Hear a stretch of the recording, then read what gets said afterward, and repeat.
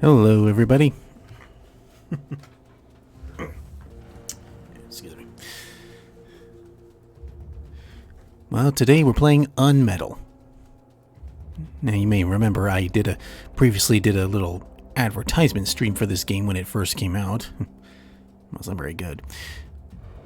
So, today I decided to do a whole playthrough of this game.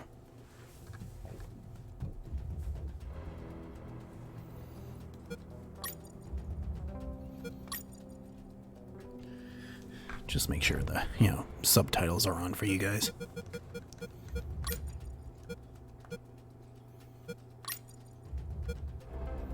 Once upon a time, a Soviet war helicopter entered Allied territory. The aircraft was intercepted and shot down. As the pilot emerged from the wreckage, he was arrested by the same bastards who shot him down, and later was brought to a military base for interrogation. That pilot was me. Name? My name is Fox. Jesse Fox. You don't seem to be Russian. Russian? Me? You were piloting a Russian aircraft 2 hours ago. I also drive a Toyota, and I'm not Japanese. All right, Mr. Fox. Before arresting you, I'm obligated to write down a report with your version of the facts. So tell us what the hell you were doing in that heavily armed Soviet helicopter. It's a long story. Sergeant, bring us some coffee. Yes, sir. Wakowski, bring the lieutenant some coffee. Yes, sir. Well, Mr. Fox, we have plenty of time.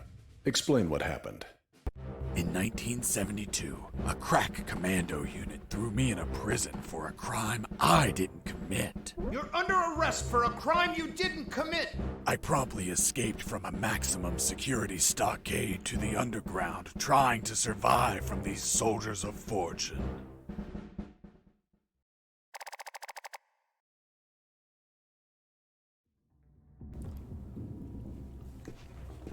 Let's start from the beginning. How did you escape from that cell? Piece of cake. I just had to write a note. A note? Where'd you get the paper from? I used toilet paper. I see. And how did you find a pen? A pen? I was in a dirty, grimy cell, not in an office. I wrote the note with a rusty wire, using my own blood as ink.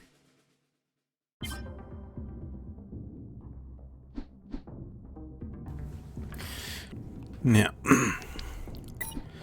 as some of you might know already, this game is supposed to be like a parody of the Metal Gear games.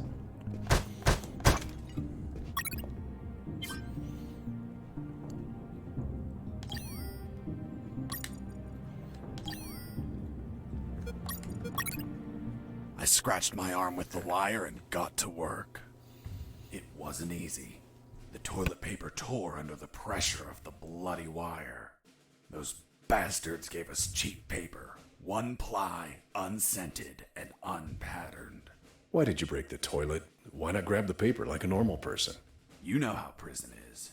It's kill or be killed. And I wasn't going to be killed by some dirty toilet. Hey, you moron! Holy Jesus.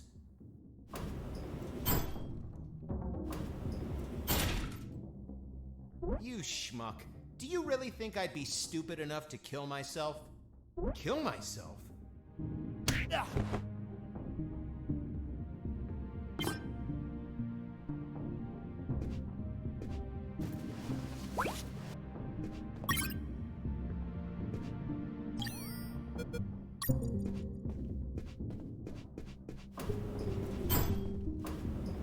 I left the guard locked in the cell. Then I threw away the key and got out of there. Mr. Fox, what about the noose? Where did you get that from? Where did I get the noose? Are you seriously asking me that? I am, Mr. Fox. I'll tell you later.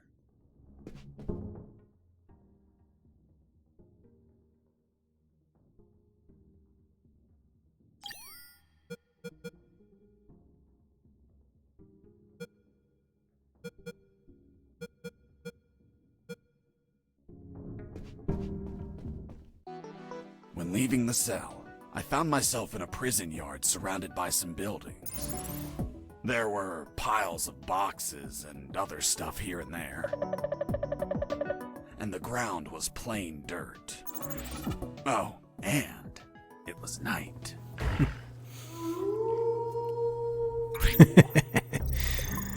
Yeah.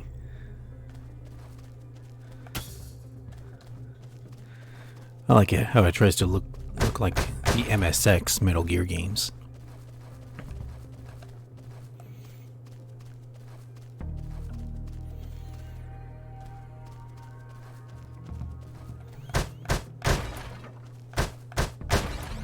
That box contained some filthy cloth scraps. I made some handy bandages to prepare for when I would get wounded. Bad news, dirty cloth rags don't heal you. They just stop the bleeding, and I ain't got time to bleed. Good news, I could reuse these rags as much as I wanted. Good dirty cloth is hard to come by.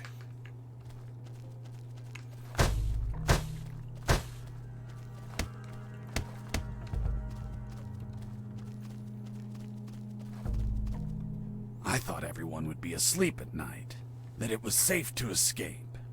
I was dead wrong. I noticed the presence of... Yeah, there are points in the games where you have to make decisions like this. 2 guards on the night shift.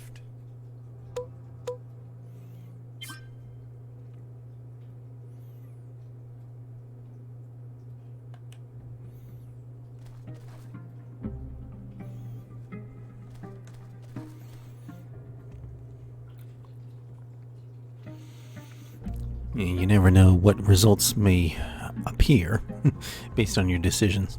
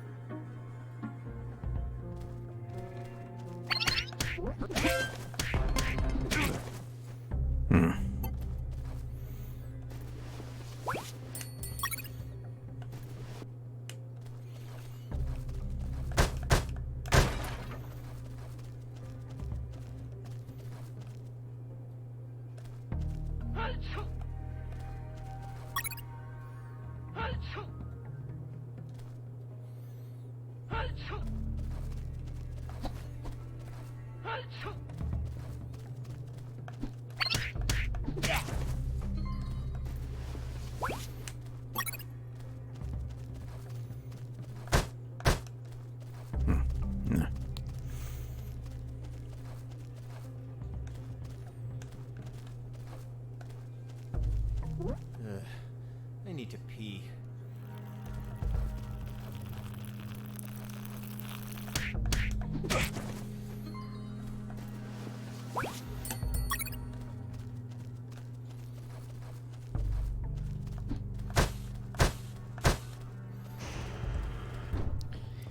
And there's a restroom right there.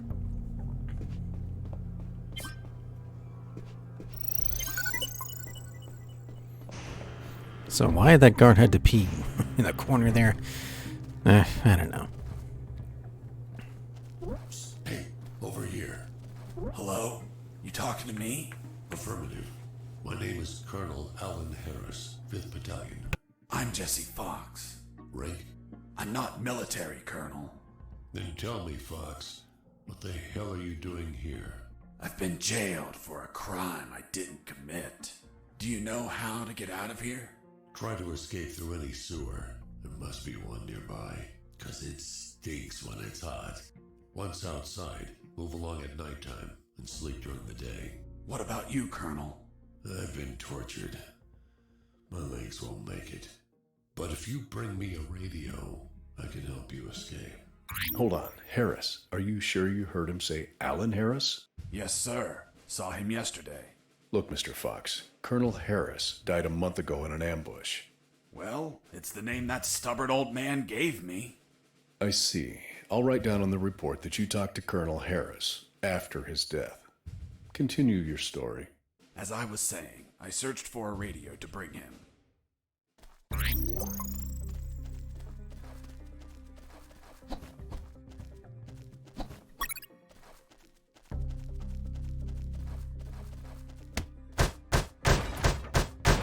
some crates, I found my salvation.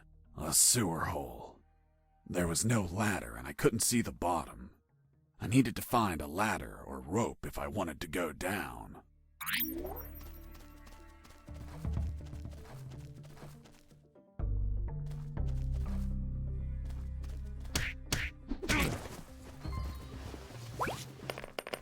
I took a coin off the guard. Money? What'd you intend to spend it on? I suspect there's no shops open for an escapee on a midnight run. Who said anything about spending? I used it to distract soldiers. I quickly found out that guards love picking up free coins off the ground.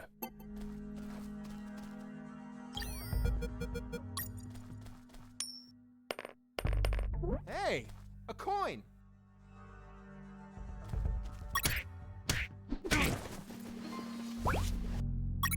I picked up the guard's radio. Without encryption, I knew other guards could listen in on my conversations with Harris. I see. You still haven't told me how you got that noose. I'll tell you later. As I was saying, I needed to find a special encryption circuit to install in the radio.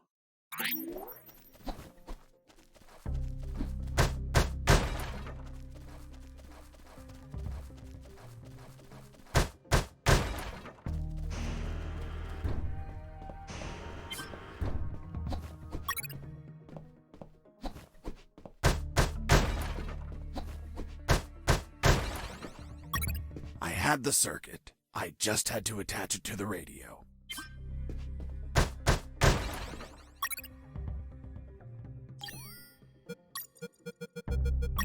With the modified radio, I could speak to Harris with no one listening. Now, I just had to bring it to him. And the noose? Later.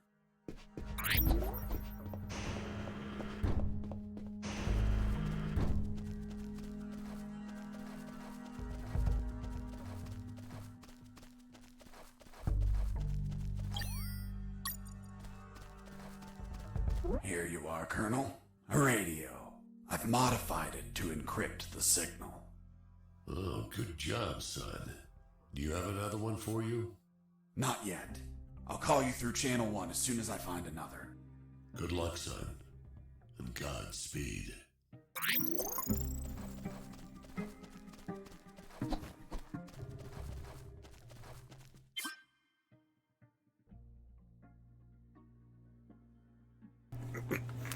Yeah, you can carry the guards when you knock them out.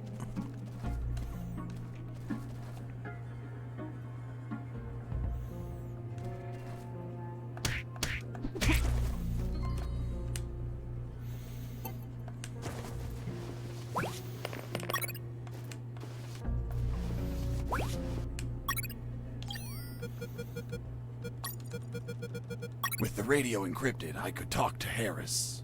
I wouldn't have been able to escape without his help. I hate to admit it, but the grumpy old man gave some good advice.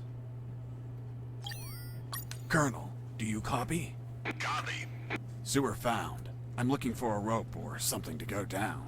There must be some around. Search thoroughly.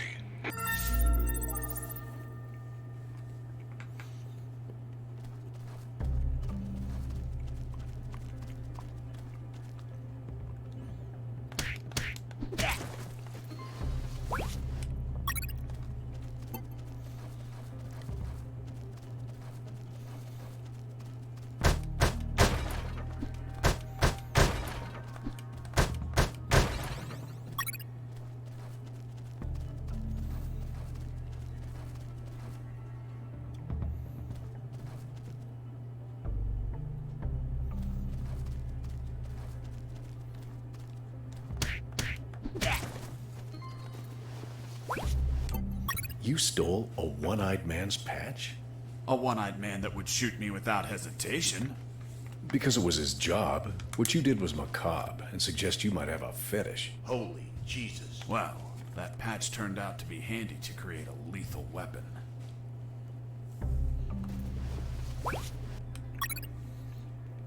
You removed his glass eye too?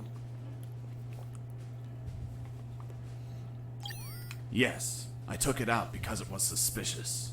What was suspicious? Why did a one-eyed man have a glass eye under an eye patch? he'd be using a patch or an eye, but not both. Maybe the eye was some sort of secret device. I kept it just in case.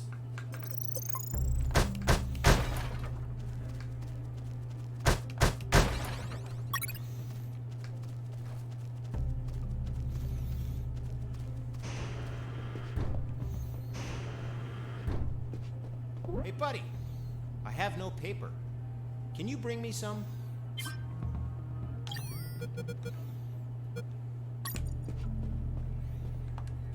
Here you are. Thanks, man. You saved my ass, literally. What the fuck? What sort of paper is this? It's only one ply, unscented, and unpatterned. It's the kind the prisoners use. Fuck, that's why their hands stink so much. By the way, who are you? I don't recognize your voice. I'm Lieutenant Marcus Stevenson. Lieutenant, you say? Sir, I apologize for my manners. I did not know your rank, sir. Relax and clean up your rear guard well. Sir, yes, sir.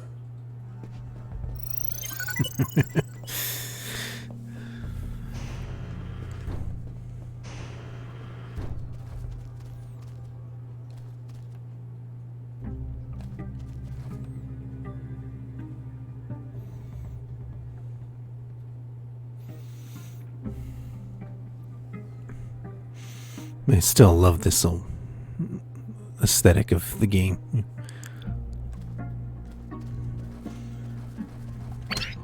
You know, the pixel look. And I level up.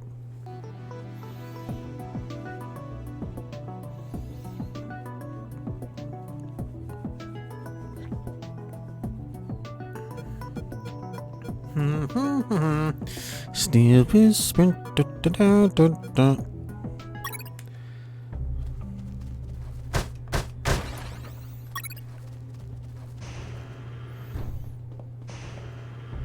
I ran into a guard as I went in.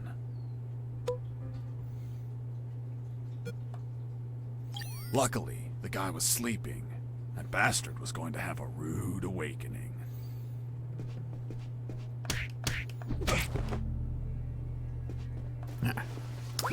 Okay.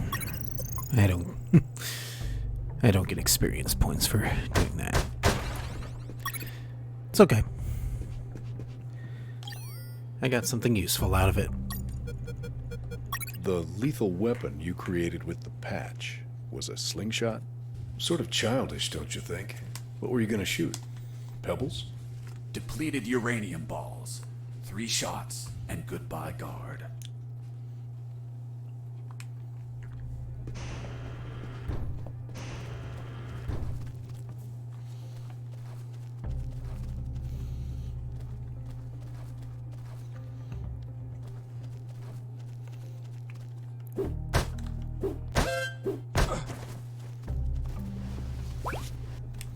Well, it works.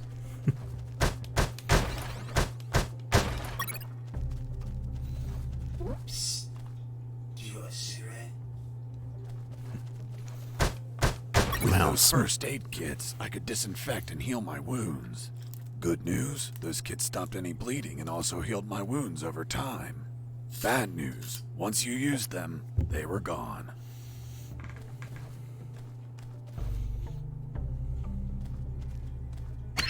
Hurts. Mike!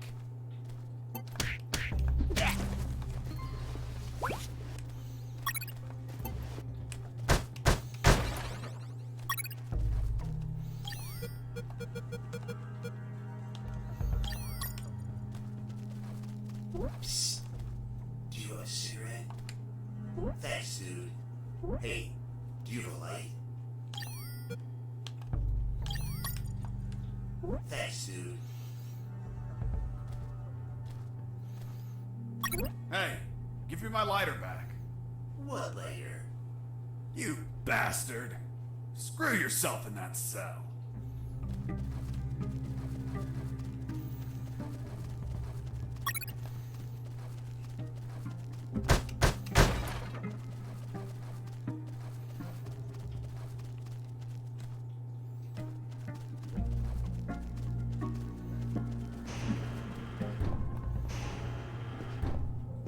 Hey, bro, help me. Get me out of this hole. If you're in a cell, it's because you committed a crime. And I don't free criminals. But you're a prisoner too. I've been imprisoned for a crime I didn't commit. Fuck you. Hey, friend, I'm also innocent. That's what they all say. Please, they keep the key in that box.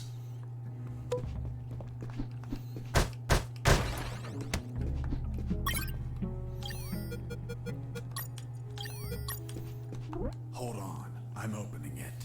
Thanks, dude. Oh, what a pity. The key broke. You bastard! Hasta la vista.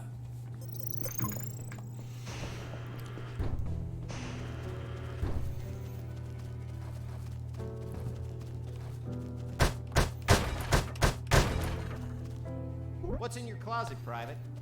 It's water, sir. Don't lie to me. This is wine. Praise the Lord.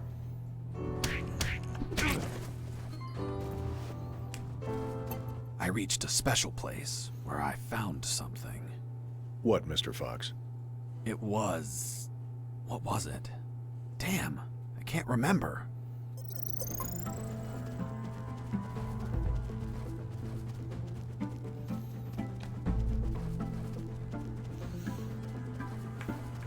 Usually there's some secret hiding when there's all these question marks.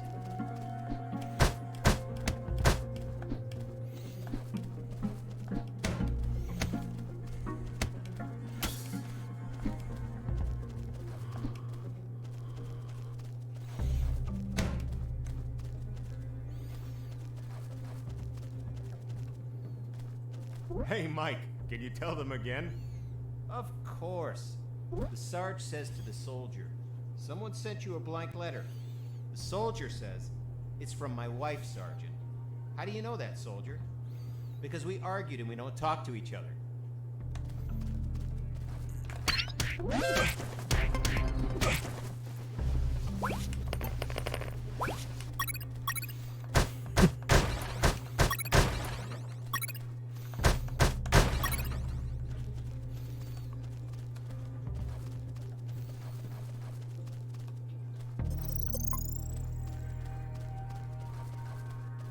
Oh, yeah, now I remember. It was that damn grenade guy. I wanted to punch the hell out of him, but I couldn't reach him. Why couldn't you reach him? There was a ditch. A simple ditch stopped you? This was no mere simple ditch.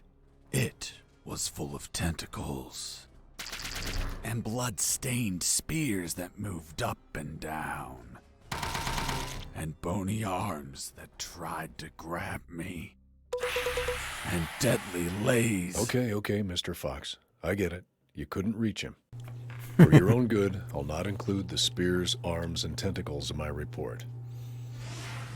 Now, Mr. Fox, please continue your story. All right. The fight began as he tossed the first grenade at me.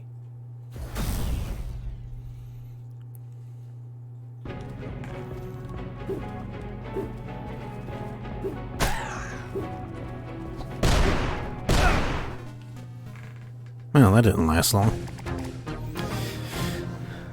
Thankfully, just like any Metal Gear game, you get unlimited continues. Oh, yeah, now I remember. It was that... We'll skip that dialogue.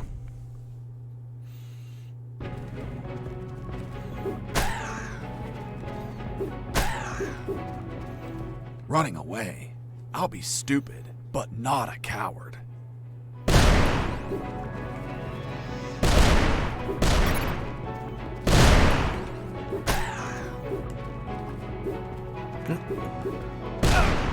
I was injured and losing blood.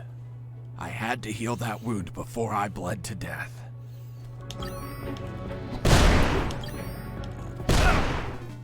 Oops.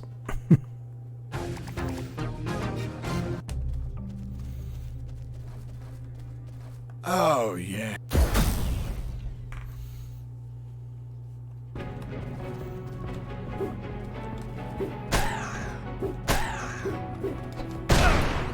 was injured and losing blood.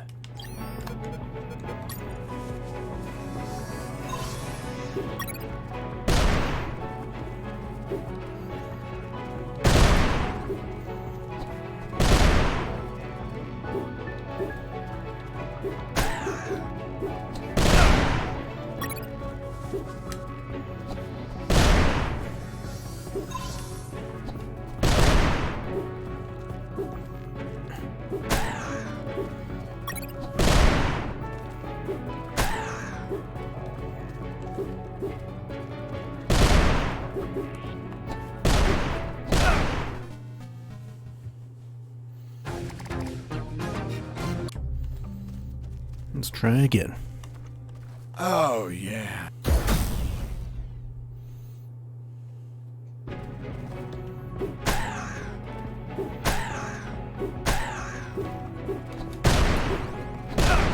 I was injured and losing blood. Yeah.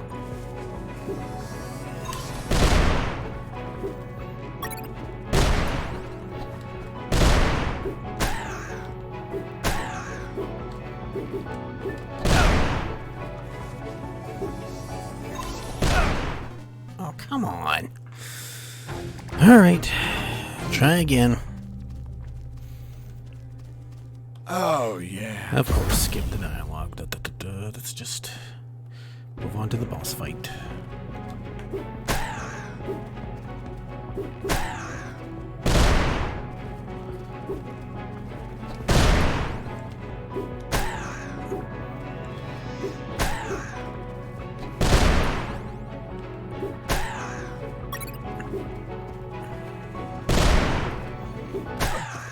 There we go. Boss defeated.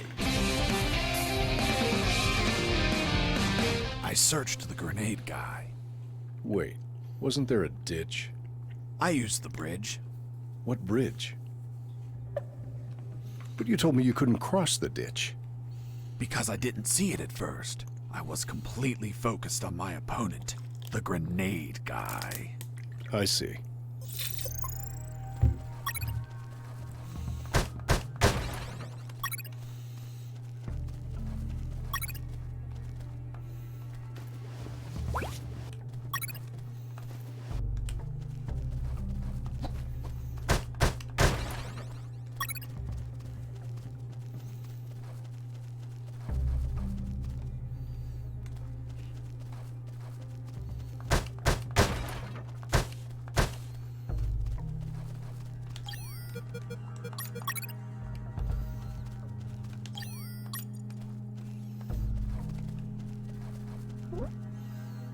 I couldn't see the bottom of that hole, but I anchored the rope and I went down.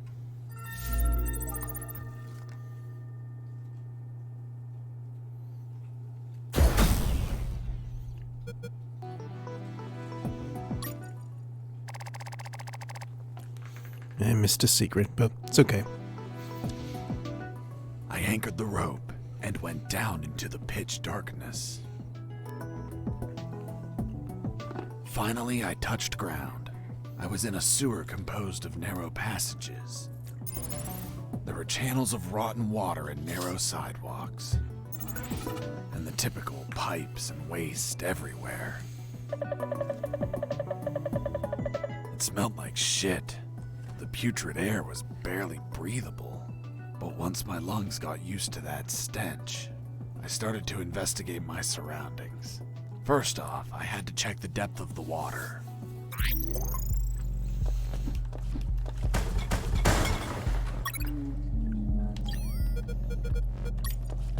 I dipped the severed arm in the water to calculate the depth. As soon as I did, it started shaking. When I pulled it back out, there was nothing but bones. I couldn't explain what I saw, but my instincts told me this water might be dangerous. I'm not gonna lie, I had trouble getting where I needed to go. In fact, I had to build a floating platform to get through. Worse yet, everything down there was out for my blood.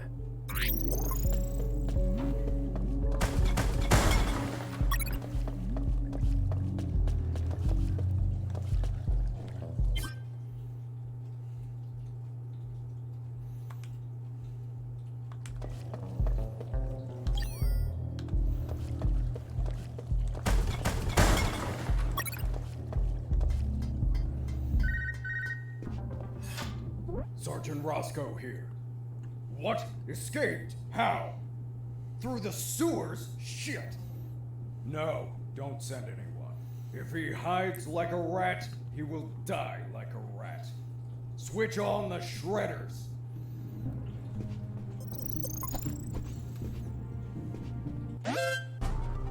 Huh. Did I just hear a rat? Get out from your hole, you cowardly vermin! Look what the cat dragged in. The escaped prisoner. We've got some big balls coming here, rodent. The situation was foobar. He was armed and hunkered down behind his desk. I was screwed. So what did you do? In 5 nanoseconds, I scrutinized the room and noticed a very subtle detail. There was a large globe in the middle of the room. I already had what I needed to take him down.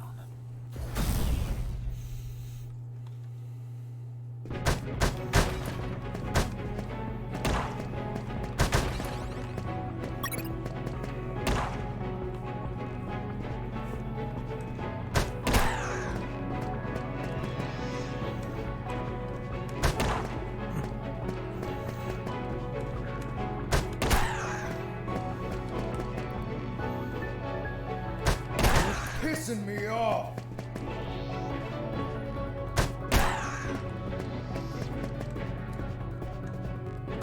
Damn you!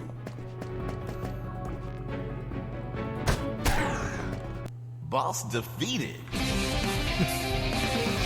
Man, no retries that time.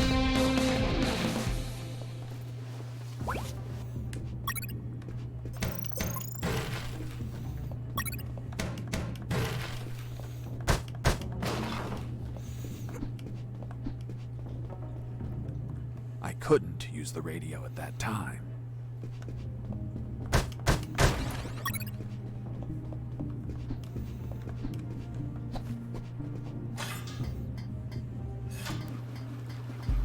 Shredders. That asshole Roscoe ordered to have them activated. Later they would be a pain in my ass, but they'd end up saving it too.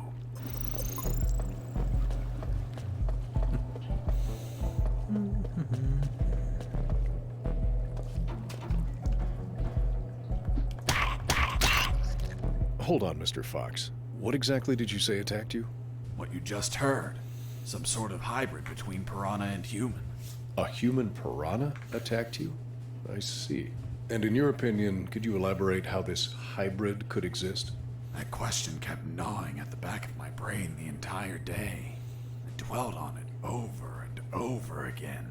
And after seeing everything I saw on that base, their facilities, their experiments, their labs, I reached the only logical explanation. And what was that, Mr. Fox? A creepy scientist must have wanted to create a child of his own, but realizing he accidentally used piranha DNA, he deemed the child a monster. He held it up, looked deep into its fishy, loving eyes, and flushed it down the toilet with no care for its feelings. Holy Jesus. When the piranha ended up in the sewers, it started multiplying and shared its story of betrayal to all of its new piranha offspring, the same ones that attacked me.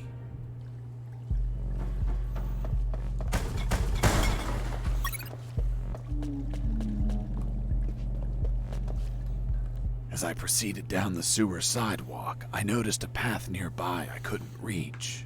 Why not? It was across the sewer water. What was the distance to the other side?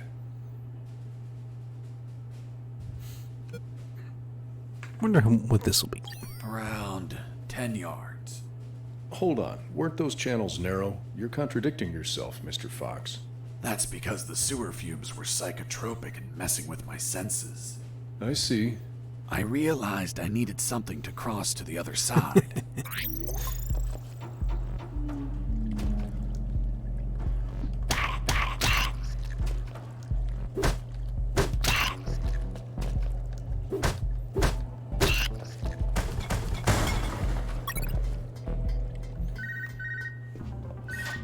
Son, do you copy? Copy, Colonel. I've been trying to contact you. There was no signal down in the sewers. Have you already escaped?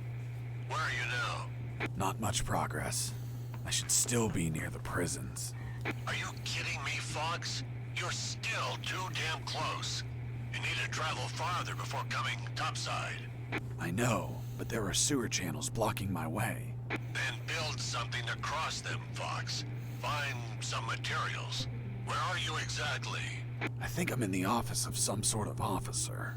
You should search for classified files about Operation Jericho. Take them with you. They're up to something. I don't know what. We must find out.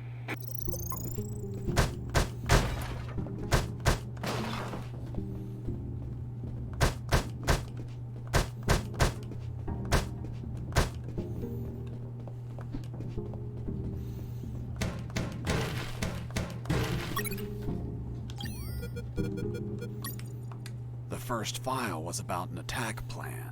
Its code name was Operation Jericho. I couldn't find many details because it was encoded, but anyone could understand a chart about casualties. Its lines went all the way to the top. Colonel, do you copy? Copy. I found some documents. Operation Jericho. Looks like it talks about an attack plan? Attack? Against what, son? I have no idea. It's encoded. I'll keep searching for more documents, Colonel. Operation Jericho is a rumor only known by a few officers and, of course, the enemy. How did you find out about it, Mr. Fox? As I told you, Colonel Harris asked me to search for files about it. The deceased Colonel Harris? Yes. I had the feeling that this officer didn't believe anything I was saying. It's understandable. I don't believe you either. Oh, really?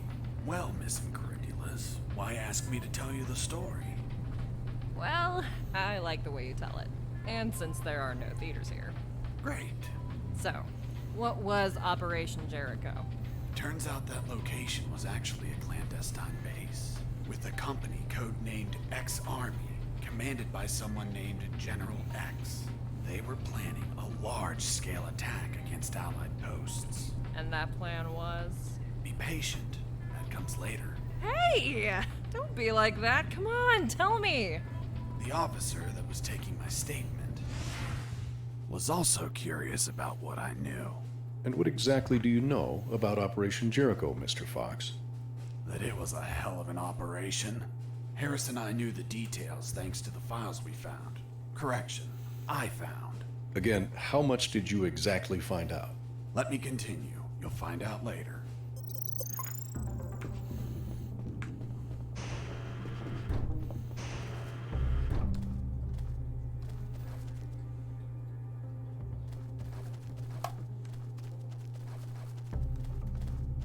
Heading east, I ran into a hound. A puppy. You didn't hurt it, did you? Puppy? That monster was the size of a horse. Even so, I wanted to see if it was friendly. Puppy, puppy, are you a good boy? But that hound was trained to kill. Its bloody eyes looked at me like I was a well-done steak.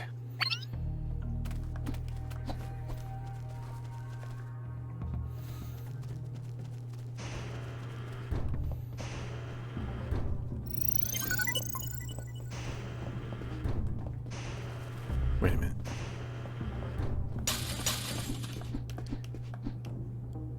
Okay. Wanted to see if there was some item I could get, but apparently not.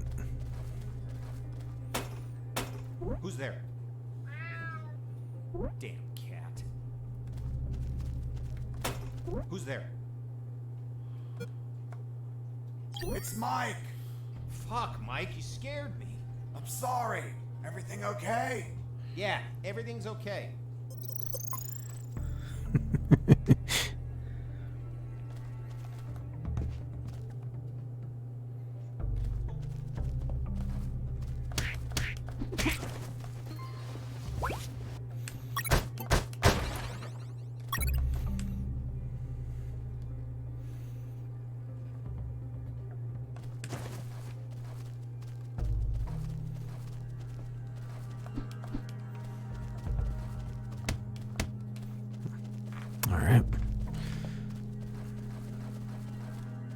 Heading south, I ran into a couple of trucks. That was my big chance to escape. But first, I had to get rid of the guards.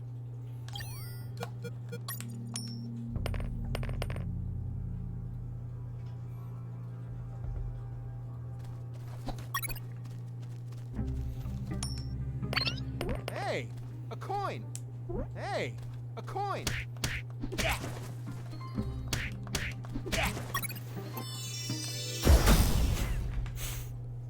I'm surprised that guard didn't notice the other guard getting knocked out. Once the guards were history, I examined the engine.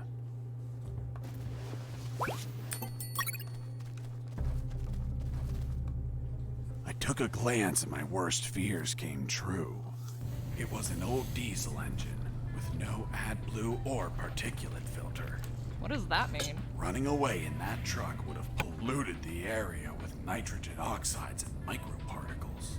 And I wasn't willing to sacrifice the environment for a hasty retreat. So I armed myself with patience, and I kept searching for another way to escape. Well, Jesse, I didn't know you were so eco-friendly. Well, it's nothing really.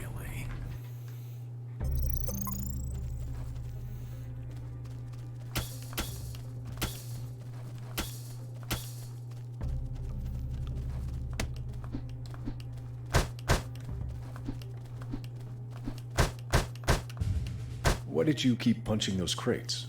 What did you expect to happen? Nothing in particular. Then why this gratuitous violence? I don't know.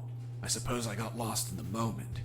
You know, for being imprisoned for a crime I didn't commit.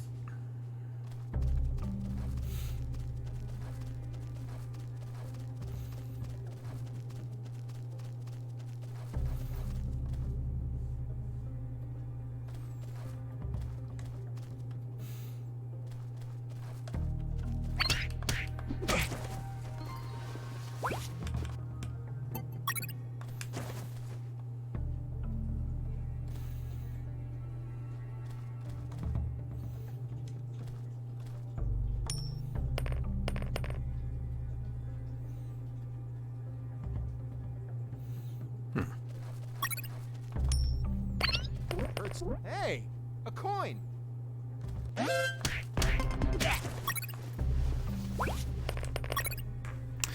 Okay, well, that didn't work as well as I hoped, but, you know, took him down.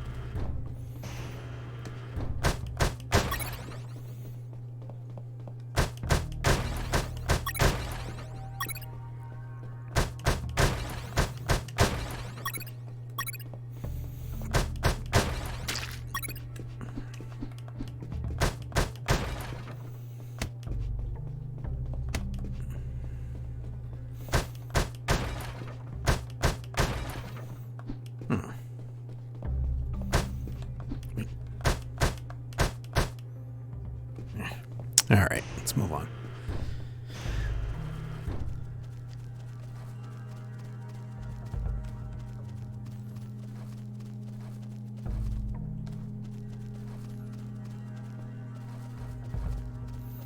Mr. Fox, I'm still waiting on an explanation for the noose. Later, officer.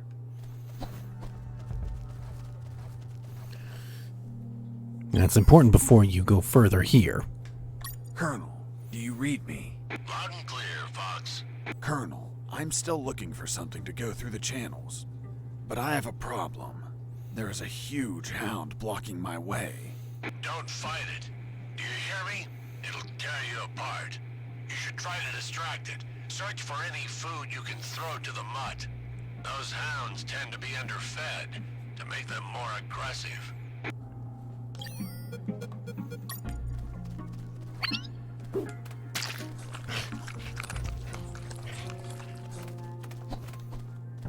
Voila. Watch out. There's a guard looking here. If you move, he'll see you. Tell me when he's not looking. That bastard won't move. He's over here all the time. Fuck. Hold on. I have an idea. Yo, Mike! Mike! Shut up! I got pictures of your mom naked in the bathtub. Wanna buy them? Real cheap. You bastard! I'm done with his shit. Just go shoot that bastard. I'm already on my way.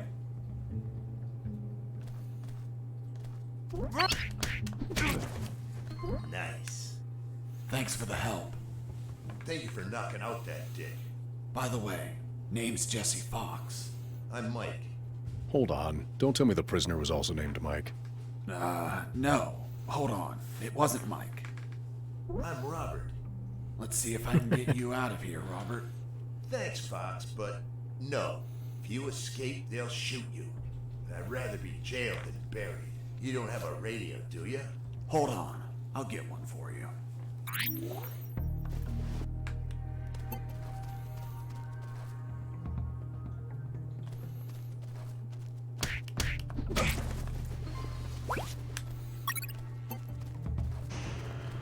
Wait a minute.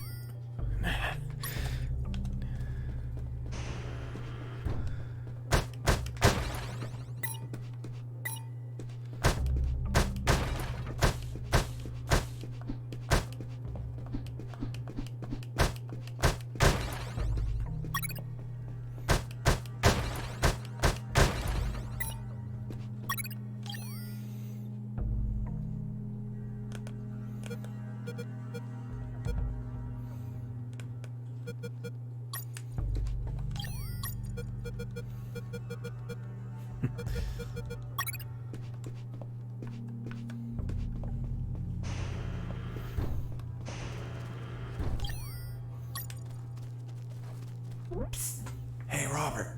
Did you get that radio? Yeah, here you go.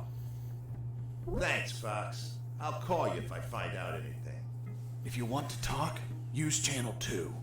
Okay, now get out of here before the guards show up.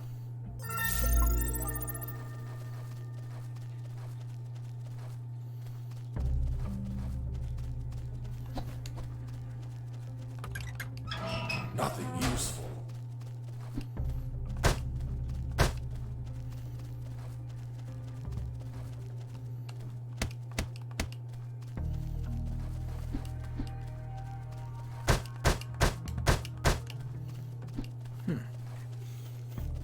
Figured there might be some kind of secret or something hidden there, but all right. Jesse here. Do you copy? I hear you. Hey, Robert. You don't look like a military man. Of course not. I'm a photographer. Hold on. You're not a paparazzi, are you? That's right. A paparazzi. And one of the worst kind, too. Who was your favorite lady to stalk? Her name was Big Bertha. Oh, Big. That your thing? It was the name of a German howitzer. I'm actually a war journalist. Thought you said you were a paparazzi. Yep. I said I was the worst fucking kind, too. Damn, Robert, you must have fucked up royally to end up locked in here. I've seen things I wasn't meant to, Fox.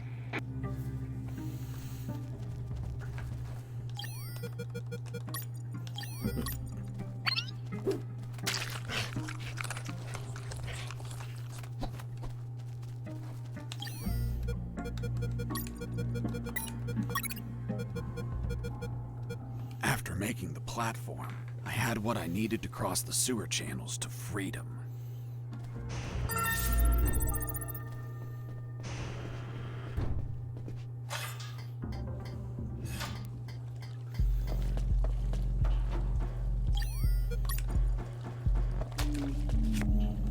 Hold on, Mr. Fox. The platform just vanished. What? Of course not. I picked it up every time I got to the other side. You didn't mention that. Sounded like it vanished. Well, I didn't feel like I had to mention something so obvious. Then should I write down that you picked up the platform every time you used it? Yes, of course. Well, Mr. Fox, please continue with your story.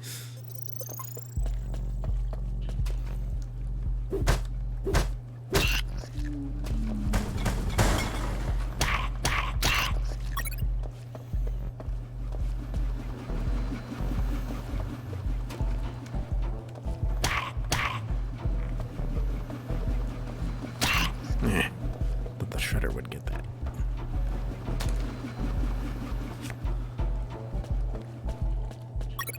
Mr. Fox. The noose. Later. Don't try my patience, Mr. Fox.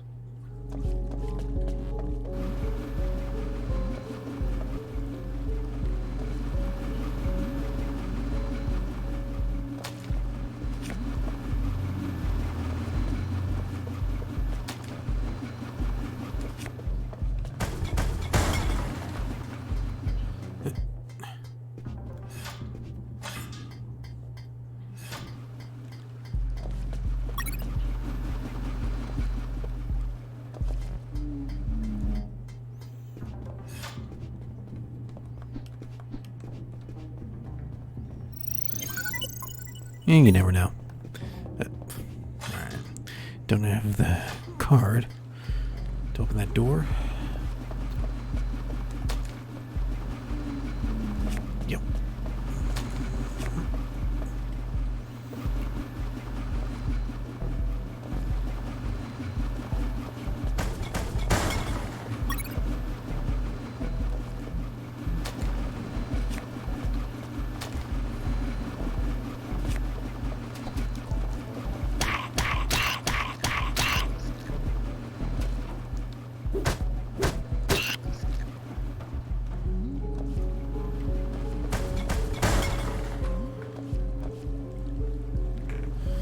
Here we go.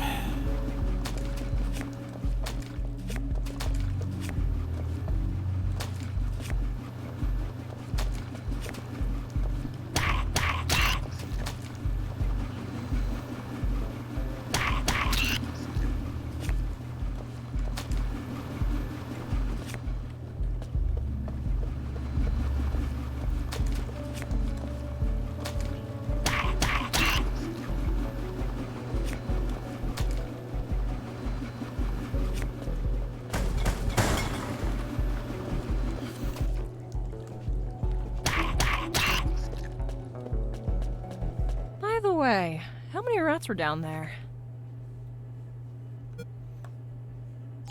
Hell yeah. The sewer was infested with assassin rats. They were everywhere, rushing to devour me alive. It was horrible. Felt like I was a huge chunk of cheese.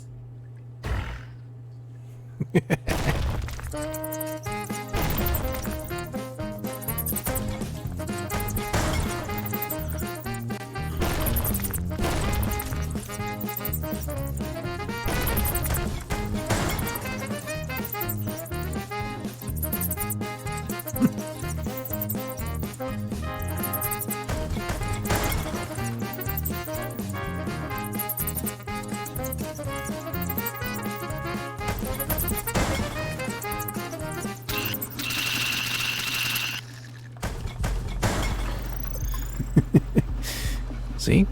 The shredder did save his life.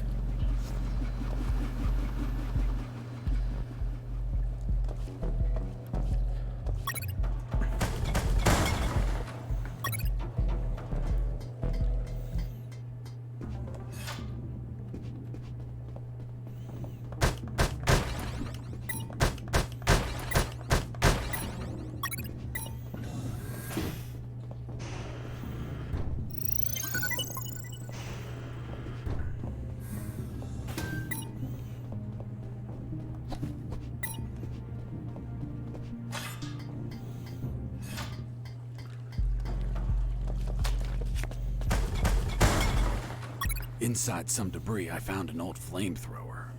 It was in bad condition, but I could fix it. The worst part was the fuel tank was savagely chewed apart. It couldn't be saved, so I set out to replace it.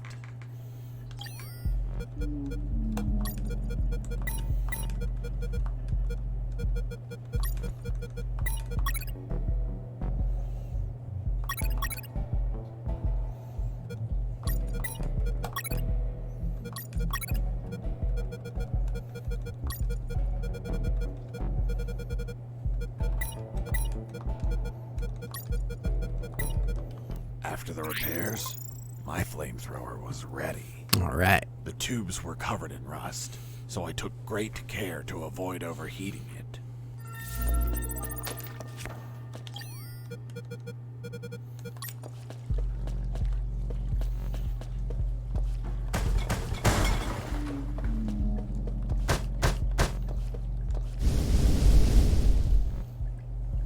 Yeah, definitely have to be careful not to overheat this.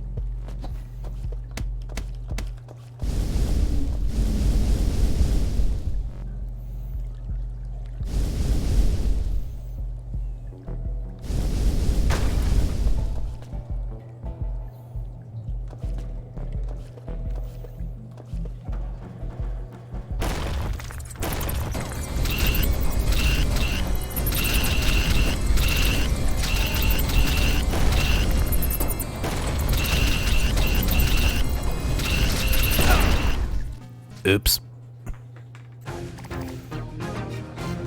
After the repairs, my flamethrower was ready. The tubes were covered in rust. Alright, let's try this again. Though honestly, that's one of the things I didn't really like about this game. Is that there's a whole lot of trial and error. Especially when it's the first time playing through it.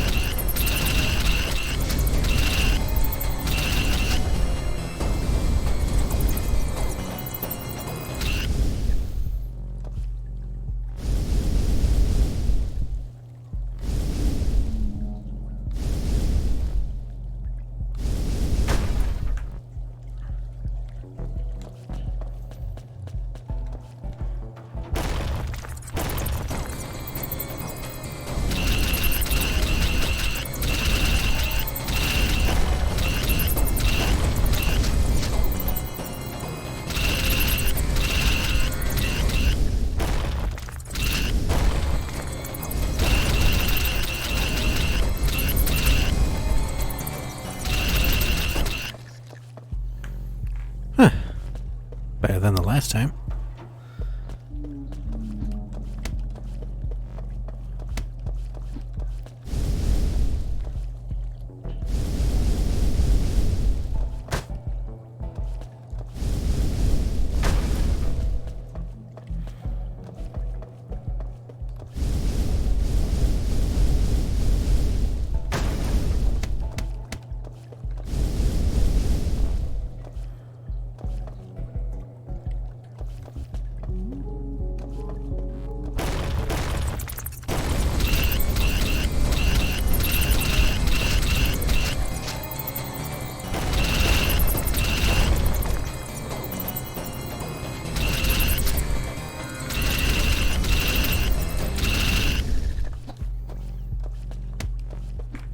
I think there's some kind of secret area in here somewhere. Honestly, it's been a while since I played this game, so...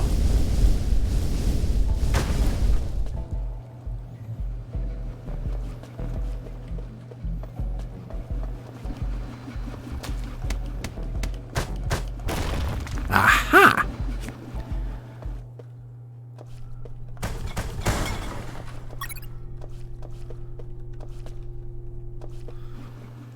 My feelings serve me well.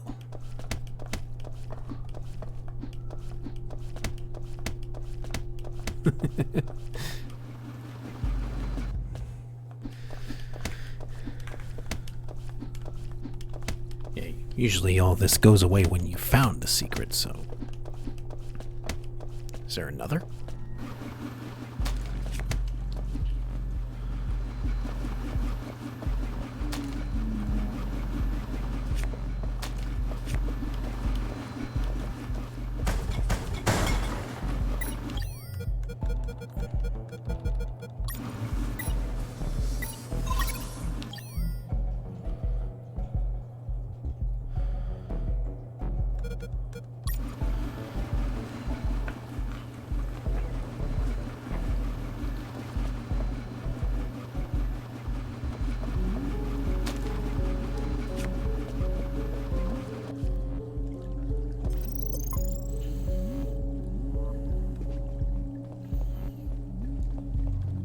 You must have been very lonely down there.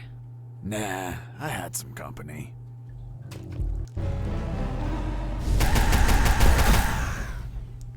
Got a head start.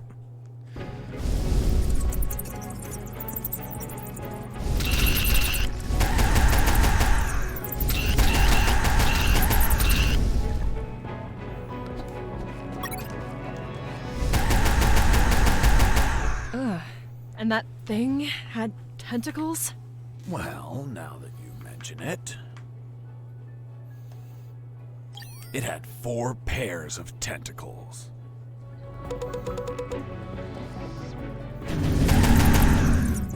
And a projectile attack. Makes sense.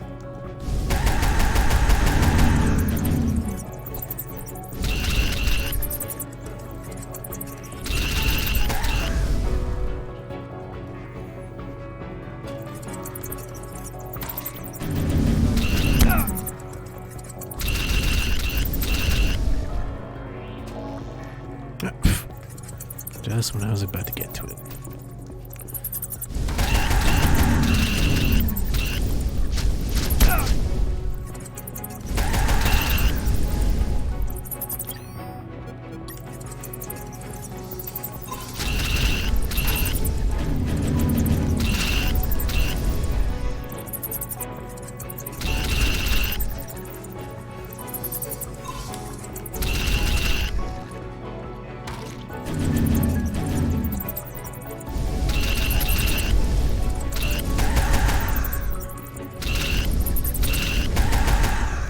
Gotta be careful not to overheat the flamethrower. Very important to remember that.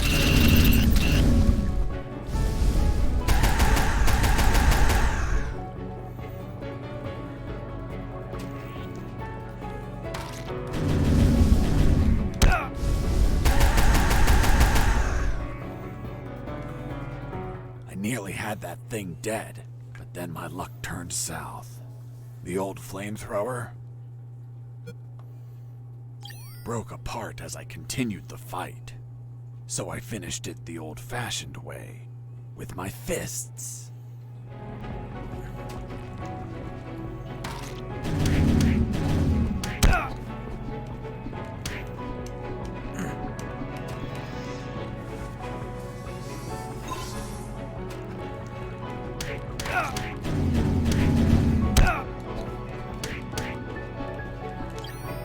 Or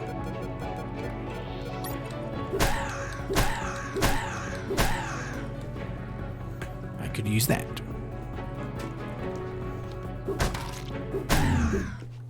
Boss defeated.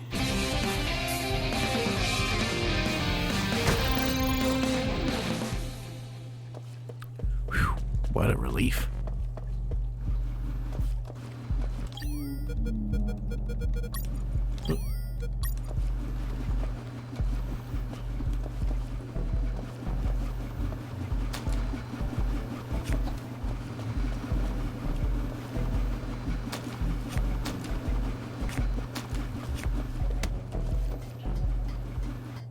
Mr. Fox, the gallows noose, tell me how you got it. I'll tell you later. Enough! You've tried my patience, Mr. Fox. Tell me right now how you got that damn noose. Or I'll kick your ass and throw you in isolation. Okay. No need for that. I was just about to tell you.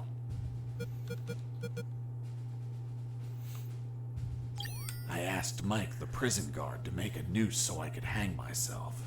And he brought me one, thinking I would do it. That's all. What about the broccoli? Broccoli? What are you talking about? My apologies, Mr. Fox. I think I mixed something up. Is that really how you got the news? Of course not. I lied to the officer. Why? Because no one threatens me to tell the truth. Then how did you really get the news? I'll tell you later.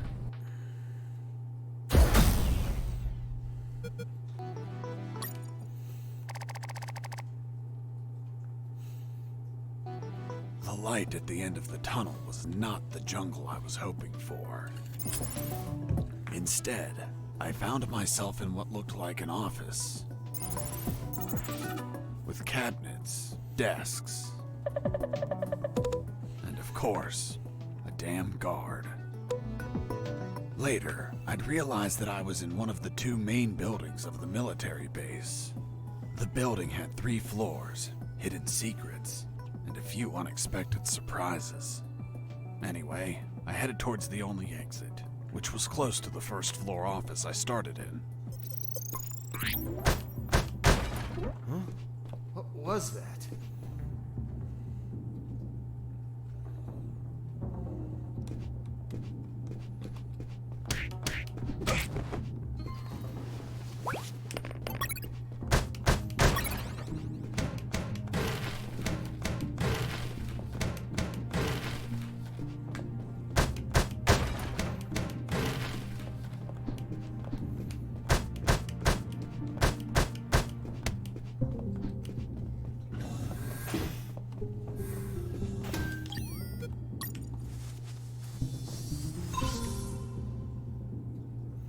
In the beginning, I didn't know exactly where I was, but I knew for sure I wasn't outside. Now that I could get a signal, calling the colonel crossed my mind. But I realized I didn't have much to report. Speak of the devil. Son, do you copy? Copy, Colonel. For the love of God, where have you been? I thought you were dead. As I said, Colonel, there's no signal in the sewers. Give me a sit rep, son. My report, after crossing a mile of smelly, mutant-infested shit streams, fighting thousands of rodents and nearly being torn apart by some shredders, I managed to get out of there, and I'm still in this fucking military base. Don't lose your marbles, son. You have plenty of nighttime and they don't know your location. Take advantage of this and get the hell out of there. Just don't forget the documents. We need to find out more about Operation Jericho. If I make it out alive, will you write me a recommendation letter? If you make it out, we'll give you a damn purple cross. Over and out. I had no doubt that the colonel worked for the government. Why is that? Because the only thing that old bastard did was demand, demand, demand.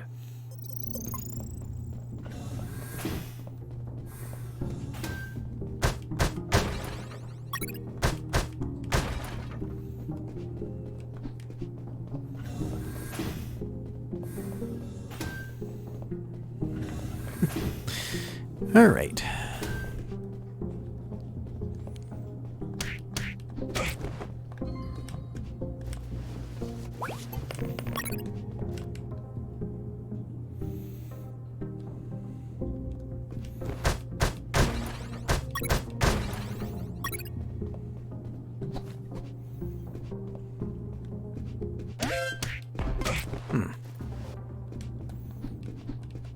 There it was, the exit.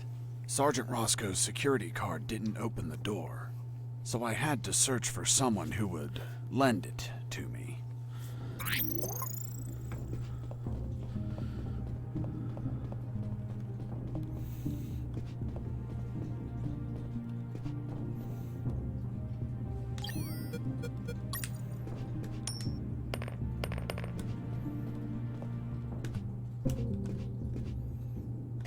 I heard something.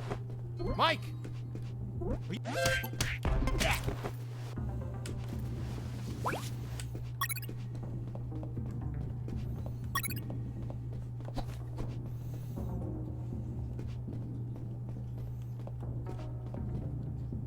There, right in front of me, was the sick bay. Walking through that door changed everything forever.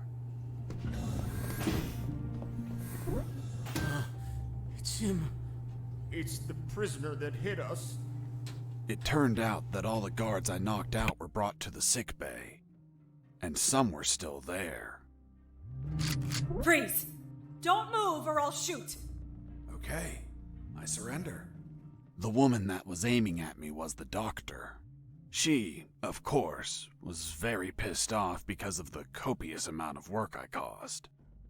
What a face. What a body. What a beauty. This girl was smoking hot, and she had a gun aimed straight at my head. At that distance, I couldn't do anything to neutralize her. I had to improvise. I needed something that would cause a non-lethal wound, like a sharp piece of metal. But I had to grab it without making a single step.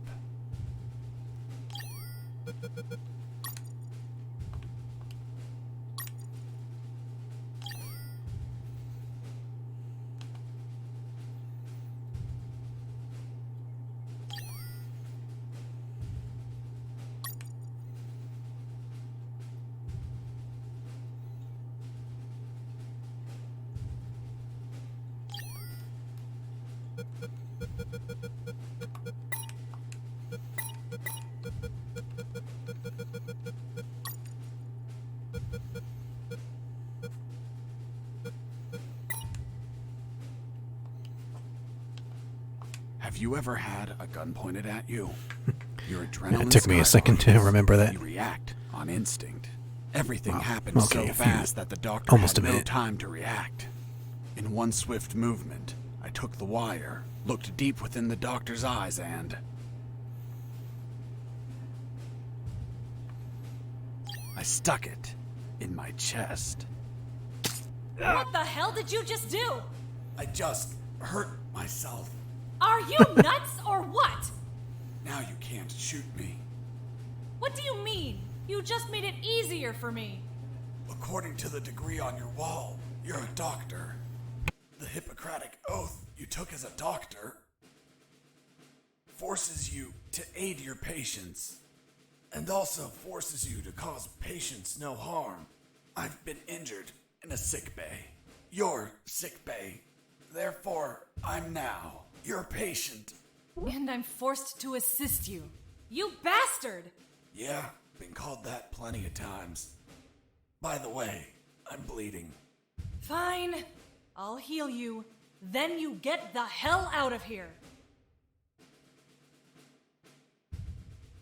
Done. It's no longer bleeding. Thank you, doctor. You're welcome. By the way, Hey, what was that for? that's for all the extra hours. I'm working because of you. It's just as well that you didn't kill anyone. Kill someone? Me? Do I look like an assassin? After arguing for a while, the doctor and I reached an understanding. I would not kill anyone, and she would help me escape. You'll find my access card in my jacket. There are first aid kits in the closet. Take some. If you shoot someone, use them so they don't bleed to death.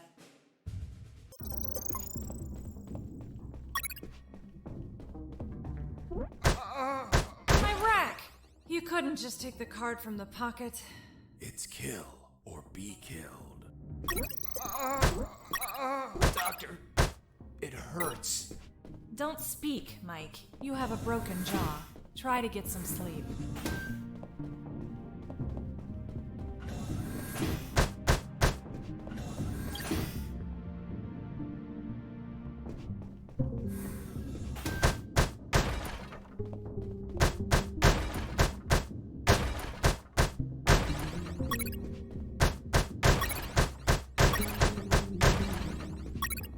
I finally had a gun. Now I could kill those guards. That is, if I were an assassin and didn't promise the doctor I wouldn't murder anyone. So if I shot someone, I had to use a first aid kit to heal them before they bled to death. So, you really didn't kill anyone? Of course not. I'm not an assassin. The gun I found was empty, but it had a 10-bullet magazine. So, I loaded it up with any bullets I found.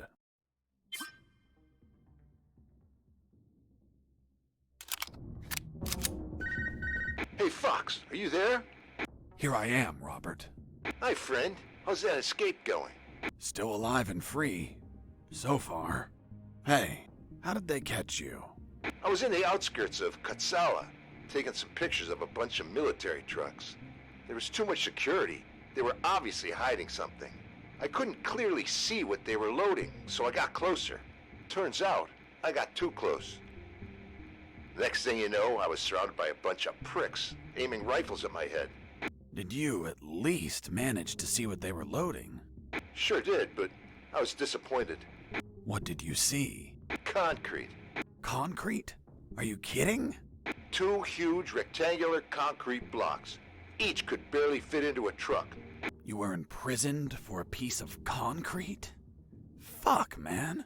I'd be disappointed too. Too much security for something so mundane. But enough about me. You should get back to your escape, my friend.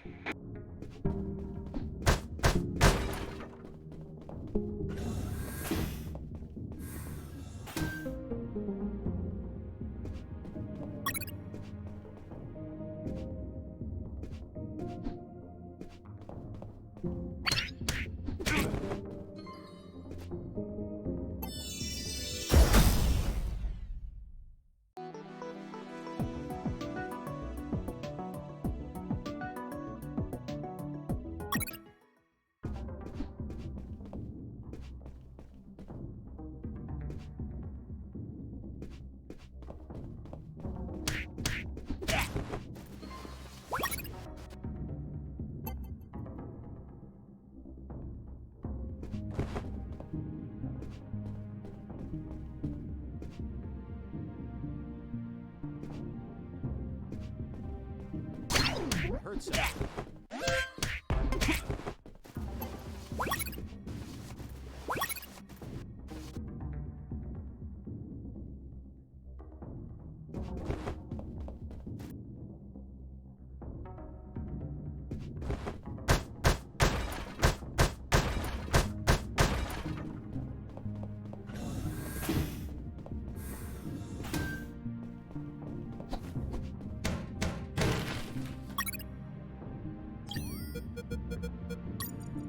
The second file of Operation Jericho was a compendium of coded numbers.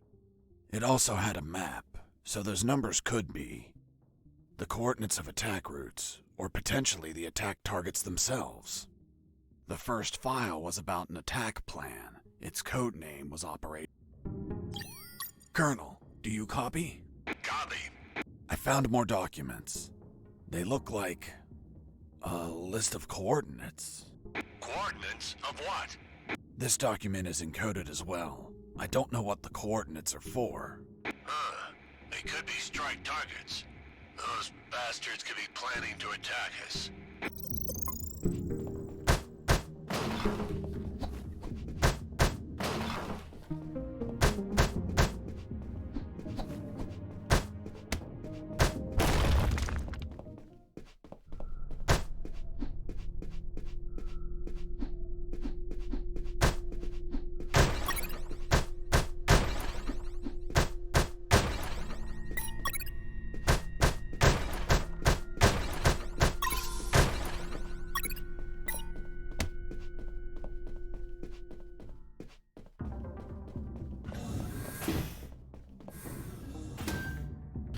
Well, I found another secret.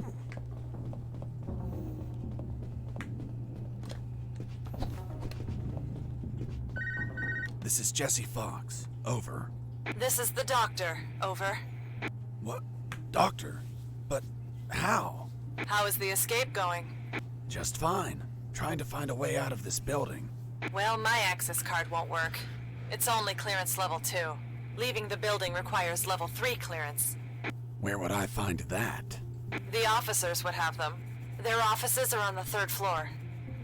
Wow. Thanks for the help. I didn't know you cared about me. What I care about is that you leave ASAP so I stop getting so many patients.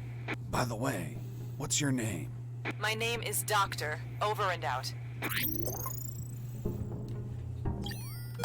Jesse here. Do you copy? I hear you. Hey, how did they catch you? I was in the outskirts of Katsala, taking some pictures of a bunch.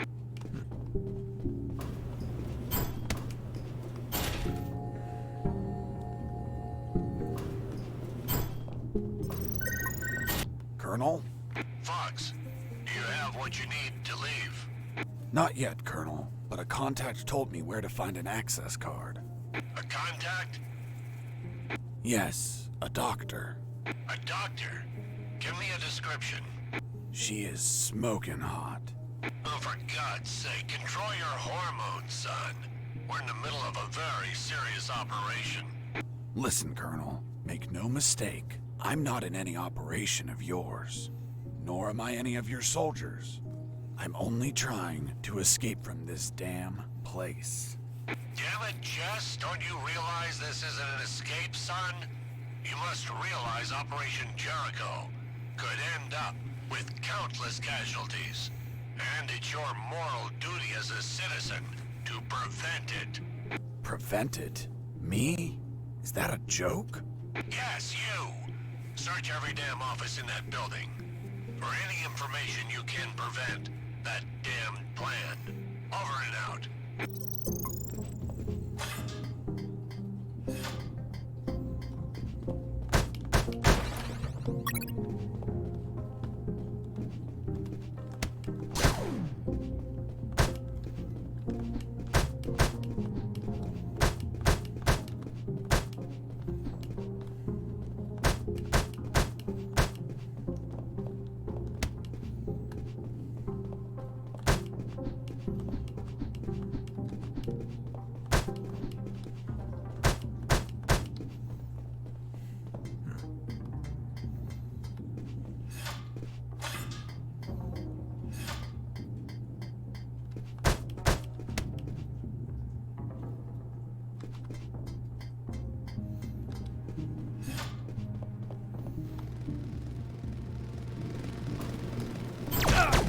I was injured and losing blood. I had to heal that wound before I bled to death.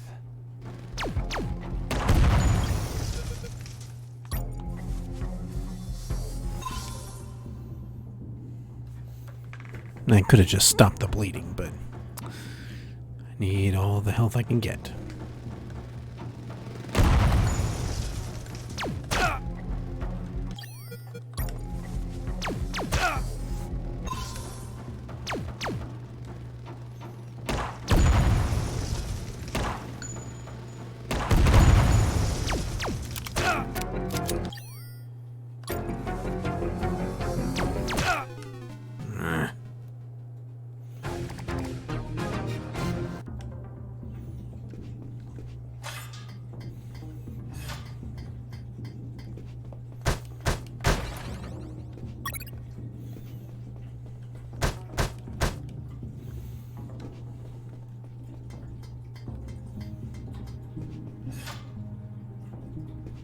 Wait a minute.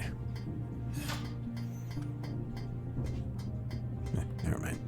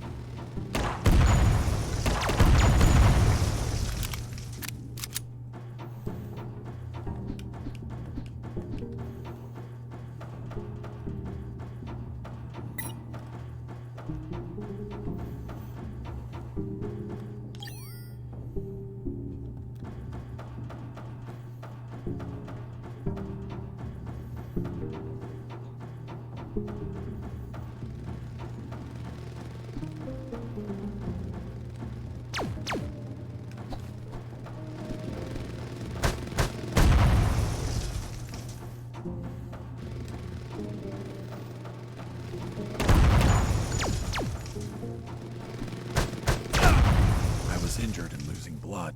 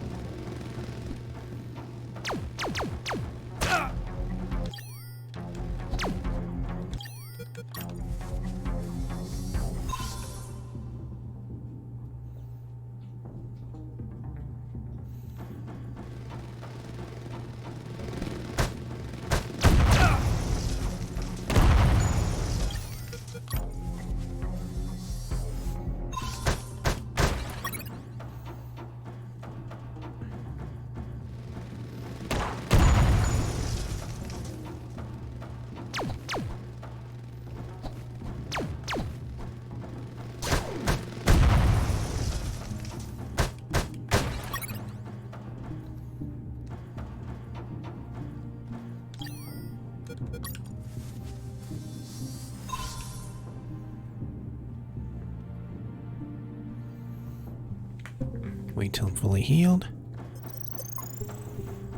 I noticed a few abandoned crates that were thirsty for some punch. They seemed easy to reach. That is, until the containers started to drop.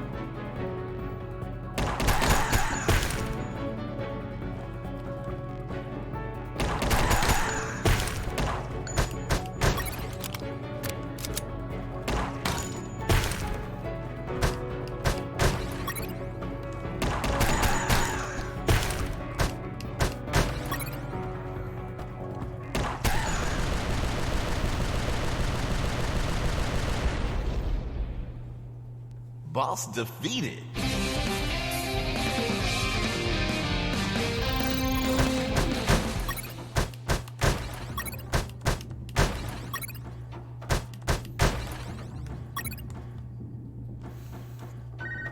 This is Jesse Fox. Over. Doctor here.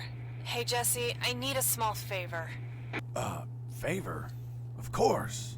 The guards you injured on the first floor just keep coming in. Can you find a less vicious way to handle them? Not that I care, per se, but I'm getting a little overwhelmed here. Oh. Sorry, Doc. You can count on me. You're drooling. What? Oh, sorry. Her voice was so damn sexy. Is my voice not feminine enough for you? Well, it's girly, of course, but... Oh, shut up. Continue your story.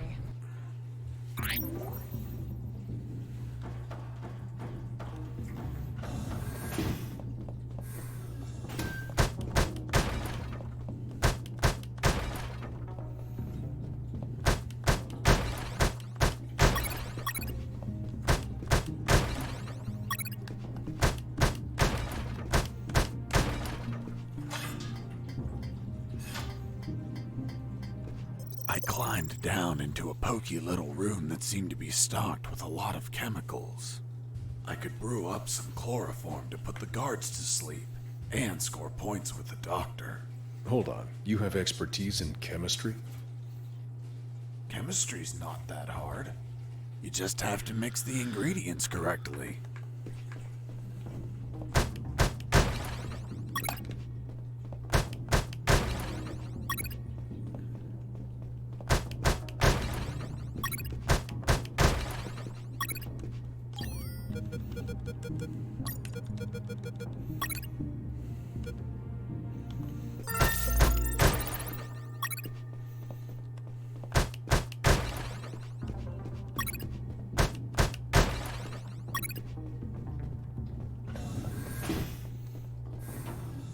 A guard with his back turned was listening to music.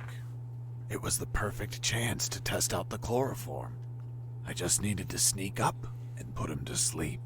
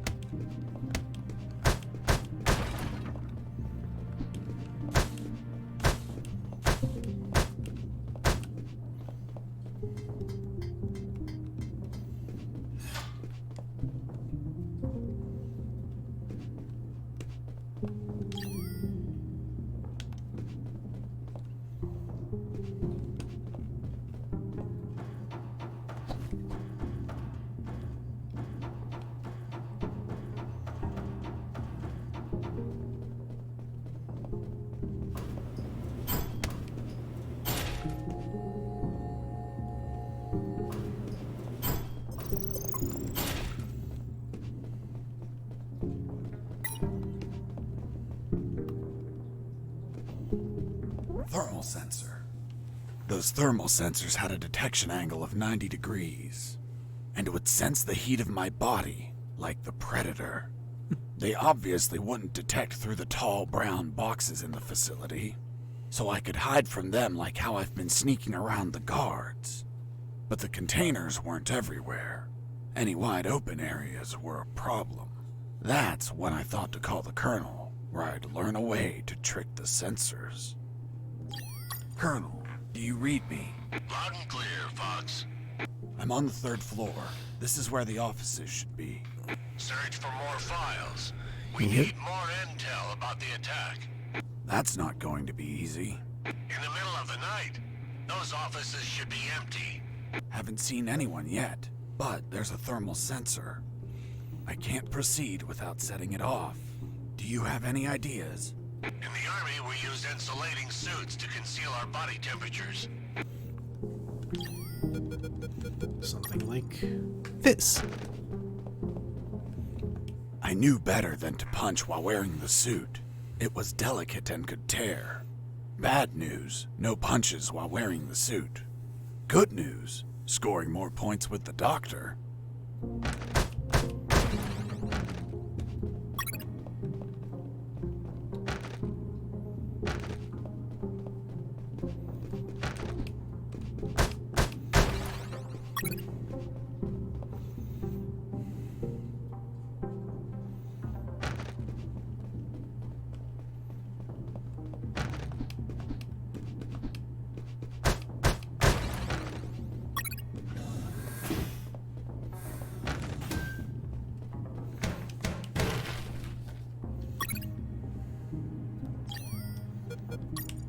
The third file of Operation Jericho was quite revealing.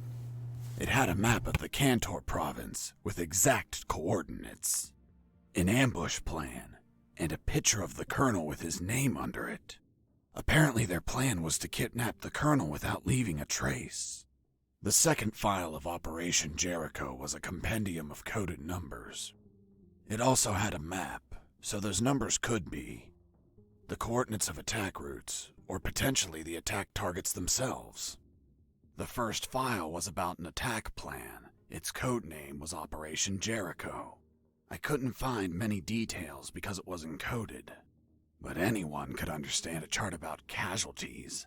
Its lines went all the way to the top.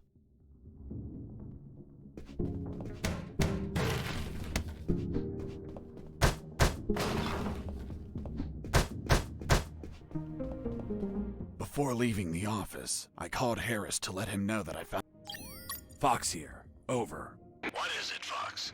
Colonel, I discovered a third document. Good job, son. What's on it? Let me take a look at it. Interesting. What was your name? Colonel Alan Harris. Why do you ask? Because your name is written here. Don't pull my leg, son. I'm serious, Colonel. It's right here. Damn. This means that they need me for their plan.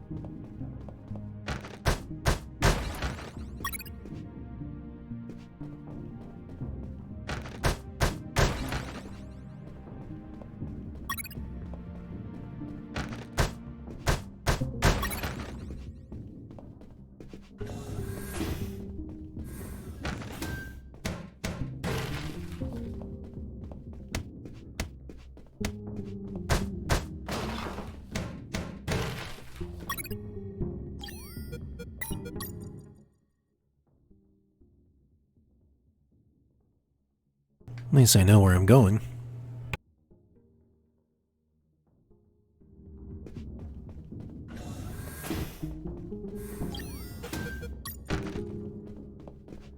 In the next corridor, I ran into 250 sheep.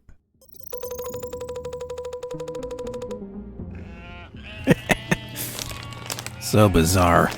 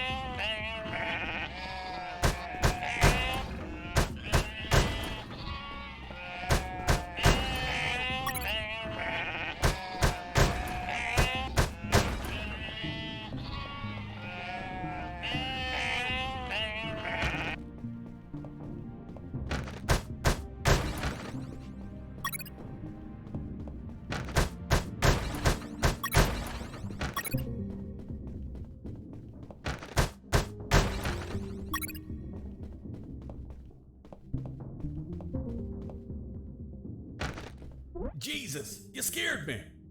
Sorry, I didn't think anyone was up here. Yeah, me neither. My name's Mike. And you are? I'm Mike, maintenance. I had the day off today, but our damn officer kept me here the whole night fixing stuff. What an asshole. I'm gonna kick his ass so hard, he'll drop his level 3 access card and be stuck in this building. Where's his office? Really? Wow! It's right behind you. That's the door. The one with the lasers? Yep. Let me guess. Deadly lasers. Yep, disintegrate you on contact. Oof. Well, maybe another time then. Hold on. If we generate a small power surge in the right circuit, those lasers will shut down. Great. Let's do it. I'll need at least 12 batteries.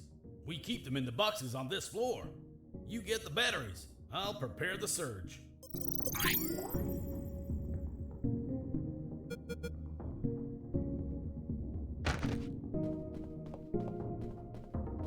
Just need a couple more batteries then.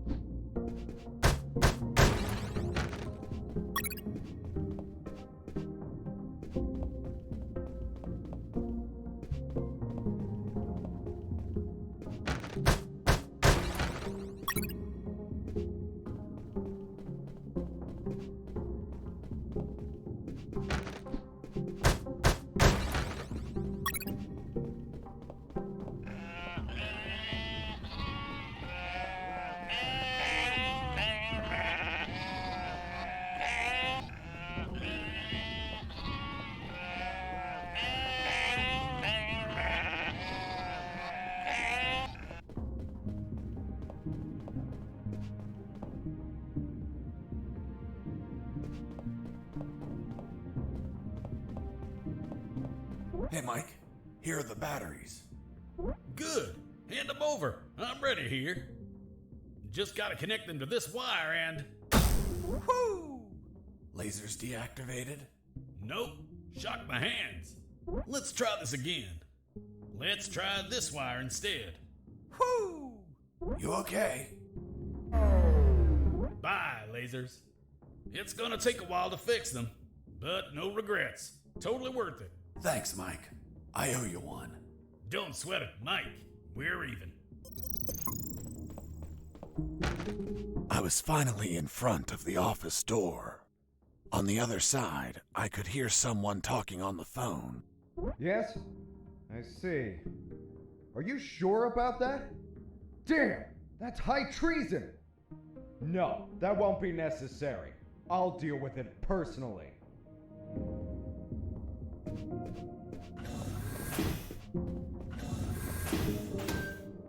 That was the officer with the access card I needed. But he was leaving through the other door, and the card had to be on him. What was he talking about? Who was the traitor? It wasn't long before I found out my answers. Hey, Fox, are you there? Here I am, Robert. It looks like you're in some big shit, pal. I've been listening to some radio comms and... Does the doctor sound familiar to you?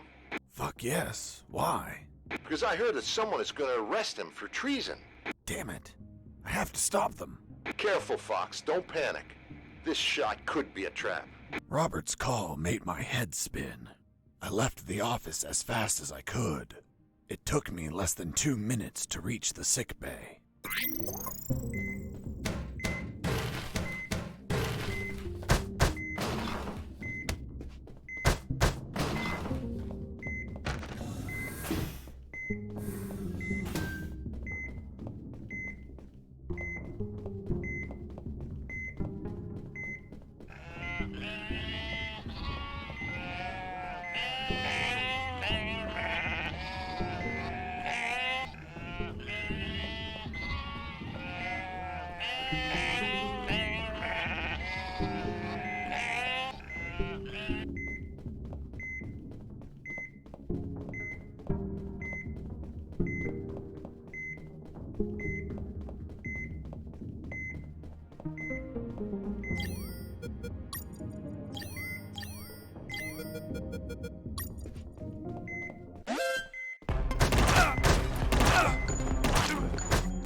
I shot a guard. I couldn't let him die. I promised it to the doctor. I had to heal him before bleeding to death. So I got close, and I used one of my first aid kits.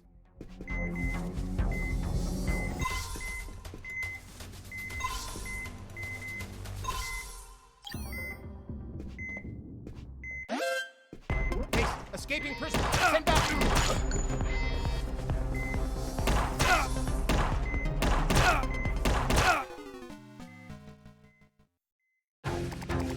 It's almost there.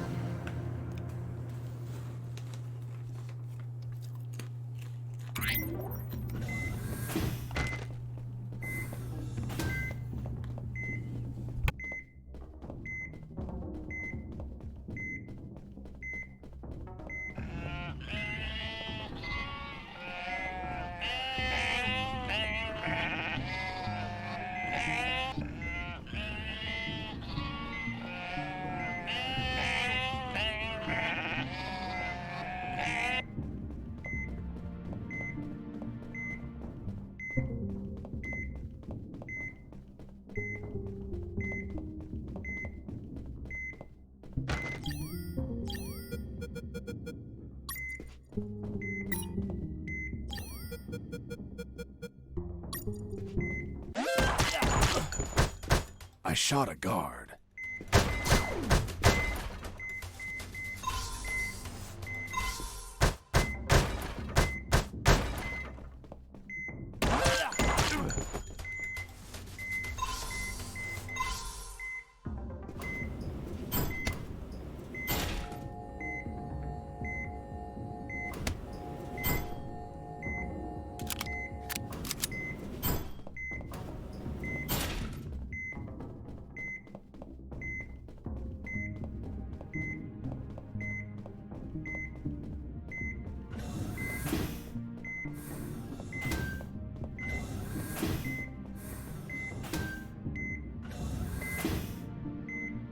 There they were.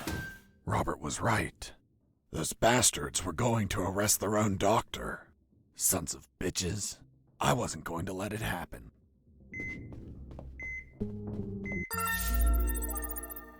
As I got close, I could hear shouting from inside. Then I remembered what Robert told me about being careful. I held back my urge to kill and listened to the conversation. And why did you give him your access card? I didn't. He took it from my jacket. But you did nothing to stop him. This is high treason. You're in deep shit, Dr. Hoffman. So, Dr. Hoffman. I'm surprised, Mr. Fox. You managed to remember a surname. Well, I had a neighbor named Hoffman. Big German man. Very hairy. He won the lottery and was planning to retire, but his gonorrhea had other plans. Fascinating. Let's return to the story, please. Sure. Where was I? This is high treason. You're in deep shit, Dr. Hoffman. Good. Just testing if you were listening. You want a doctor that has no idea how to fight? Stop a man that knocked out all your guards? Are you really that stupid?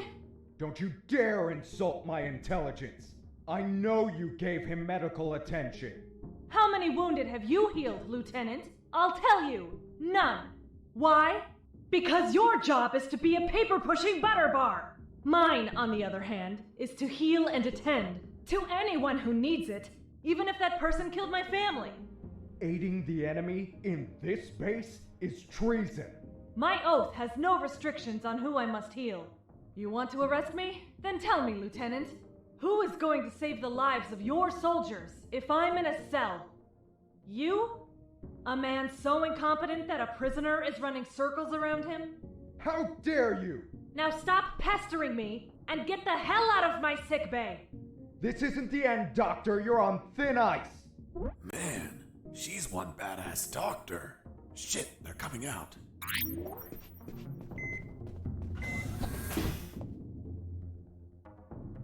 And off he went, taking the level 3 card with him. I needed that card if I wanted to get out of this building. But before that, I had to check if the doctor was okay.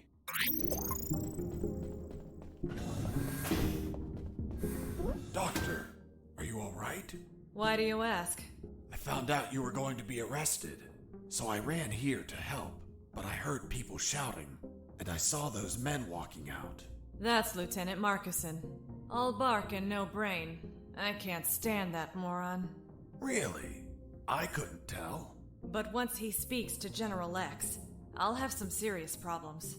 You've dragged me into quite a mess. Sorry, Doc. I didn't mean to cause you trouble. Yeah, I know. Anyway, thanks for worrying about me. It's what I do. That Marcuson has a level 3 card on him. I'll understand if I see him in my sick bay later. You read my mind. See you around, Doc. Hang on.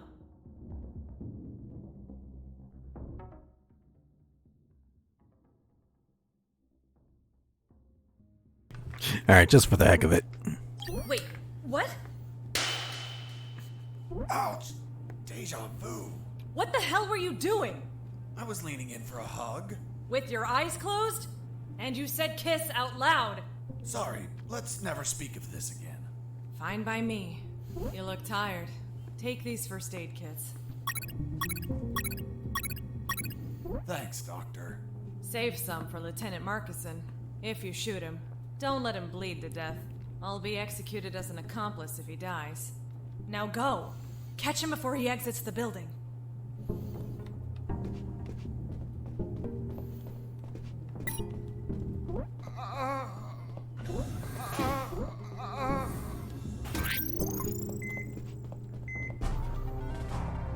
Well, well, well.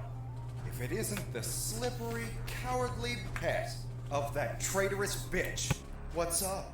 Is your conjugal visit over? I'm in charge of enforcing curfew, and only I can leave from here. Problem with a building this large? There are too many hideouts for a mutt like you. So... now it's just you and us, mutt. You can't run, and you can't hide.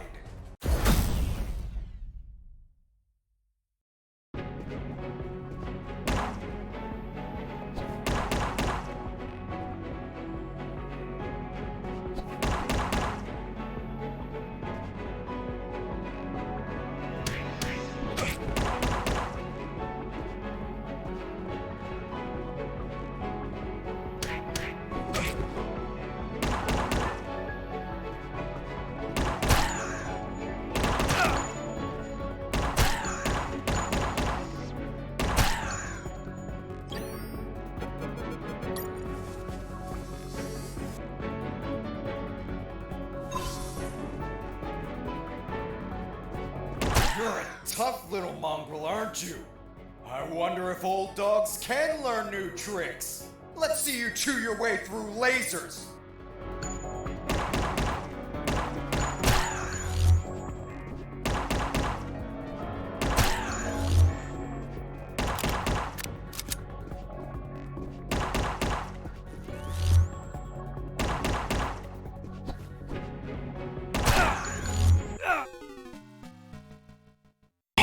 Almost made it.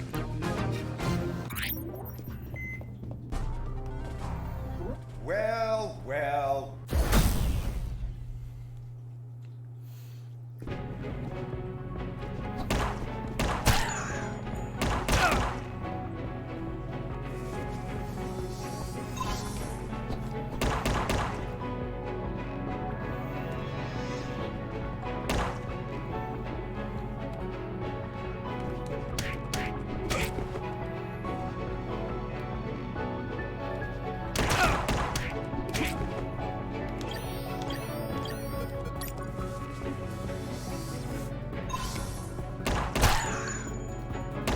You're a tough little mongrel, aren't you? I wonder if old dogs can learn new tricks. Let's see you chew your way through lasers.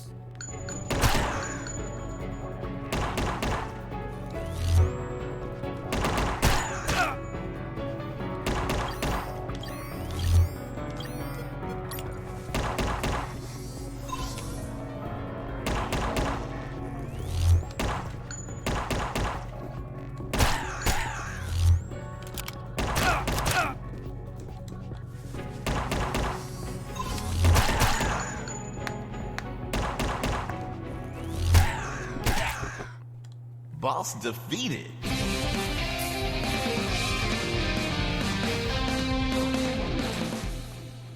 All right. Finish this once and for all. Don't even think about it, bastard. Death would be too good for you. I'm going to keep you alive, and you'll lie here on the ground until someone finds you. Everyone will know that a single prisoner defeated you. The best part? You'll be severely injured. I wonder how it'll feel, being the patient of a woman you called a traitor. No! No!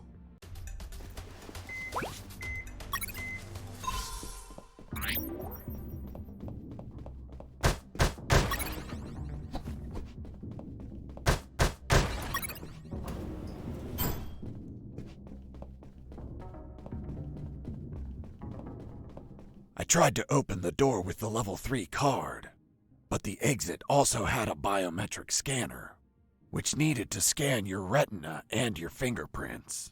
In other words, only authorized people could open that door, and I was not one of them.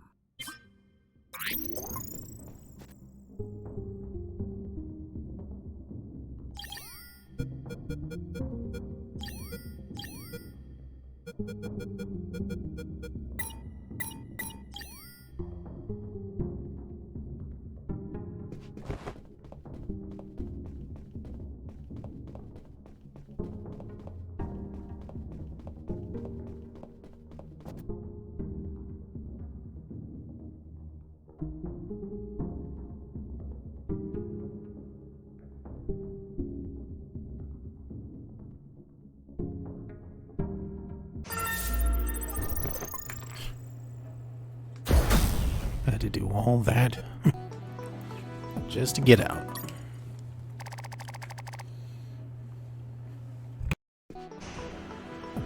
I could finally breathe some fresh air.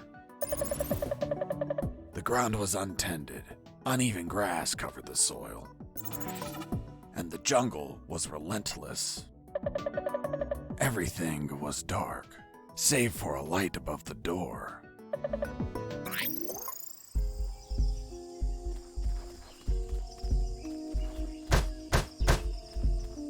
In my escape, I ran into a gang of hounds that were sound asleep.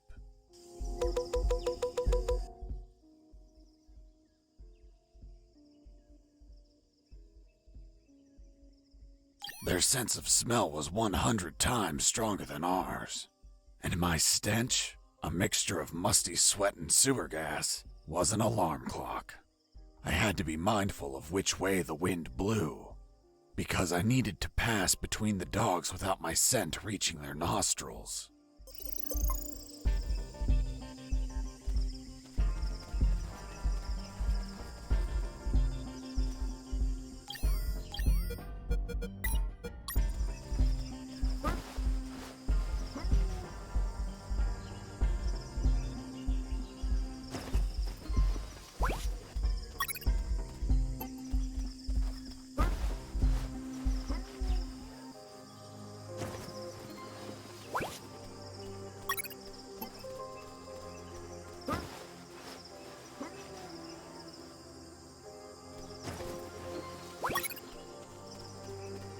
The gate was locked.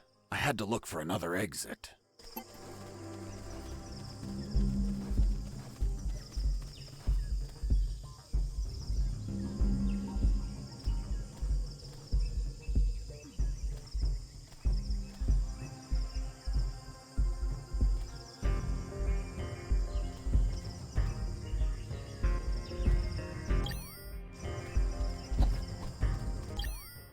Colonel, do you copy?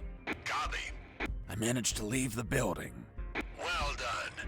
Now you have to get as far away as you can. I'm on it. Damn, this jungle is dense. By the way, I found some sleeping dogs, and I'm going to sneak past them. Don't even think about calling me for the next 5 minutes. I don't want to wake them up. Got it. Over and out.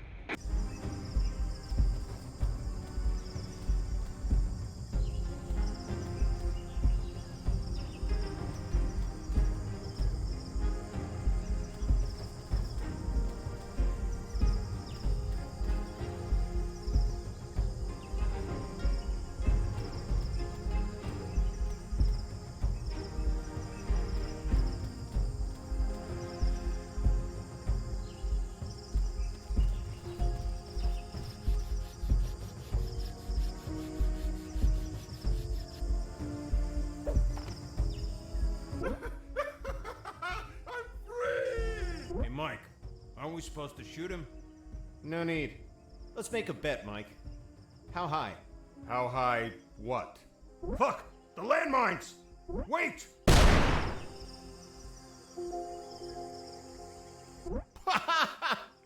look on your face! Mike, you're a dick. Yeah, I know.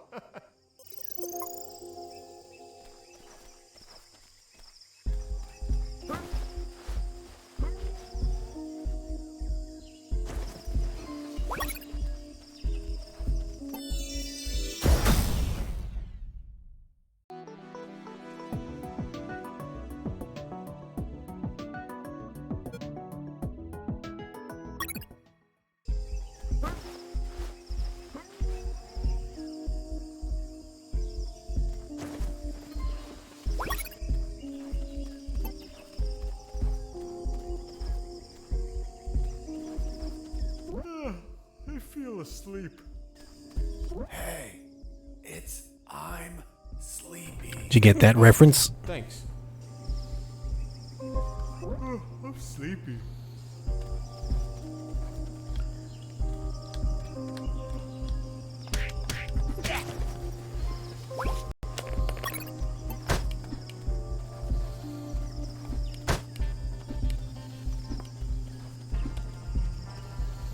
All right.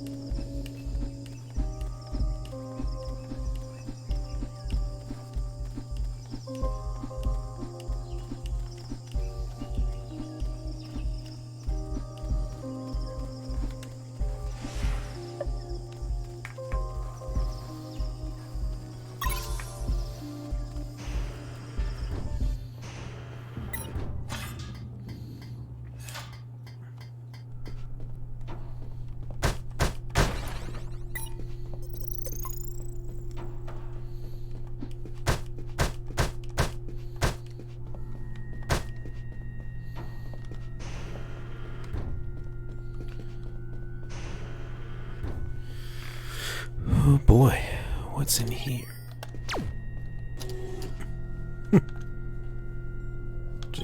Well, that answers my question. Okay.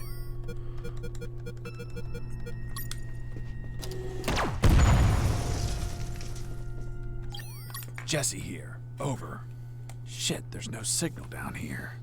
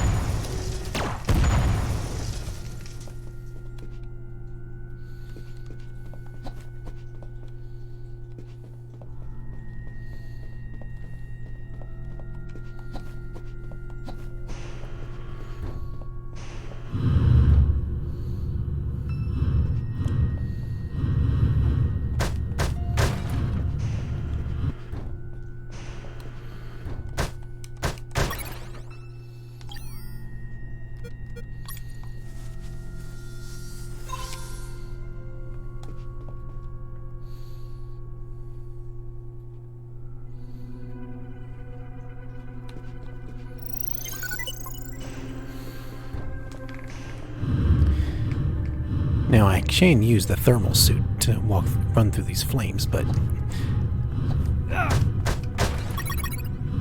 I want to show you what happens when you don't do that.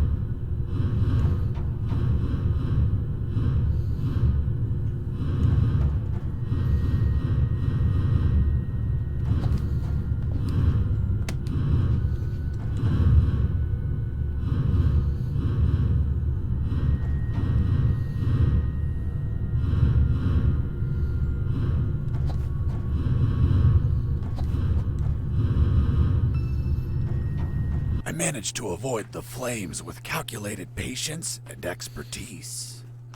Why didn't you use the anti-thermal suit? The one you used to hide from the sensors. It should have protected you from the fire, and you could just walk through. Because it was erased from my memory. My mind couldn't recall that I had the suit. The same mind that told me about the suit a little while ago? The human brain has great regenerative power. We barely know how it works. So, in other words, you didn't think to use it? More or less. Well, Mr. Fox, please continue with your story. And that's what happens.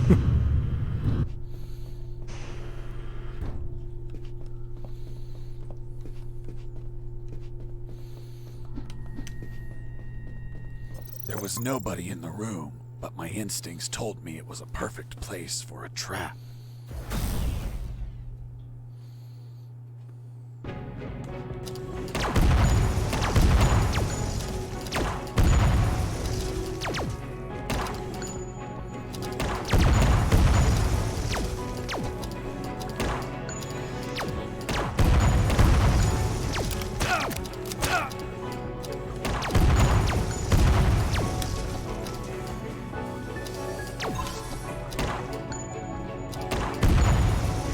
Boss defeated.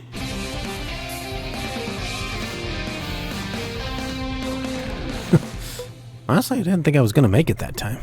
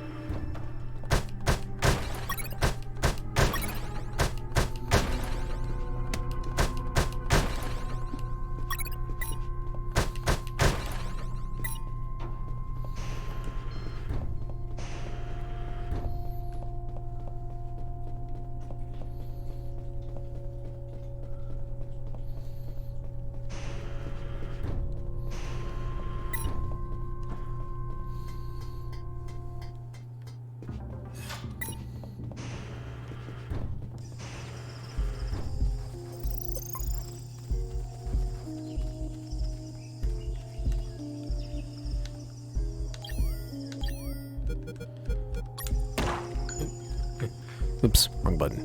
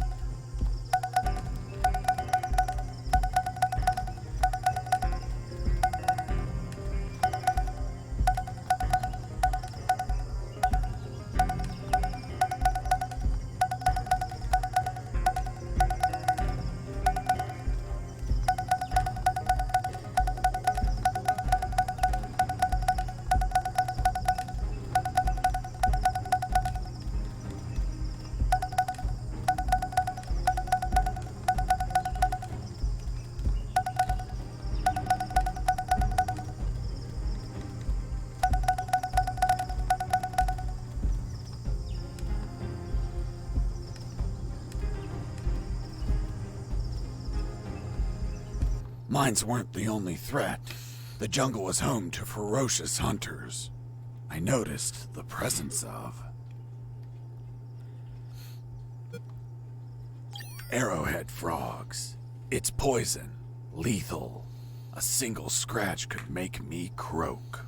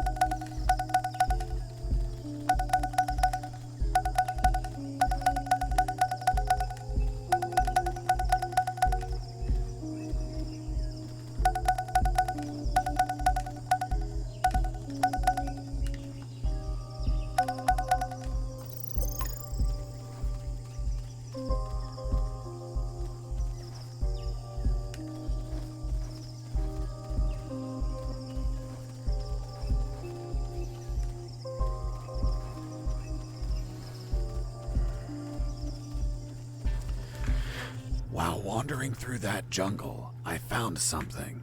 Or rather, someone. Uh-oh. I saw the rotting remains of an escaping prisoner. It had a note. If you're reading this note, then I'm dead. My name is Henry Stanley, and I was imprisoned for a crime I didn't commit. Damn, just like me. After escaping from my cell, I ran away through the sewers, then ended up in the Alpha building. I finally managed to leave that damn building, but now I'm lost in this tropical hell. I've spent 30 years trying to leave this damn jungle, but no luck. I'm old, and my strength is fading. I won't last long.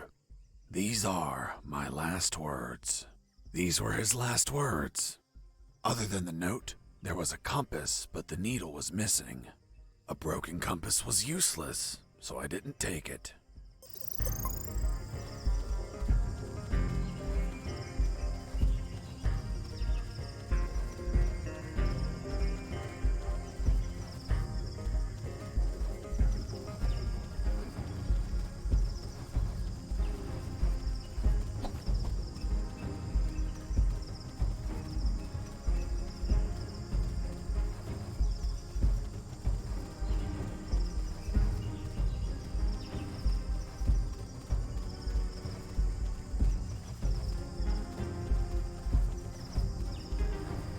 Another corpse. I searched the corpse. It was also rotting and gripping another compass. The needle was also missing. Someone or something in this jungle was stealing compass needles. There was a secret pocket in his ragged clothes. Within, I found a note.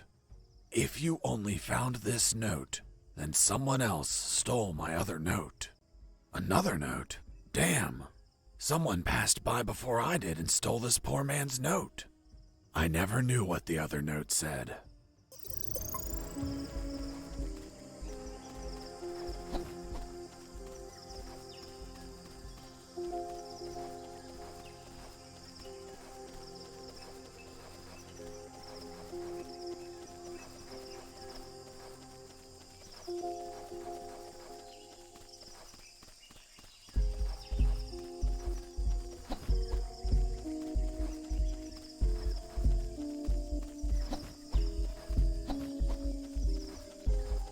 Third corpse. Fuck, that jungle was more dangerous than I expected.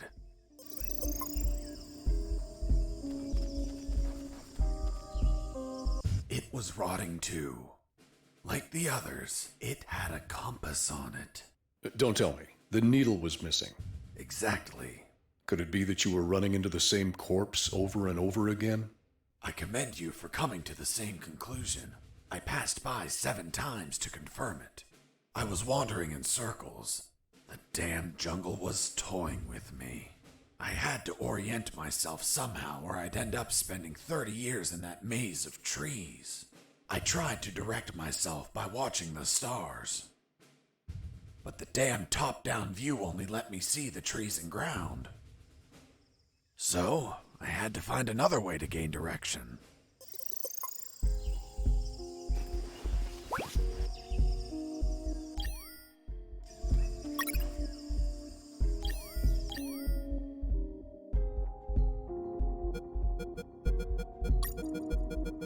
What was the diameter of the compass, Mr. Fox?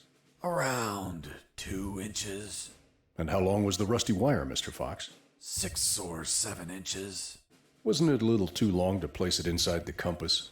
I'm stupid, but not that stupid. I just used a small piece of the rusty wire, not the whole thing. I ripped off a piece with my teeth before placing it in the compass. But that wire wouldn't have been magnetized. How did you expect it to work? Modern compasses don't need the wire to be magnetized. Just turns out the compass wasn't modern.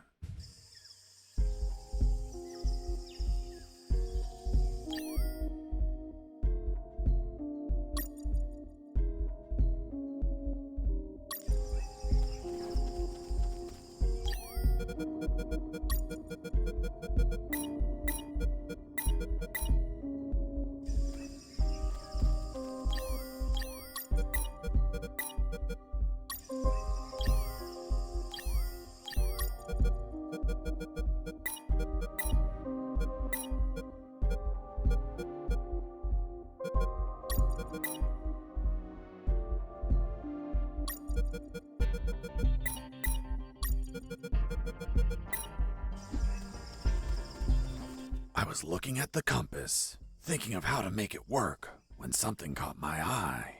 In the middle of the grass, something glimmered under the pale moonlight. In my peripheral vision, I noticed I was not the only one to spot it.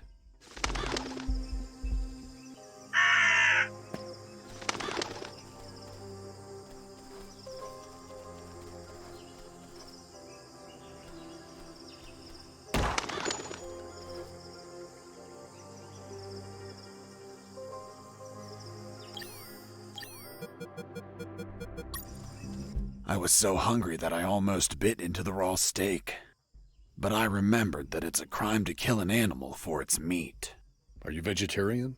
No, killing them is a crime. That's why I eat them when they're still alive.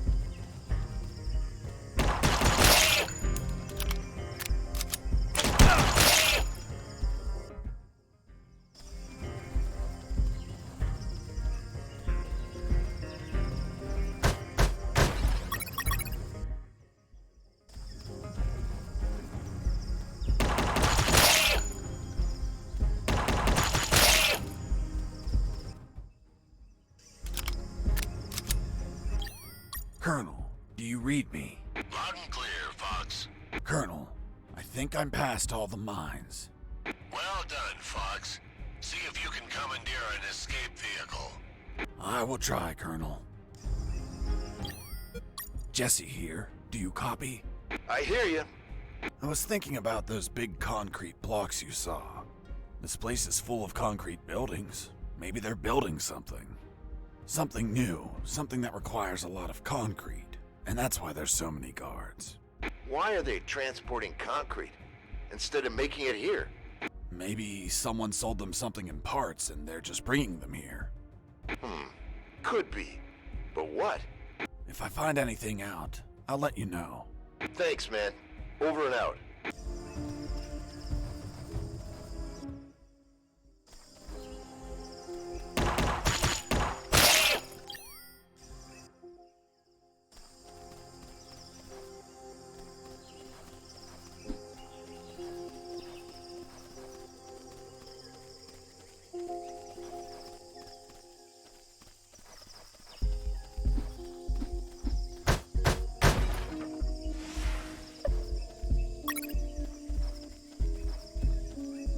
Platoon! Attention! Are you ladies the new recruits? Fuck, you're the saddest bunch I've ever met. And I've seen Gotta wait till this is stacks done. of shit taller than you are. You think you're macho because you stuck your dicks in God knows what hole? I'm going to beat you shit stacks into weapons of war, even if it kills you. Where are you from, boy? From Minnesota, sir. Minnesota? Only two things come out of Minnesota. Men and soda. I don't see you bubbling, so you must be a min. What's a min, sir? Do I look like a scientist to you, pissant? Sir, no, sir. You're not worth an Urban Dictionary entry, shit stain. What do you do at night, scumbag? I sleep, sir. Sleep? Well, excuse me, princess. Does she need a little nap? We don't get beauty sleep. We take shifts, bitch. We train. We go the extra mile. When do we sleep, sir? During your break time, your highness. But, sir, it's a 15-minute break. Then sleep fast, fuck. Yes, sir. The fuck happened to your eyebrows? They're shaped, sir. You kidding me? Are you the bitch of the yard? Sir, it's personal hygiene, sir. The only reason people get clean is to get fucked. Do you plan on fucking me, bitch? No, sir. Do you plan on fucking the enemy? No, sir. If I see these eyebrows shaped again, I will shape your balls clean with a single vicious rip! Is that clear? Yes, sir. And where the fuck did you come from? You're so ugly you could be a modern art masterpiece! Did your father fuck an orangutan? Sir, no, sir. Fuck, your face is a sales pitch for condoms! Have you ever screwed needle dick? Yes, sir. You can't be serious. What did you screw? A light bulb? Sir, no, sir. So you've never screwed in a light bulb? Sir, yes. No, sir. I don't know what to say. You say what I tell you to say! Sir, yes, sir. What's your sole purpose in the ex-army, asshole? To do whatever you tell me, drill sergeant. God damn it, boy! That's the most outstanding answer I've ever heard! Thanks, sir. Now get out of here! Go back to your barracks! Next group! I arrived at what looked like the exit of a barracks.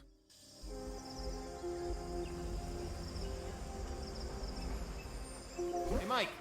I'm late and I have to take this truck to the port. Are you gonna open the damn door or not? Hold on, I'm opening it.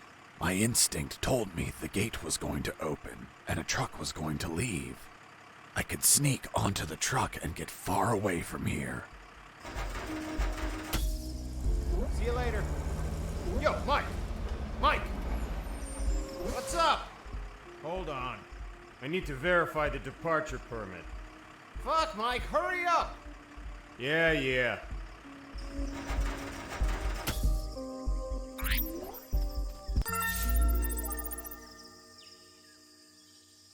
Well, that wasn't easy. Hard. Yo, That Mike, was easy. Can I leave now? Negative. The lieutenant canceled the delivery. You'll have to come back in. Oh, holy fuck!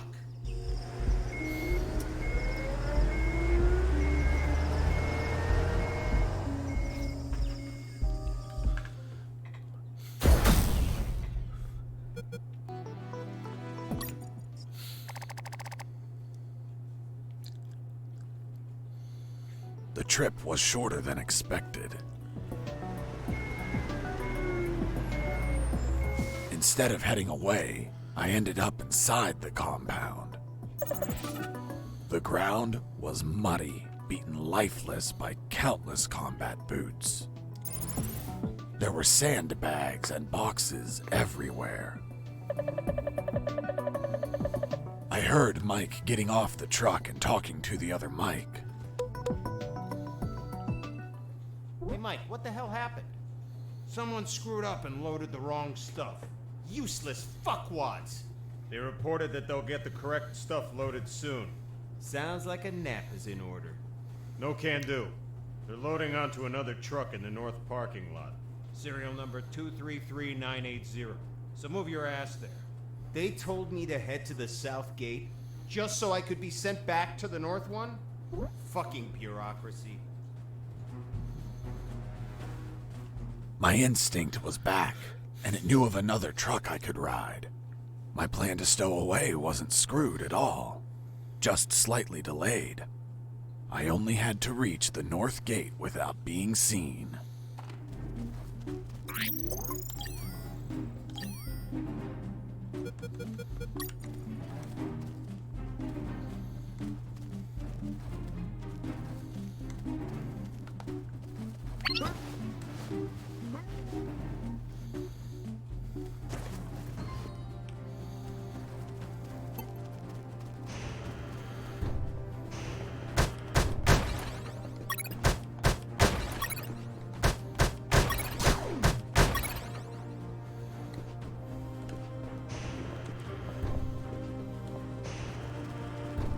On that base, drill sergeants were assholes.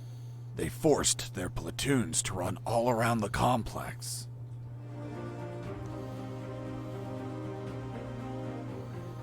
I had to be careful not to be seen.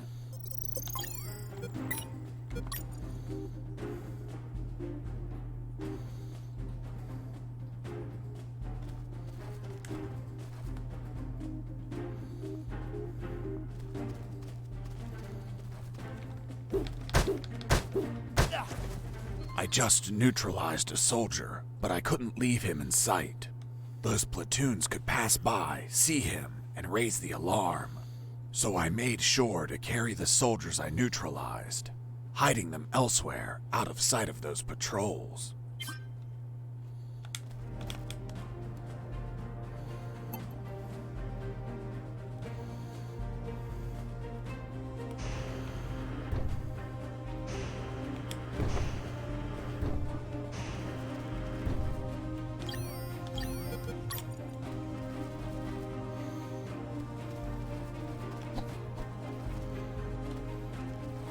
I tried to head east, but I couldn't. Why not? There was a painted line on the ground. And a simple line stopped you? This was no mere simple line. It was full of tentacles. Okay, Mr. Fox. You could not cross that line. Let's just focus on what happened in the opposite direction.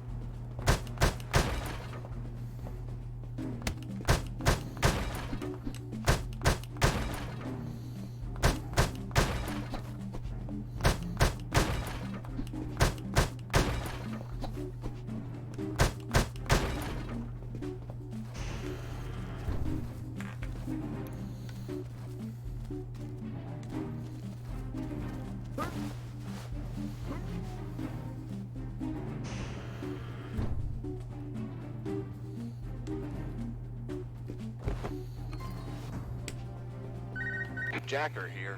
Ghost, do you copy? Who the hell are you? Huh? Who are you? Where's Ghost? I don't know who that is. I think you got the wrong channel. Oops. Lugan must have been tampering with the communicator. Damn geeks. Over and out.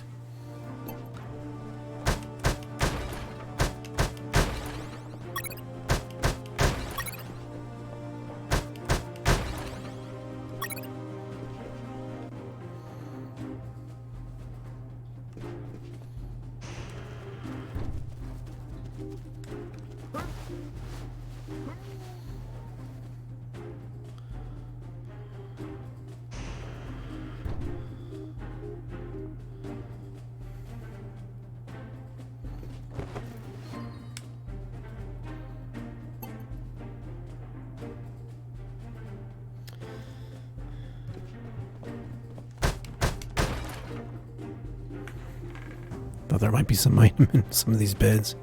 I guess not.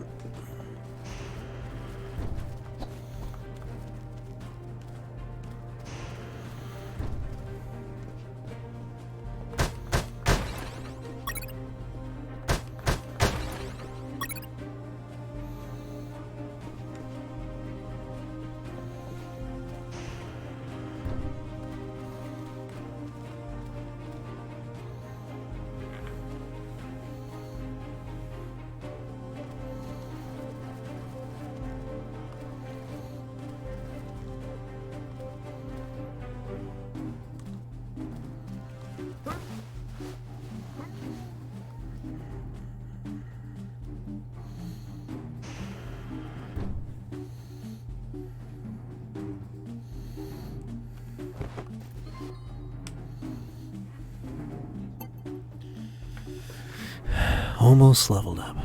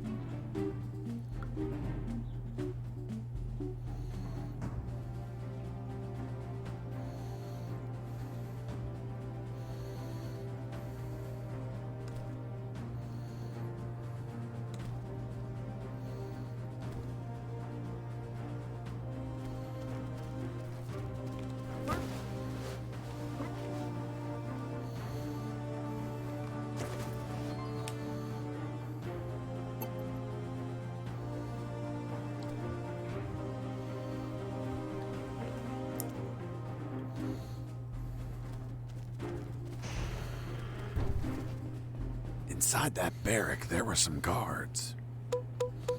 I didn't see them because they were sitting behind some bunk beds, slipping out of guard duty, or running around the compound, or worse. But thanks to my extraordinary hearing acuity, I could hear their conversation.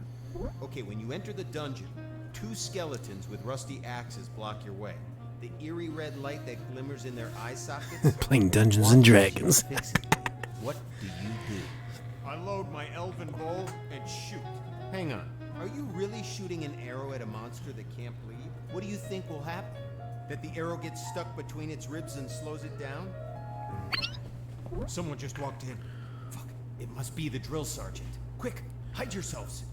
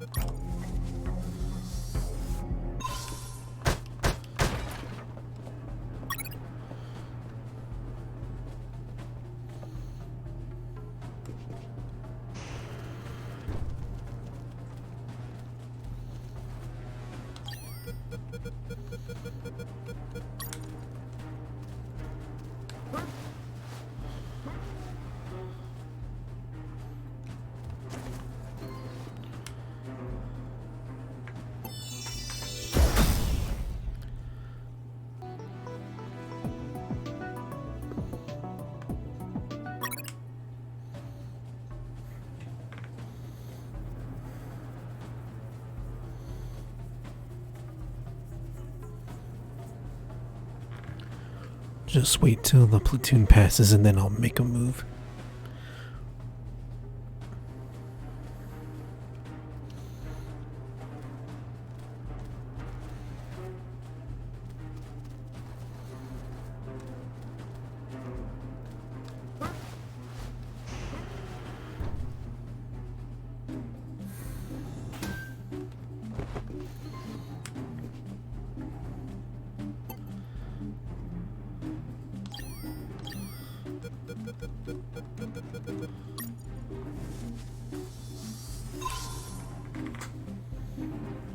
I'll just wait to heal.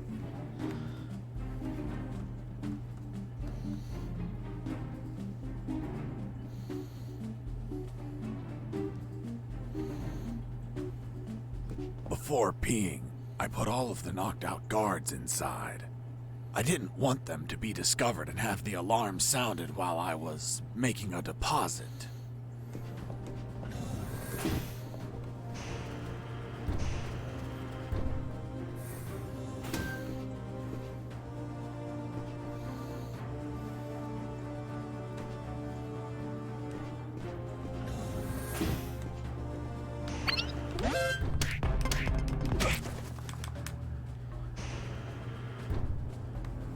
Whew, that was close.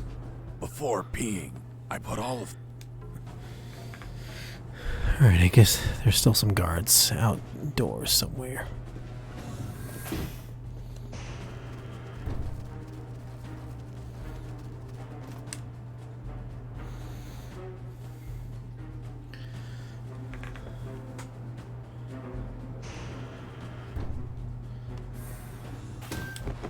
Is that it? Before peeing, I... No.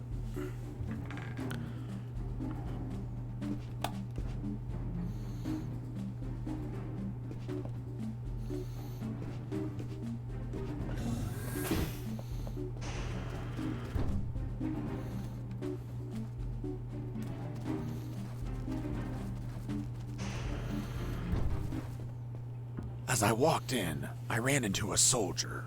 The guy was so hammered that he confused me with one of his buddies. Hey, Mike. You want a drink? No thank you. I don't drink when I escape. Hold on. You're not Mike. No, I'm Fox. Jesse Fox. You're the prisoner? I would escape too, if I could. Why? To see my daughter.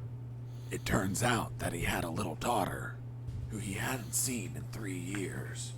Every year he requests leave to go see her, and every year his drill sergeant rejects it. Poor man. So, in a week, the daughter was turning 6, and Mike requested leave again. And yet, again, the drill sergeant rejected it, which was why he was drowning his sorrows. Until he knocked himself out.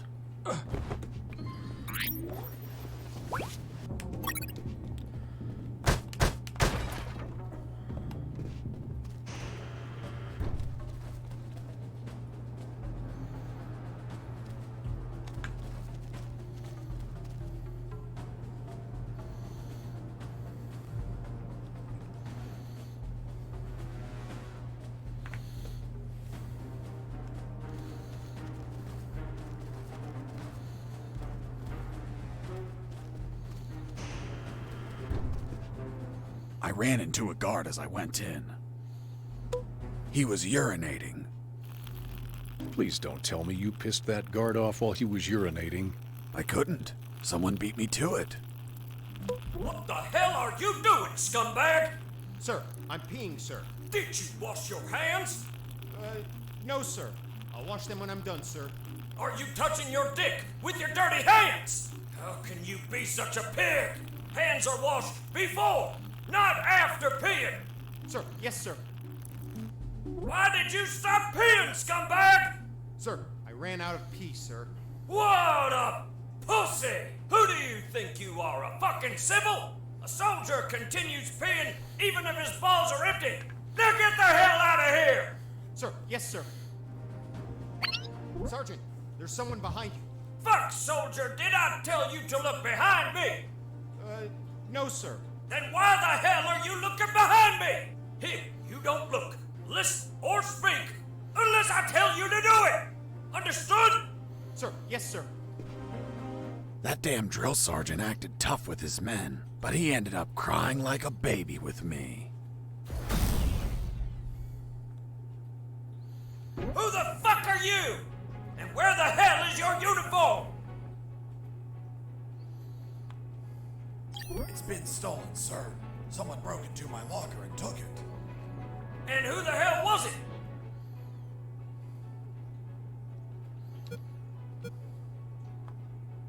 We still don't know his identity, sir, but we have a clue. What clue, you fuck? We know he was born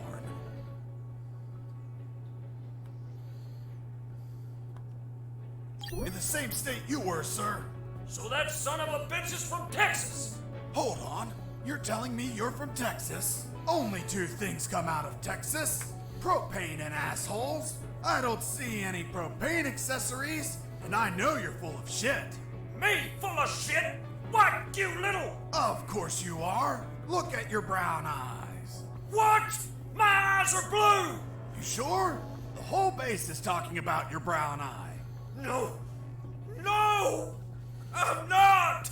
To avoid confusion in the record, did he have blue or brown eyes, Mr. Fox? Both, but now he had black eyes. On second thought, I'll leave this out of the report. Proceed. Just as he started to tear up, I helped old Blue Eyes kiss the canvas. Boss defeated. Thanks, dude.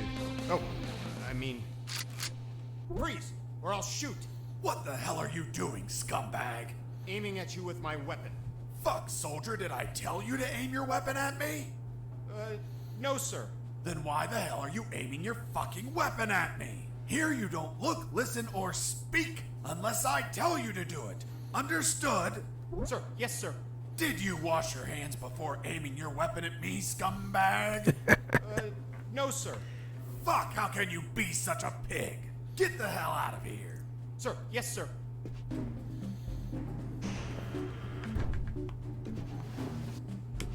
Before peeing, I put all of the knocked out.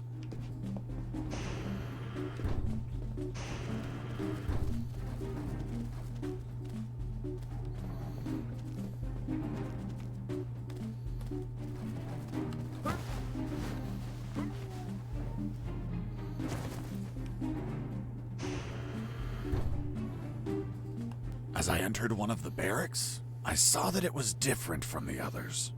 First off, it had its own urinal. Moreover, it had an office desk.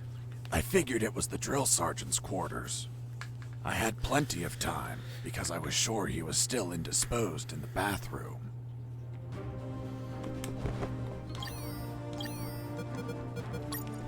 The desk had stacks of papers and an ink pad chained onto it.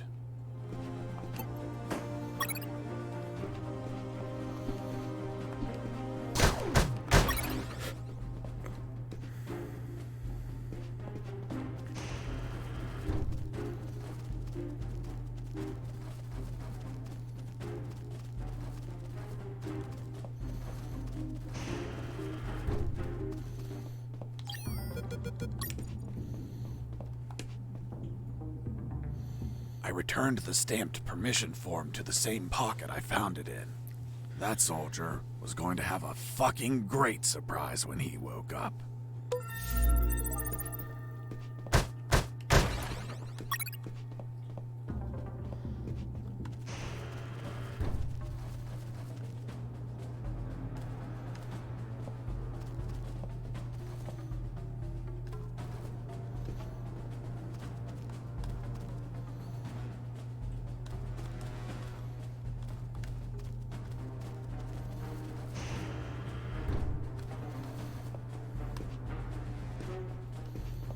Before peeing, I put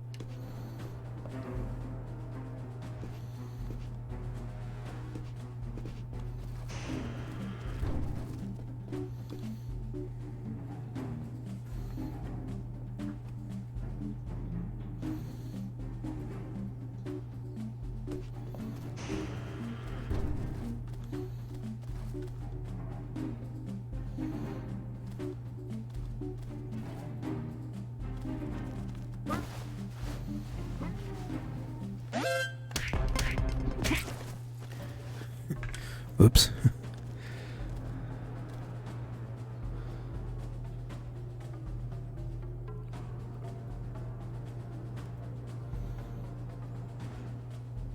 Just wait till they pass by.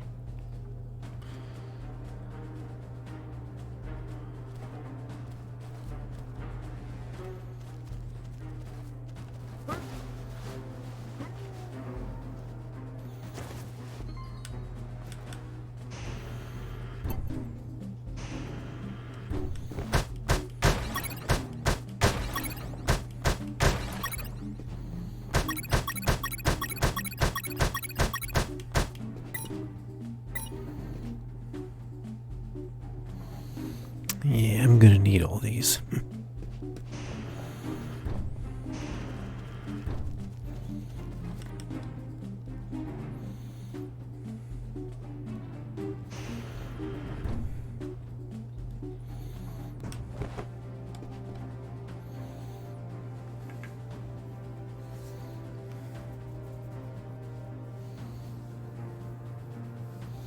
Trying to remember. What other guard did I leave outside?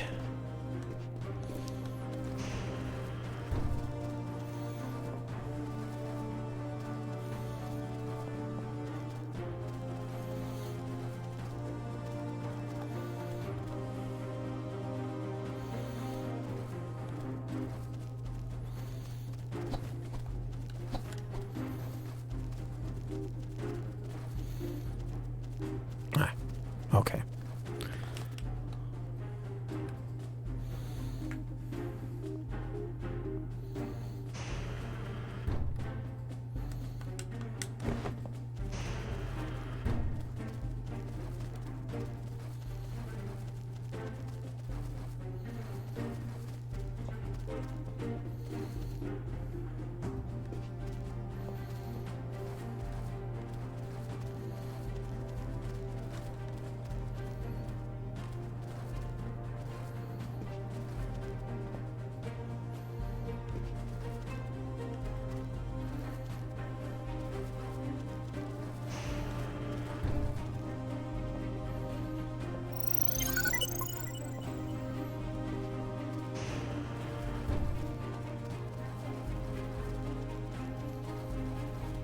You're Fox, right? I knew you were going to pass through here sooner or later. I'm Machine Gun Mike. Are you ready to face me? Or are you going to run away like a coward? Run away? I don't run from dead men. Then prepare to die.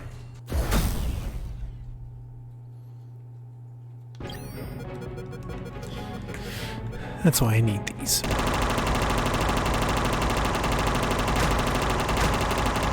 Hide as much as you want. Those sandbags.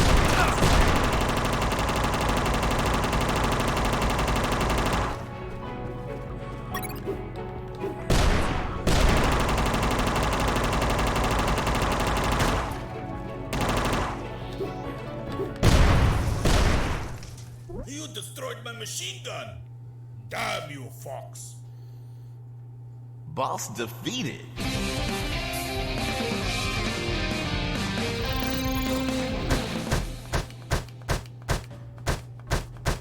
What if there's more grenades in here?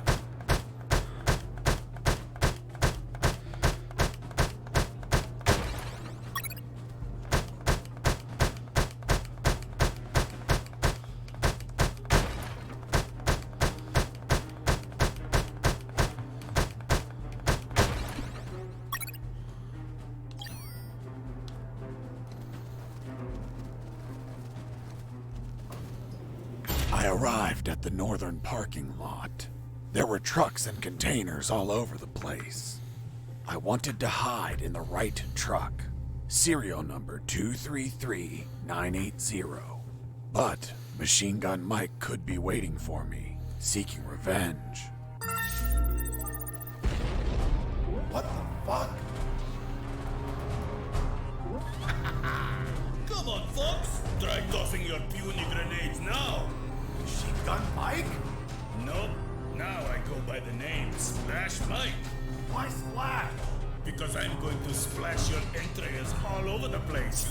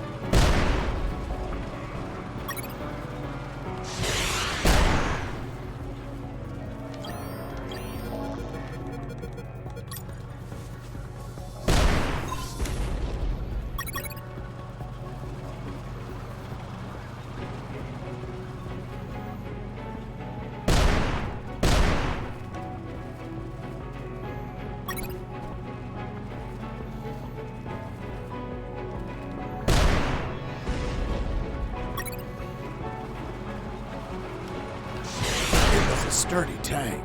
Rockets barely scratched the paint job. But why didn't you attack it from behind? It's the weak point of many models. I was testing its entire surface armor. I concluded that every side was strong, except the rear.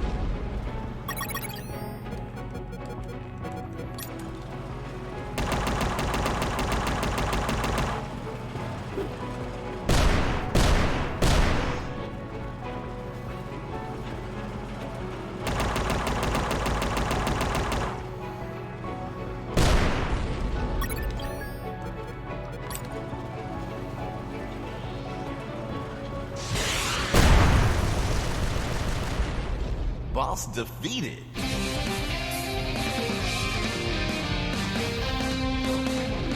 After dealing with the tank, I found the truck and hid inside. The driver showed up a few minutes later and unknowingly aided my escape. And the military didn't find it weird that everything in the northern parking lot was destroyed? Who knows? Maybe it's a regular occurrence. But the truck driver must have seen all that destruction. Well, you know how military grunts are. They only think when ordered to.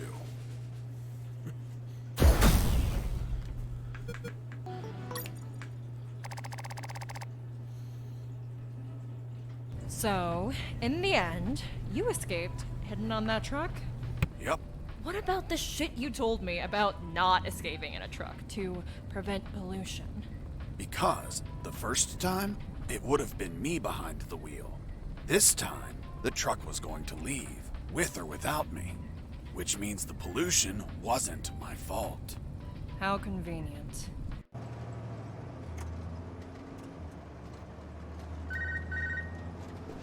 Fox, do you copy? Hey, it's the concrete paparazzi. Concrete paparazzi. Ha! Such an asshole. But I like it. How's that escape of yours going? Making progress.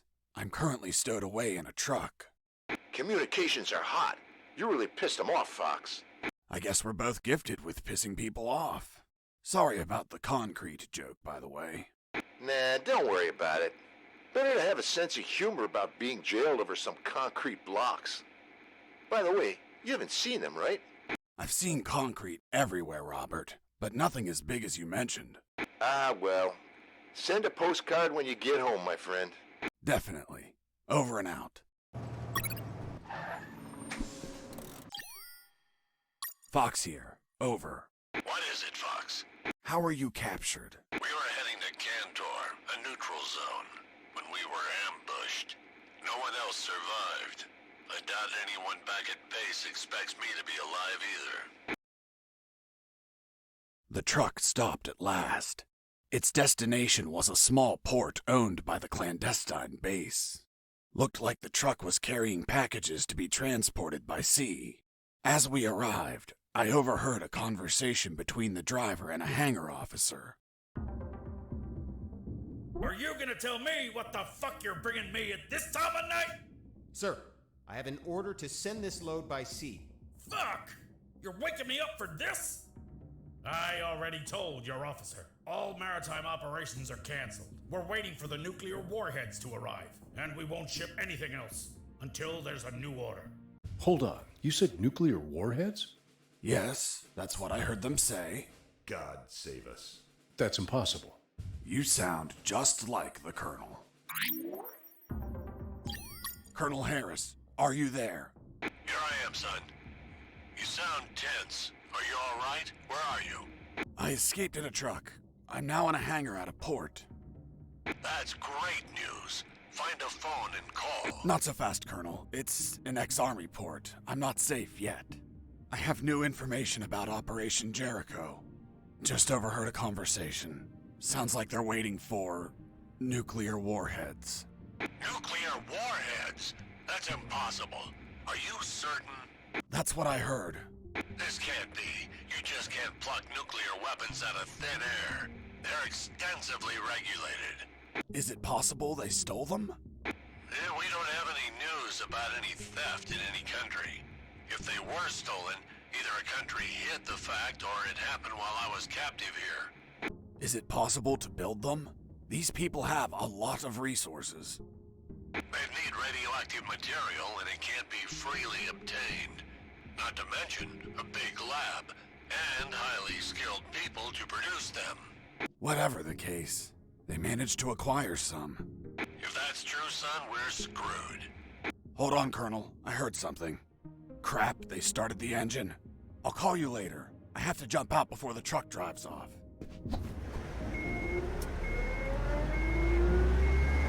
Close the door.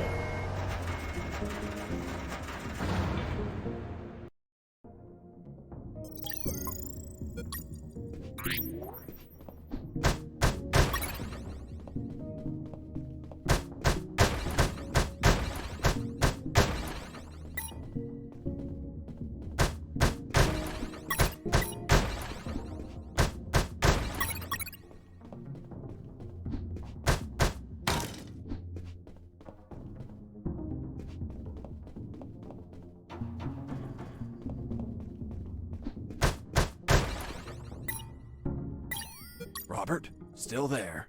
Yep.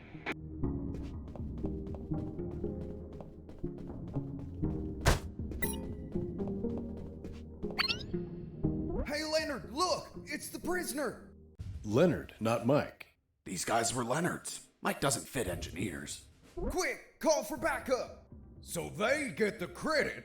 No way! I'm fed up with them making fun of us just because we're engineers. You're right, Leonard.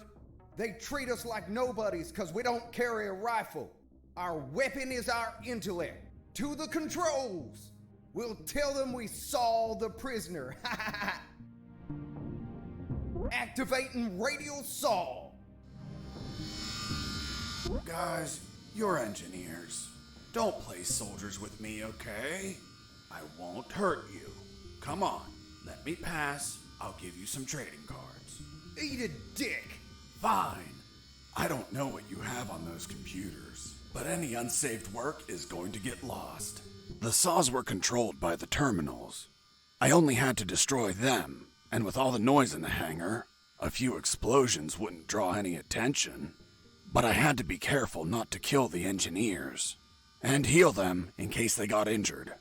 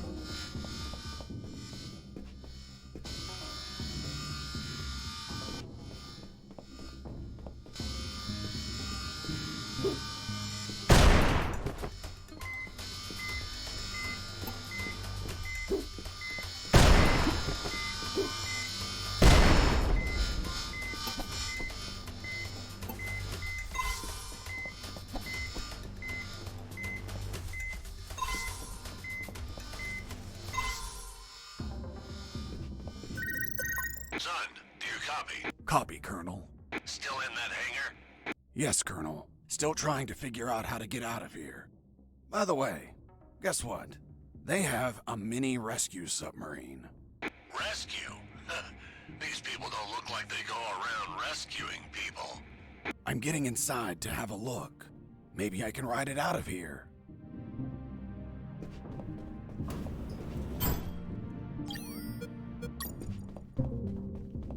I inspected the mini submarine before I left.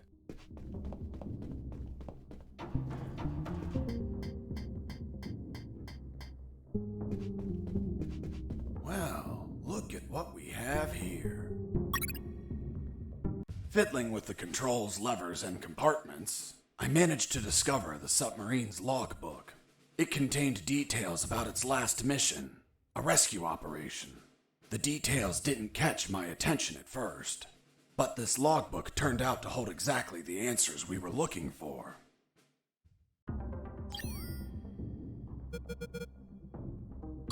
The fourth document was the logbook of a mini rescue submarine. It mentioned its last mission, a successful rescue operation from a week ago. The target was a sinking submarine.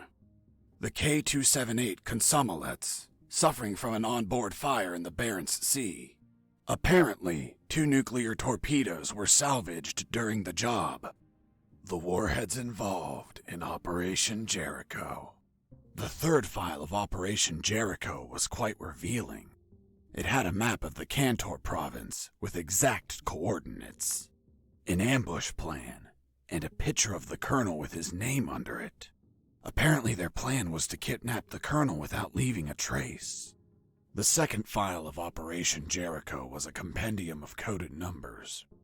It also had a map, so those numbers could be the coordinates of attack routes, or potentially the attack targets themselves.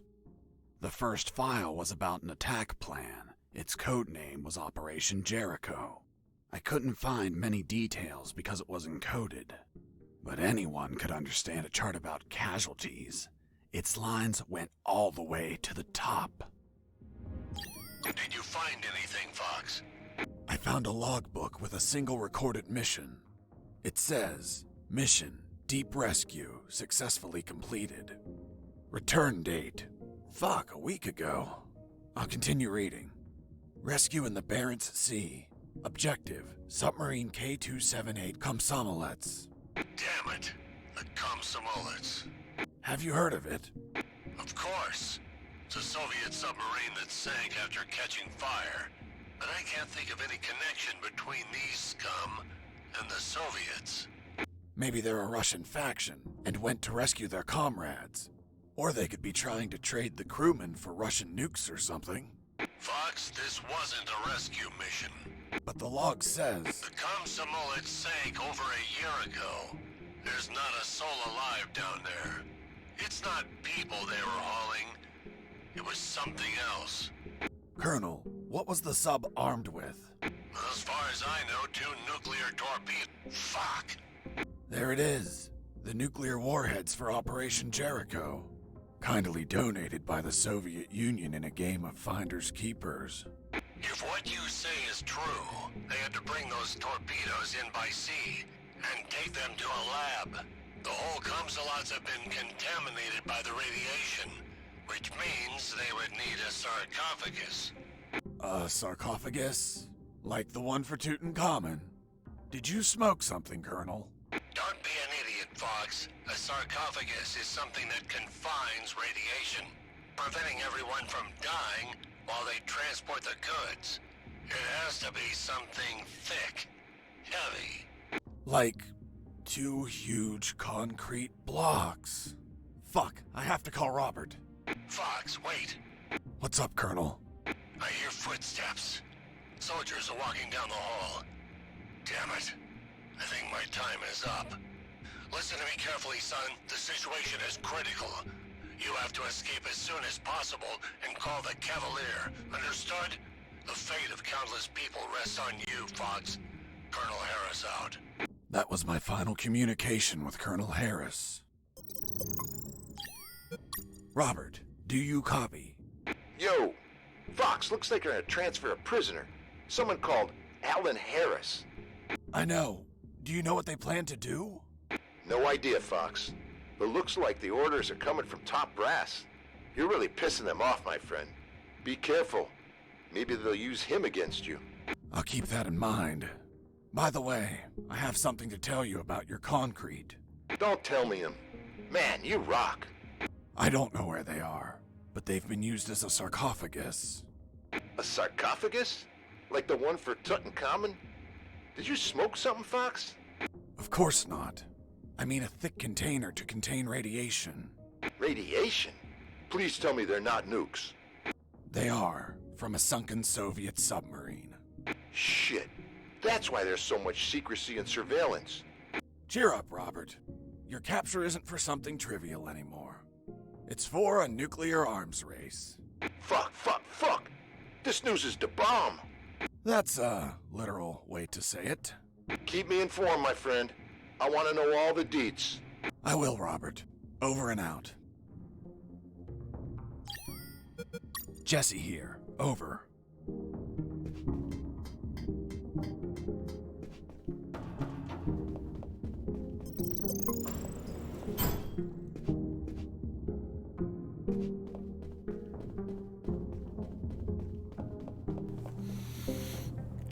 The plot thickens, doesn't it? I finally located a recycling bin. I've been needing one for a while. Why the hell did you need a recycling bin? To get rid of some stuff. But couldn't you just toss them on the ground? Are you taking me for some sort of shitbag? You were behind enemy lines. It wouldn't be unreasonable. Look, Lieutenant, I don't abandon my principles at the first sign of adversity. I see. Now, why did you get rid of items that may be handy later? Because the more stuff you have, the more you're a slave to your own possessions. And nothing enslaves me. So, I threw away everything that I didn't need. An act that's common to minimalists such as yourself. Minimalist? Me? Where'd you get that stupid idea? Take a look at yourself. You look angry and disappointed. As if you're having minimalist intercourse. How dare you? Relax, Sergeant. It's obvious what Mr. Fox is trying to do. We've been here for a long time. We're tired, even slightly agitated. Mr. Fox is trying to take advantage of that by getting on my nerves with petty insults, hoping I attack him and provide an officer misconduct charge that enables him to be set free. But that is not going to work, Mr. Fox. Look, I'm used to interrogating assholes like you. Fuck. You got me, officer. I underestimated you. Fuck. I have to admit that you're very good. Well, thanks. Yeah, well, let's continue. You said that you got rid of some items.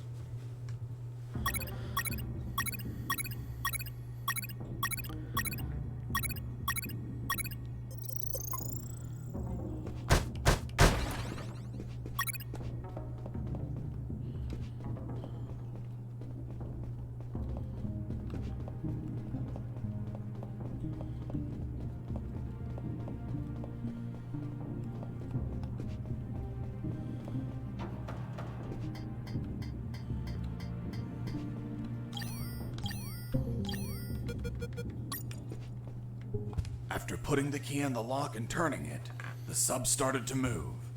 I took the mini submarine through underground channels beneath the hangar. Seriously? Now you can drive mini submarines? Nope. Never done it before in my life. But I found a manual. Can you read Russian? Of course not. It was in English. The mini submarine was American. It was a pretty smooth ride. I didn't have to worry about the battery levels, oxygen, or depth. And the inside was very comfortable. I could practically live in there. Well, of course. It's an American product. What did you expect? Yeah, but you know how American vehicles are. They practically explode on contact. Ever seen an action movie? Anyways, that's why I avoided any hard collisions.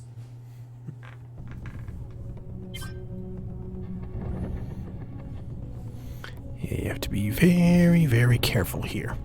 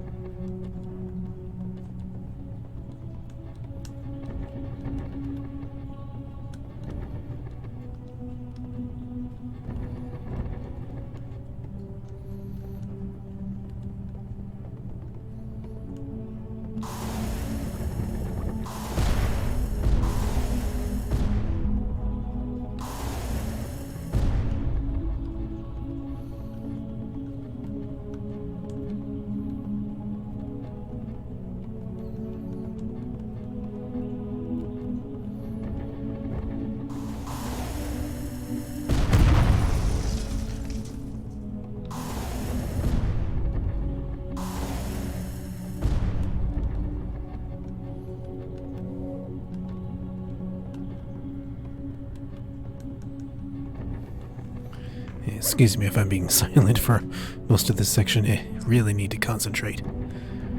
Because you gotta be very, very careful.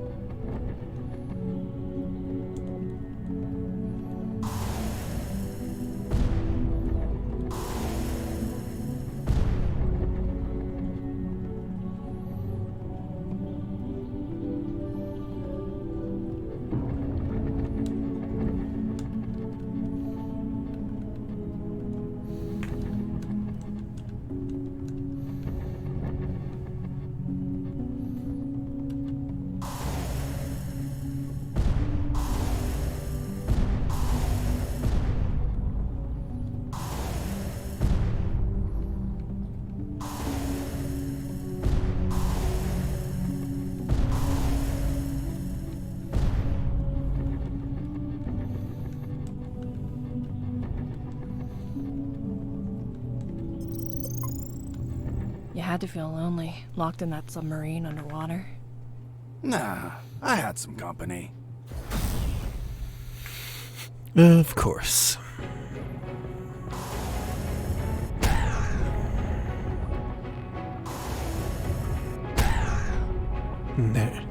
There's a little trick to beating this boss. Fire a missile just as it opens its mouth. And obviously, you still have to be careful not to bump into, everything.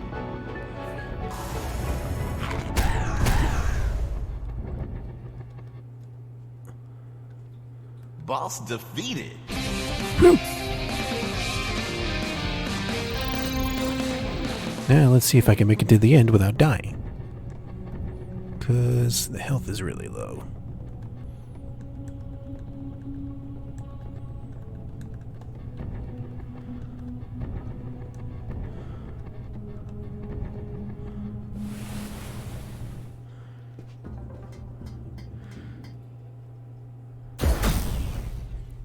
There we go.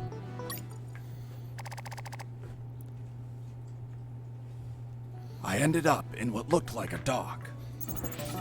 There were containers and stuff. The sea was slightly rough. Oh, and there was a storm.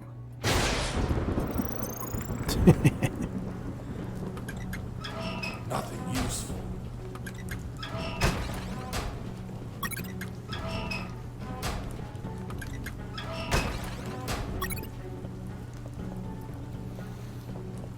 Under the rain and the biting cold, the Colonel's fate gnawed at my mind. According to Robert, they were moving him. Was it a routine inspection? Would he be returned to his cell? Would they find the radio? He was an old, annoying, tiresome man, but I feared for his life. Until the radio chimed in. It was Channel 1. Colonel, what happened? Are you okay? I'm fine, Mr. Fox, thank you for asking. But my rank is General, not Colonel. Wait, you're General X? So, Mr. Fox, have you heard? You've become quite the celebrity. I've been dying to meet you since your debut. So I took this hack job of a radio to call you before your inevitable capture. Where's the Colonel? Don't worry about him. He's in good hands. Say hello, Colonel. Fox, run away! Don't listen to this bastard! Get your hands off me, you fucking moron! Colonel! Seniors say such silly things. I join him in wishing you a happy escape, but you know too much. Sooner or later, you will make a mistake. One that'll prove fatal. We'll see about that, General. Useless stuff.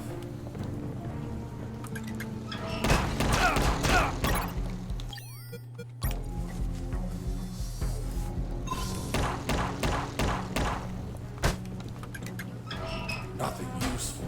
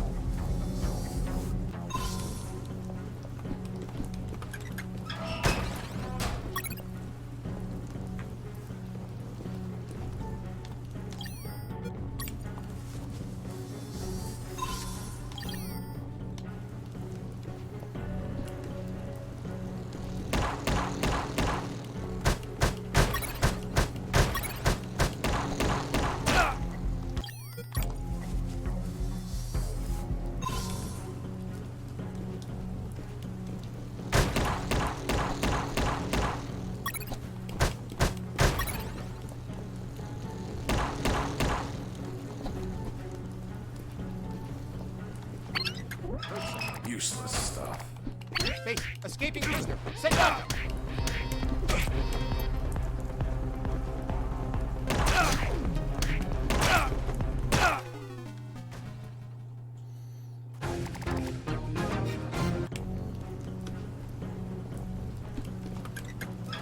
Nothing interesting. Nothing useful.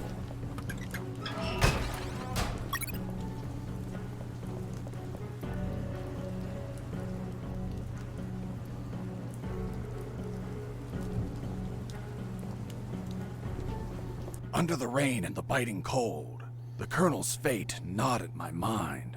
According to Robert, they were moving him. Was it a routine inspection? Would he be returned to his cell? Would they find the radio? He was an old, annoying, tiresome man, but I feared for his life. Until the radio chimed in. It was Channel 1. Colonel, what happened? I've already seen what happens there, no need to repeat. Useless stuff.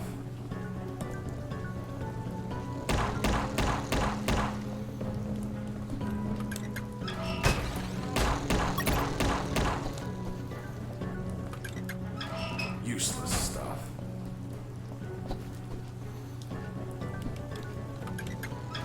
Nothing useful. Nothing useful.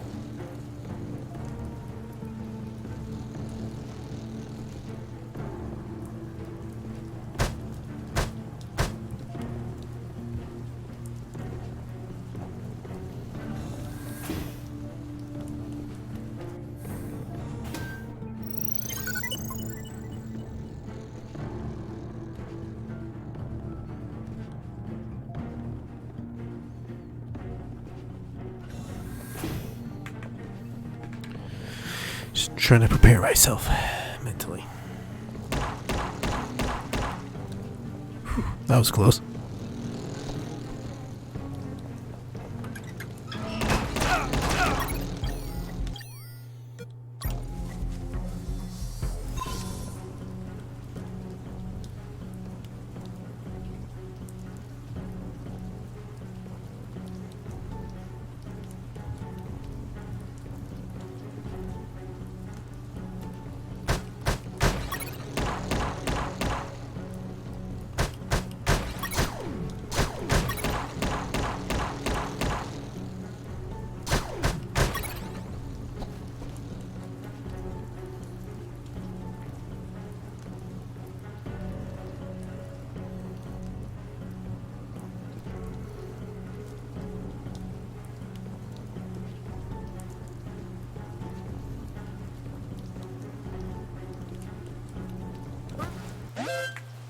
Base, escaping.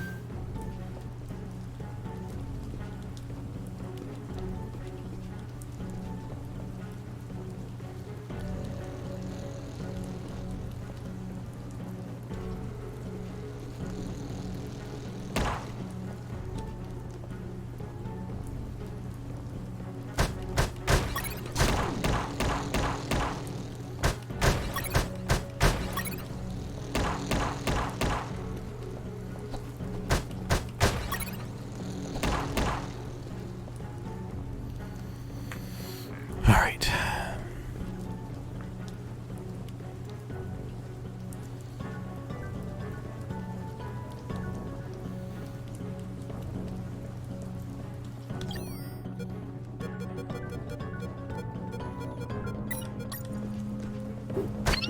Heard something.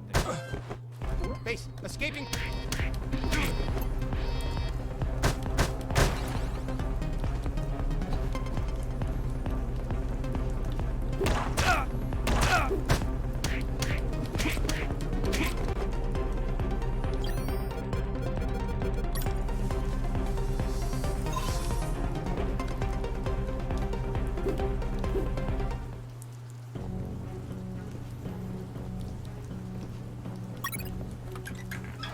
Useless stuff. Not exactly how I wanted this to go, but Useless stuff. Nothing interesting. Nothing useful. Useless stuff.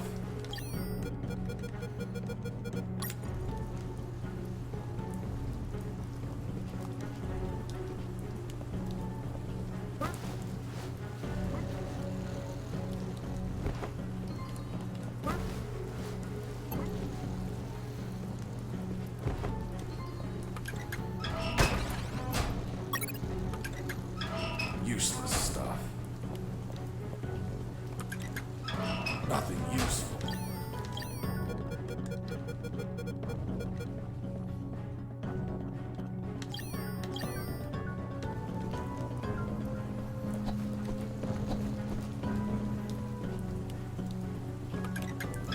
Nothing useful.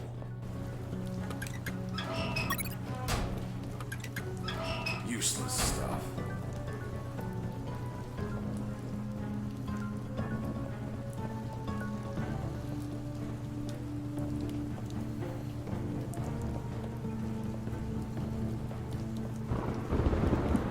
She's a lovely ship.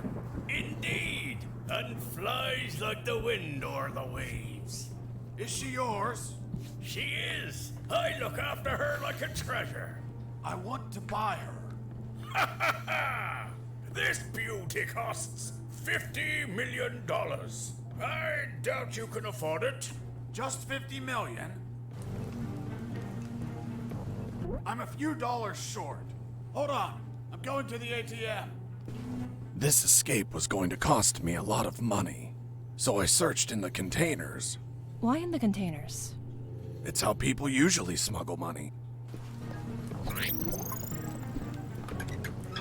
Useless stuff. Nothing useful. Nothing useful. Nothing useful. Useless stuff.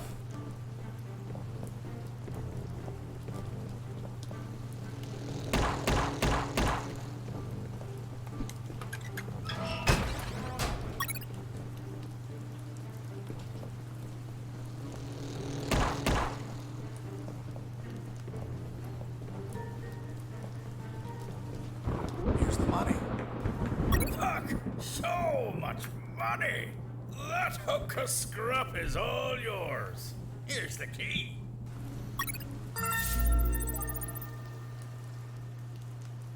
And that's how I bought the ship I would finally escape in. Wah, wah. If only a lightning bolt didn't split her in two.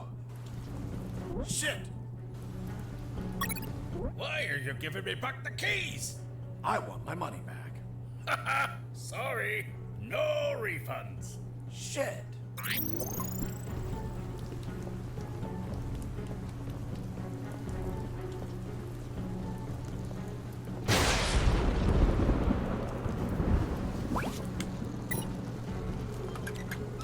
Useless stuff. Useless stuff.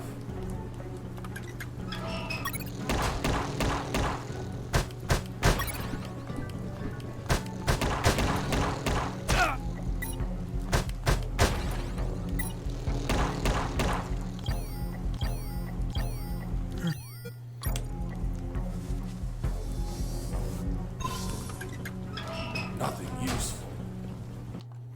Excuse me a second, I think I heard something.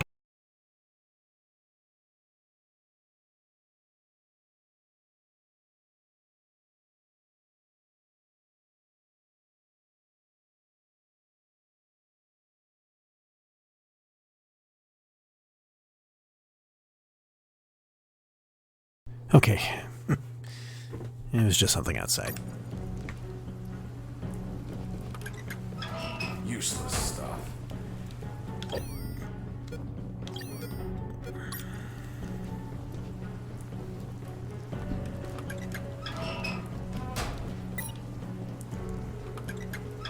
Useless stuff.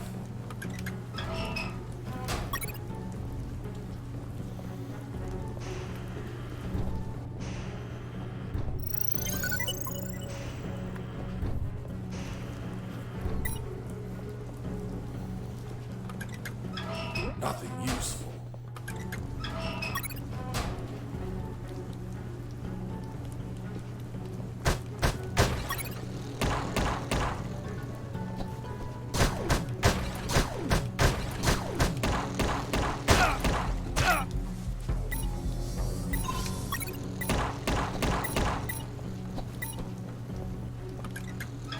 Useless.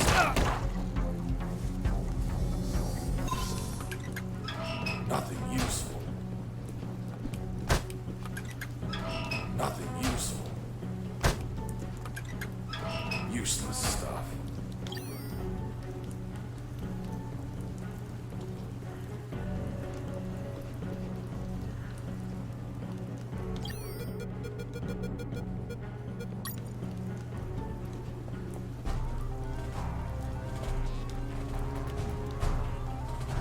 Are you telling me that a nuclear submarine attacked you?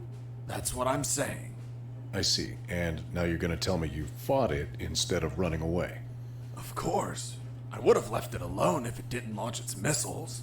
And nobody launches missiles at me without permission.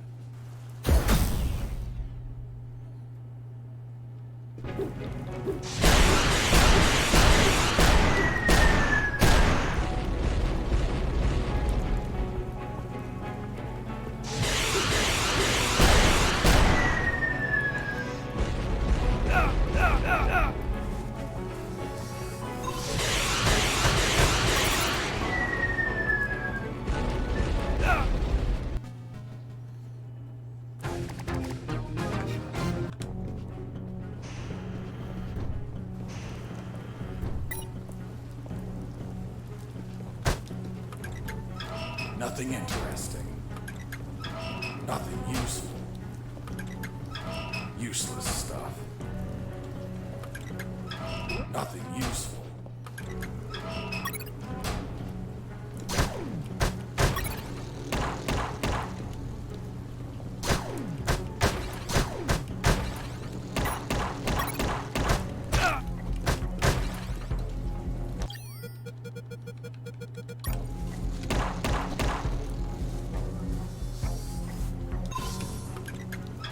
Useless stuff. Nothing interesting.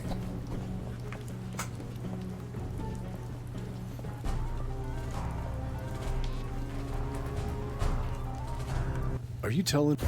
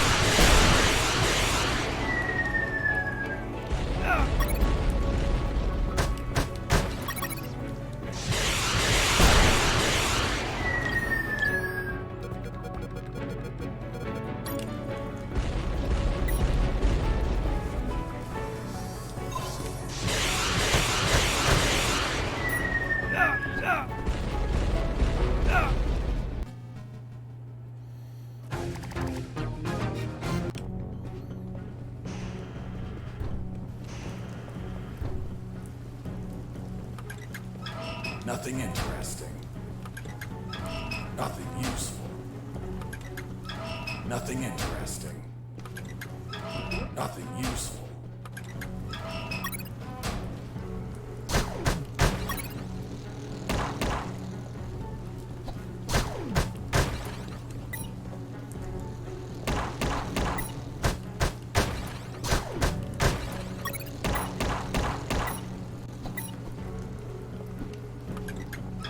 Useless stuff.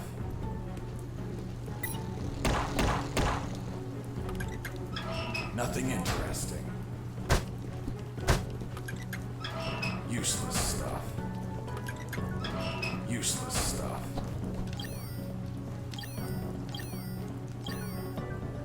What is wrong with this?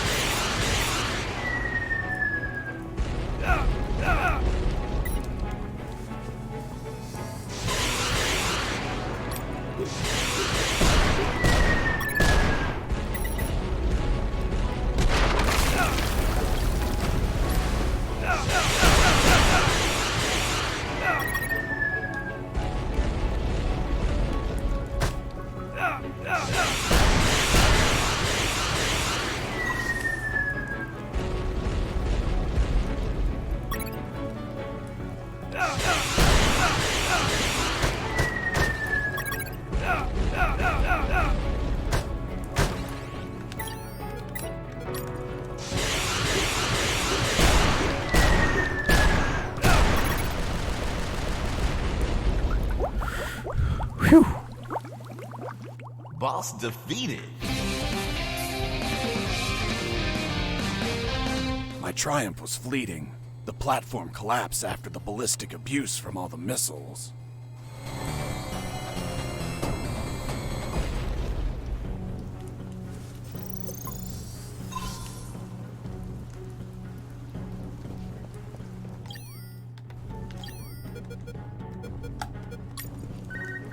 Mr. Fox, did you just sink one of my submarines? She attacked first. Ah, then it was you. Thank you for revealing your position. Hey, Fox, are you there? Here I am, Robert. Fox, the comms are fucking lit. They're sending everything they have to the docks. What the hell did you do? I just sank a nuclear submarine. That'll teach it not to launch its missiles at me. Are you kidding me? I'm serious. Good thing it wasn't armed with nuclear warheads. They must be saving them for Operation Jericho. Speaking of nukes, hearing a lot of chatter that they're prepping to the Omega building. Man, if you don't stop them, there's gonna be a worldwide bloodbath. I won't be stopping them. But who else will? I don't care, Robert. Right now, I don't need to be recruited by another colonel to save the world. Right now, I just need to save my ass. And the moment I find anything, even a pull float, I'm getting the hell out of here.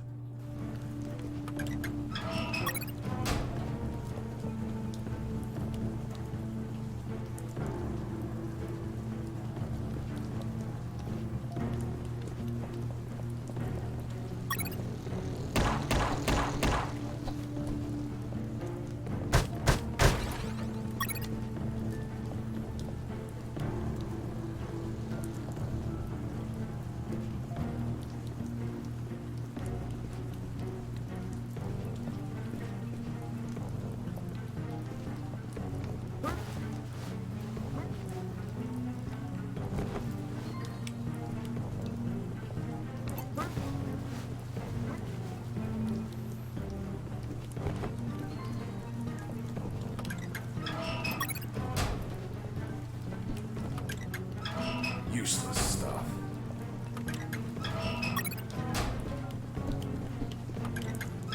Nothing interesting.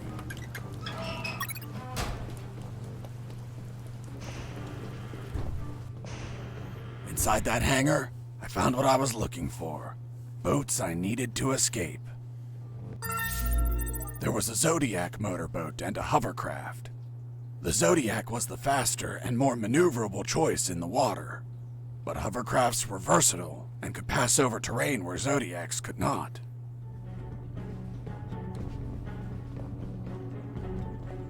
As I checked the hovercraft, I found out that its gas tank was empty.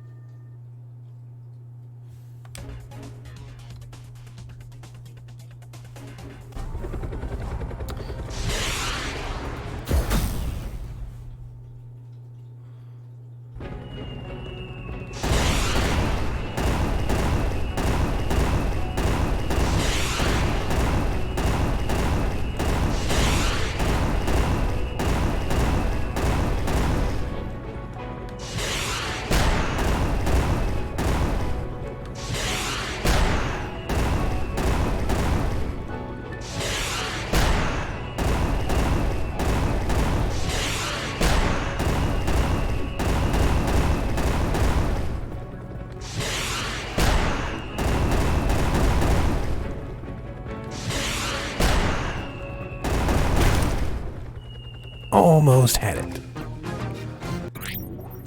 Inside that hangar, I found what...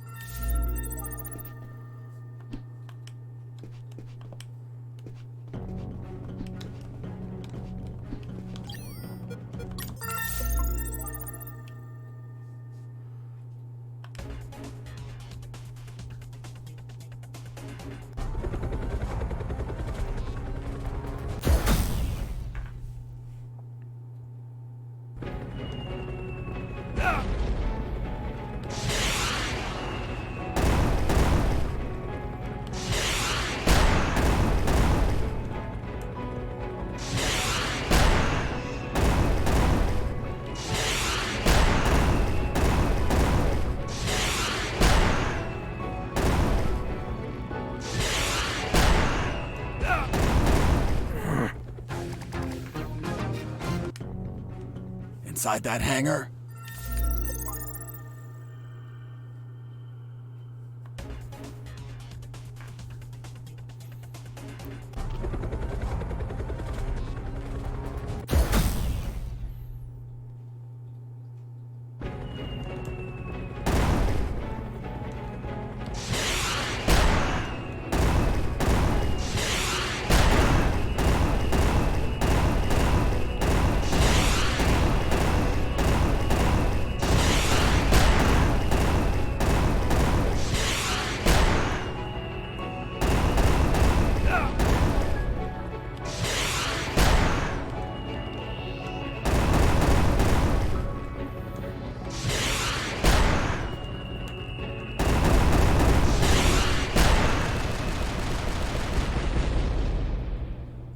Boss defeated.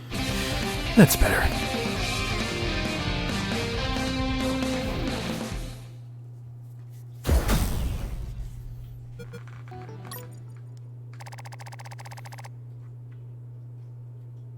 the confrontation with that chopper exhausted every drop of gas I had left.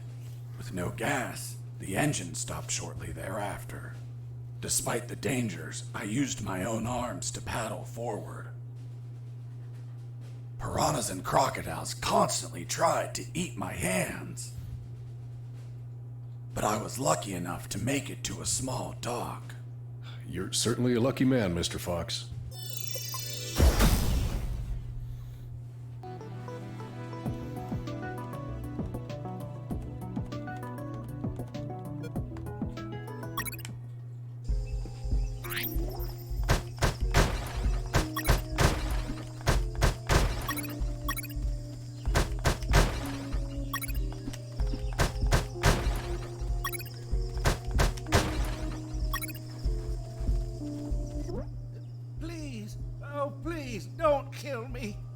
Why would I want to kill you? Hold on. You're not one of those bastards. Of course not. I'm a very nice guy. By the way, what are you doing? Those bastards won't stop building fences everywhere. They think the jungle is theirs, so I cut them to fuck with them. Do you have, by any chance, a van to get out of here? I had one, but they took it away. The old man told me a few stories about that place. It was isolated, with no roads or towns nearby. And most importantly, he told me about what I might encounter up ahead.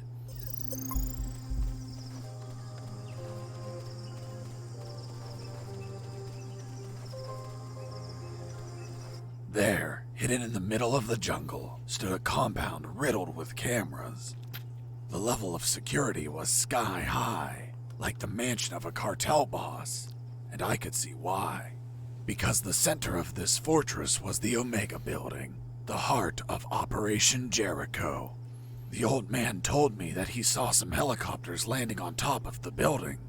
If I stole one of them, that would be my ticket out of there. One thing was for sure. If I was detected by a camera and the alarm triggered, they would put the Omega Building in lockdown and I could kiss those helicopters goodbye. But none of that matters because even though I was already showing signs of exhaustion, I slid in like a shadow and managed to go undetected.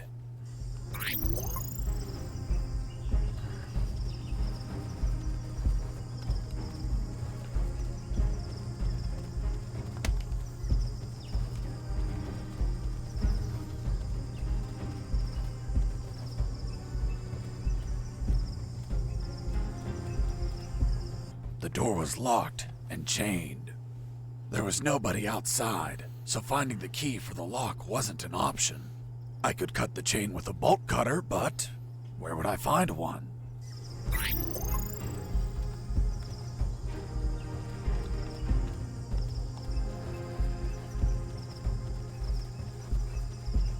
Hello, friend. Give me that bolt cutter. But it's mine. Now, it's mine. Wait. Are you saying that you stole from some defenseless old man? You're a special sort of monster. What? Me? No. I paid him. When I said it was practically highway robbery, I meant... Hello, friend. Hello, Gramps. I want to buy that bolt cutter. But it's mine. How much are you willing to pay? Here are some coins. It's little money, pal. Oh, look. I also have $10 million. Okay. Thank you, Gramps. You're welcome, kid.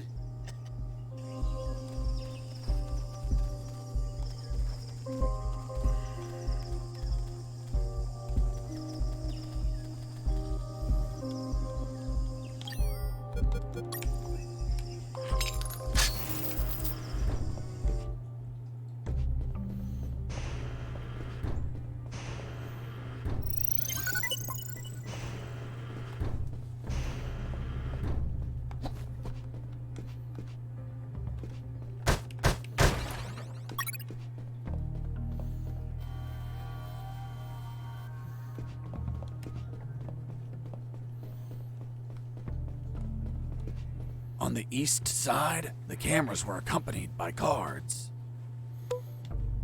I needed to pass without being spotted by Mike or the camera. So, I had to get rid of Mike and leave no witnesses.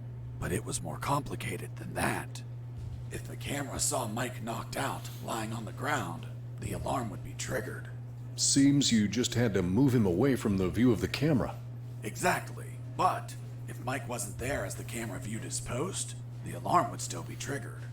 Whatever I did, the camera had to see Mike standing at his post. Quite the scenario. Unless it's an episode of MacGyver, it would be impossible to proceed. Hold on. If you're telling me this, that means you made it through, correct? Well, yes, I managed to fool the camera eventually. How did you manage that? If the camera needed to see Mike, I could just make a copy of him. A clone? Yes. The copy was so perfect, Mike's mother wouldn't know the difference. I made the swap when the camera wasn't looking.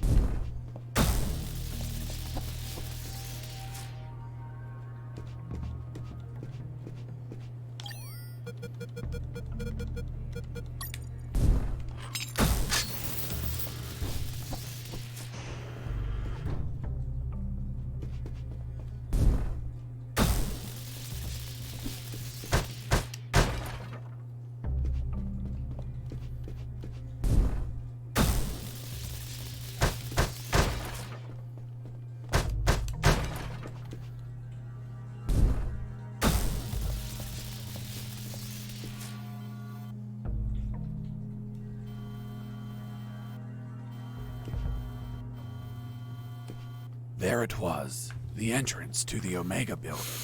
That would be the last place I'd visit on my tour de escape.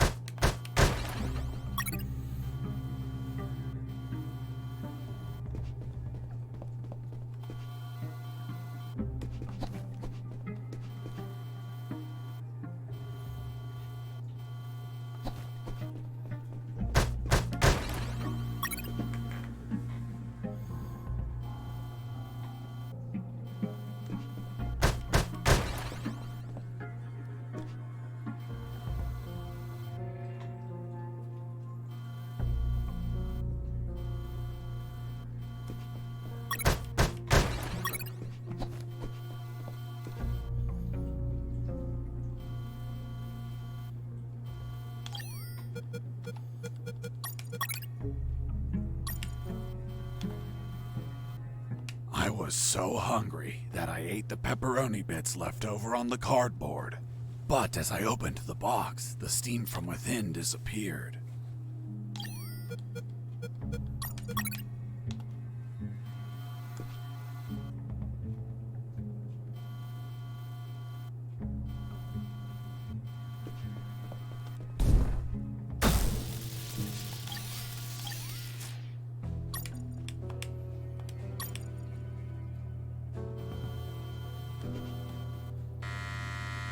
Who is this? I have a pizza here for Mike. That's me, but I didn't order one. Fuck. The pizzeria screwed up again. They must have repeated the last order. My God, they suck at managing orders. And this is so far away. Are you sure you don't want it? It's just out of the oven. Hold on. Show me the pizza. Here it is. Yeah, I see it. What kind of pizza is it? It's a pepperoni pizza. Great. The kind I like.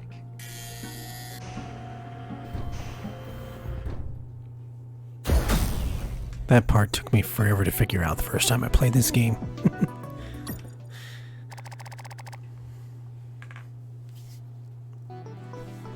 As I crossed the door, I entered into the Omega building, the heart of Operation Jericho. It was a cold, dark industrial place with containers and barrels everywhere. On my right, there was the control room where they monitored the outer cameras. And, of course, the asshole that controlled them. The guy I tricked with the pizza, who was coming over to get it. Reality was going to hit him in the face. Give me the fucking pizza and get out. Of course. You are, friend. I'm not your friend, buddy. What the fuck? It doesn't weigh shit. Son of a bitch. You bake these thinner by the hour. It's empty. Where the hell is my pizza? Look at what's on the box. What? Where? I was inside the Omega building. I just had to reach the rooftop and pray that I'd find a helicopter.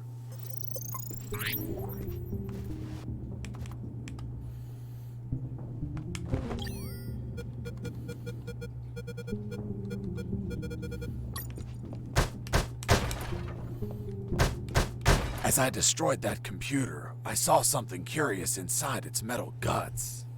It was a thick cable and a sign that said ground floor alarm cable, do not cut.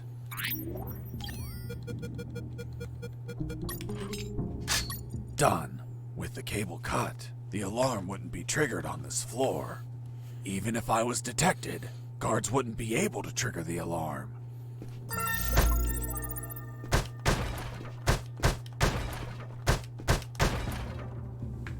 Alright, I thought there might be something in there, but I guess not. They put a lot of effort into the security of that compound. The guards weren't the typical ones I've encountered before. They were ex-Terminator guards. The ultimate robot technology. Titanium endoskeleton covered with organic material to look like humans. Programmed to kill with no regrets or doubts.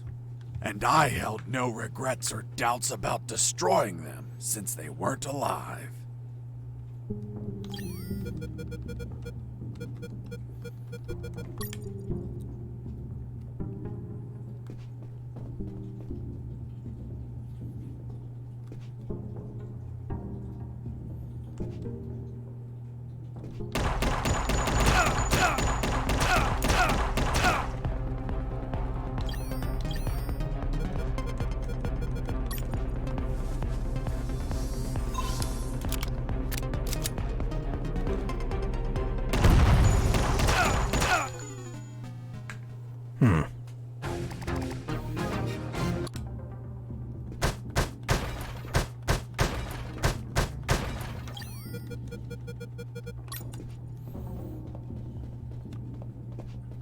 They put a lot of effort into the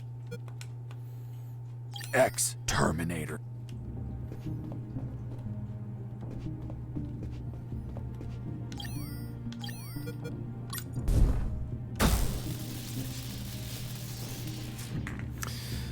Why didn't I think of that beforehand? I heard something.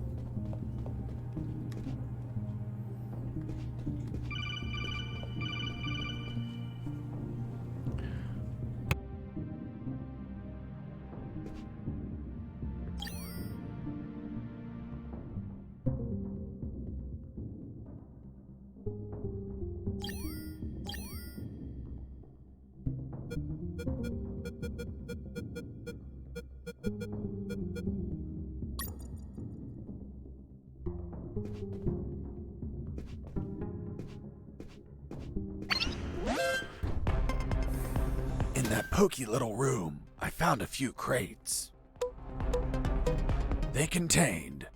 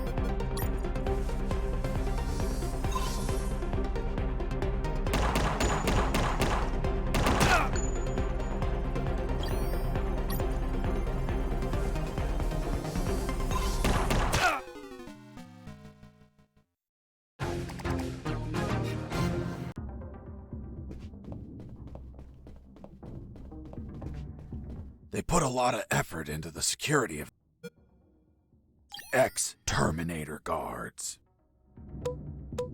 The ultimate robot technology. Titanium endoskeleton covered with organic material to look like humans. Programmed to kill with no regrets or doubts. And I held no regrets or doubts about destroying them since they weren't alive.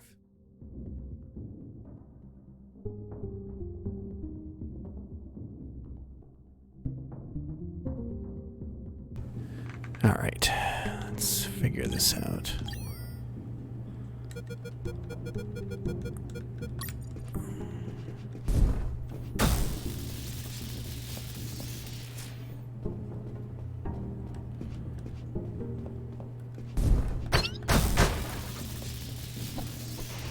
I heard something. Wasn't there a fox here?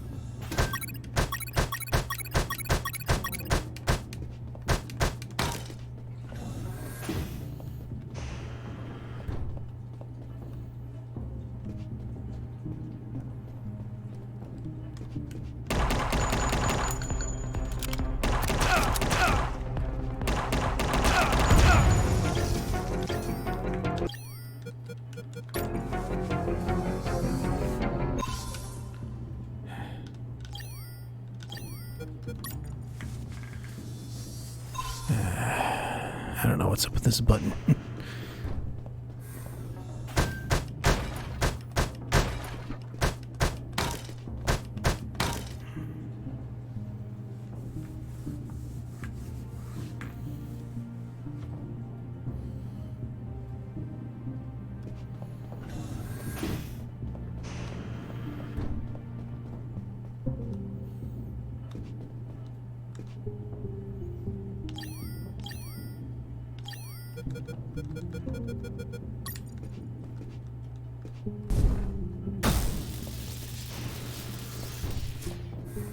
In that pokey little room, I found a few crates. They contained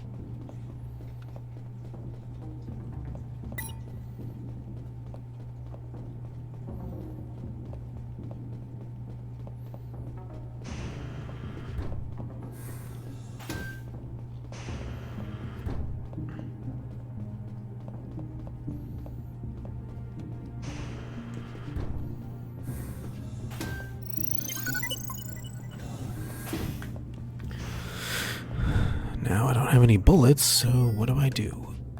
I heard something.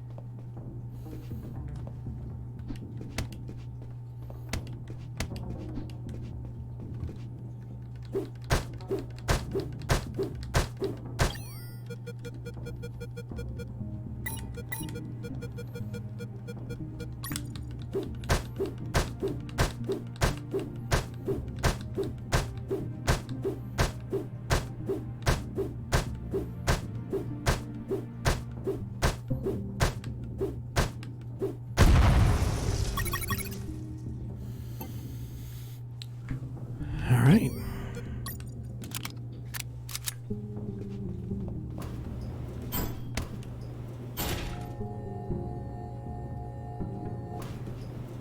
Welcome to the basement. Thanks. Who are you?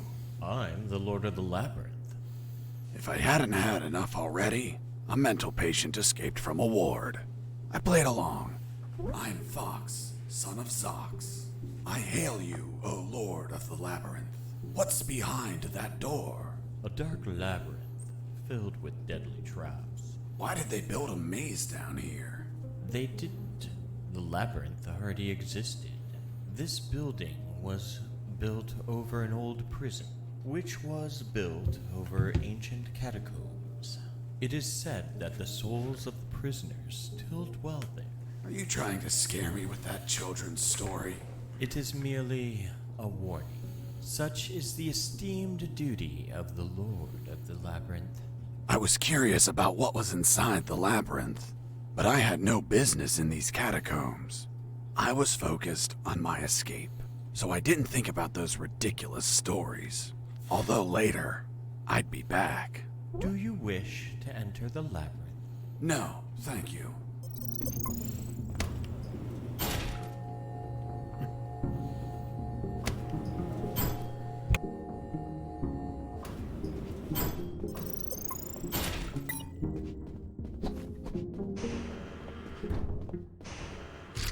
Freeze! Hands up! What happened with Dr. Hoffman is kinda long to explain. Do you want me to summarize it? We've been here several hours, Mr. Fox. Please skip what's not key to your story. Now, I want you to drop that fissile core uranium-235 isotope sample. It's okay. Don't get nervous. Now turn around. Slowly. I'm afraid I can't turn around slowly. Because we're working in a 2D environment, I can only turn in multiples of 90 degrees. Then turn around 90 degrees twice. So you're the brains behind it all. You won't get away with this, you sick bastard. Operation Jericho will die with you. Everything okay, Dr. Hoffman? Oh God, he has a weapon! Wait, you said Dr. Hoffman? Is your surname Hoffman? Yes? Say goodbye, Dr. Hoffman. Wait, I did it against my will. They have my daughter. If I don't do what they say, they'll kill her. Your daughter? Where are they keeping her? They have her working as a doctor in the Alpha building. The Alpha building. The same one where I met the doctor. Suddenly, I pieced things together, and everything made sense. There were 2 doctors in that building, although I never saw this man's daughter. Not mine. Not mine either. Excuse me one moment. Hello, honey. This is not a good time. It's never a good time for you, Dad. I know. But my current situation is particularly disastrous. Why? Because a man is pointing his gun at me. What? Who is he? I don't know. He doesn't seem like he's from here. I think I know who it is. Ask him if his name is Jesse Fox. Hold on. Pardon me. Are you Jesse Fox? Yes. Yes, it's him. Damn it all to hell. Do you know him? Honey, are you there? Hello? She hung up. Oops. Now it's mine. Jesse Fox here. Over. Can you tell me what the hell you're doing? Doctor, hey, hello. How are you? Not very happy knowing that you're aiming a gun at my father. What? Your father? Yes! Doctor, this is not your father. What do you mean? Of course he is. That's what they're trying to get us to believe. In truth, he's the father of another doctor that works in your building. What? There are no other doctors. I'm the only one here. They're trying to make us believe that too. They're manipulating us. Is your father, by any chance, an expert in nuclear chemistry who works in the Omega building? Yes, he is. The evidence finally collapsed in on itself. Besides 2 doctors, there were 2 scientist fathers. The one in front of me who also had a doctor daughter, and the doctor's father. Really? Then explain something to me. How is it possible that someone like you, dedicated to looking after others, has a father that is involved in the annihilation of millions of people? What are you saying? My father is a good man. He's a brilliant scientist, not a killer. Well, the man in front of me is working with uranium for nuclear weapons that will be used to annihilate entire cities. What? No, this can't be. You see? I told you he wasn't your father. What should I do? Do I kill him? What? No! Tell him that... Doctor, I can't understand you if you cover your mouth. Doctor? She hung up. Why did you tell her? Now my own daughter will hate me. Don't worry, she wasn't your daughter. She was the other doctor. What are you talking about? They're the same person. That's what they're trying to make us believe. They're toying with us. Where is the rooftop? Above? Don't be an asshole. I know that. I mean, how do I reach the rooftop? And don't stall me, understood? Another stupid answer and I shoot. I don't think you'll do it. You don't look like an assassin. Really? What have you done? Fuck, it was an accident.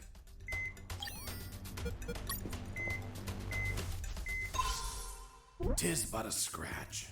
Come on, my friend. Stand up. I'm going to repeat the question one last time, and this time I won't miss. Excuse me. You didn't miss. You hit me. That's true. Then this time I won't heal anyone. How do I reach the rooftop? There is a lift that reaches the rooftop. You just have to keep going up as much as you can. But you will need a level 4 access card to go out. Well, in that case, give me a level 4 access card. We don't have one. We just have level 3 access cards. I swear. Fuck. I'll have to search for it. In the end, I talked to them about my escape, about Colonel Harris, and the promise I made to him to call the cavalry if I managed to escape. That gave Dr. Hoffman and his team some small hope of rescue. He promised to delay the preparation of the uranium that would be used in Operation Jericho for as long as he could.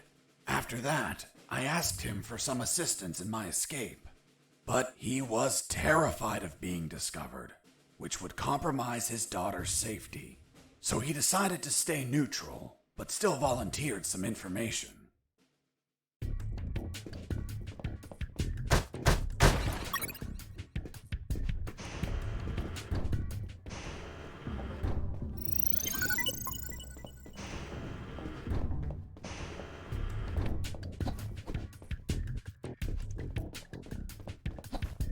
You're not going inside, are you? I'm just going to have a quick look. Are you crazy? Without an anti-rad suit, you will die in just a few minutes.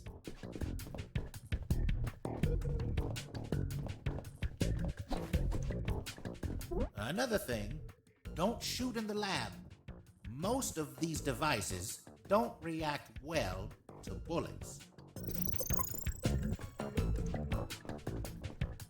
Be careful in there. There are patrols of mechanical spiders. They can see in every direction. Can they be shut down somehow? Only with an electromagnetic grenade, but it would only last a few seconds. Enough time to let them taste my fists. Thanks for the warning. Please carry on with your genocide work.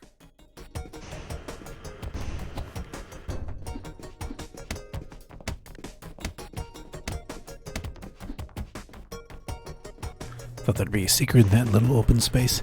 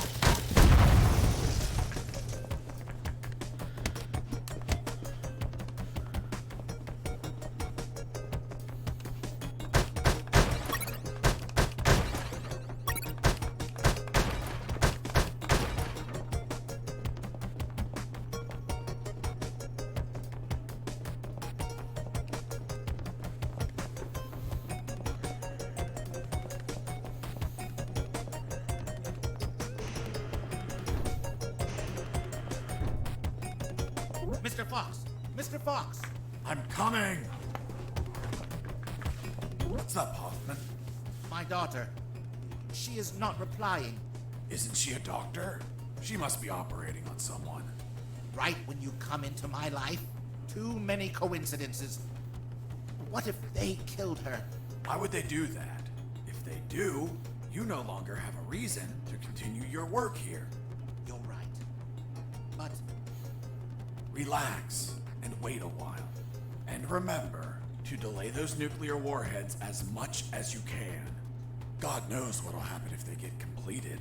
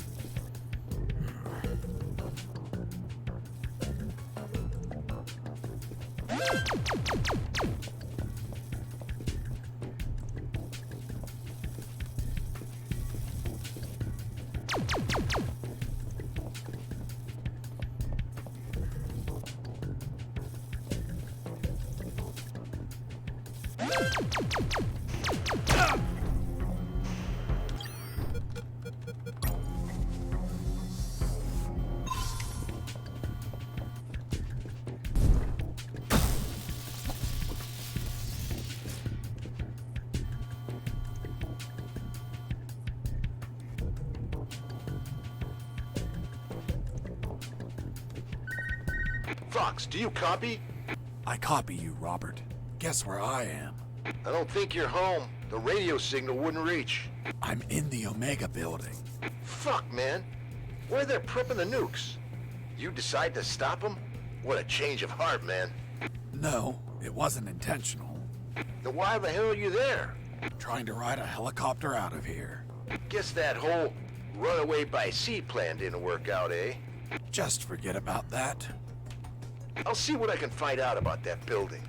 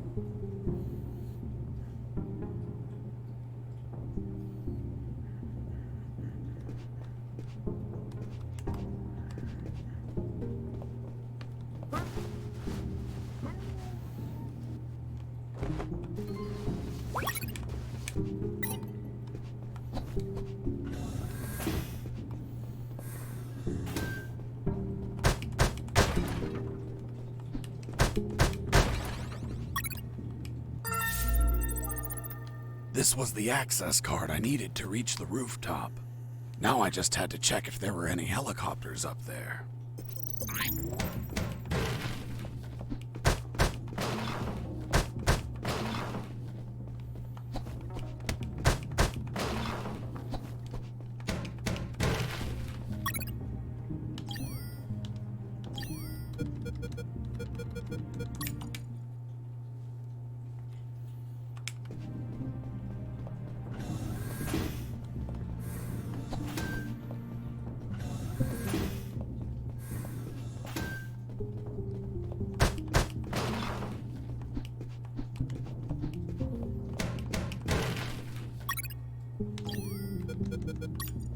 fifth document was a shopping list.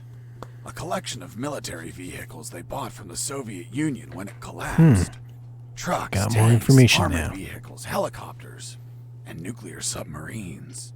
Submarines like the one that attacked me. Now they have one less. The fourth document was the logbook of a mini... Jesse here. Do you copy? I hear you.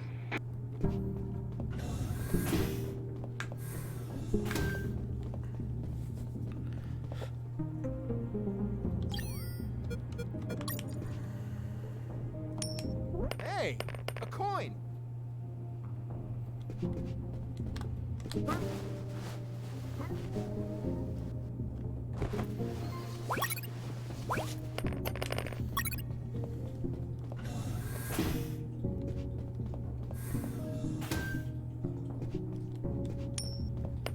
Hey, a coin.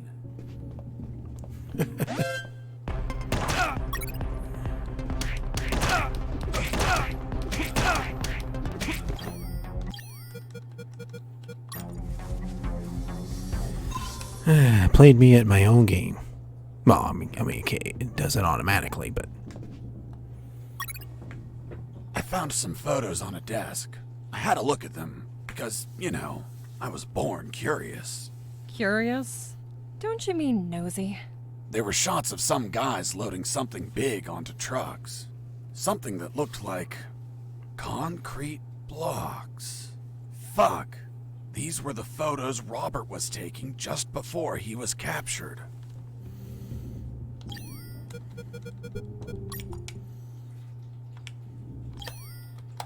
Robert, still there? Yep. Guess what I found? The love of your life? Your photos. Oh, really? They didn't destroy him?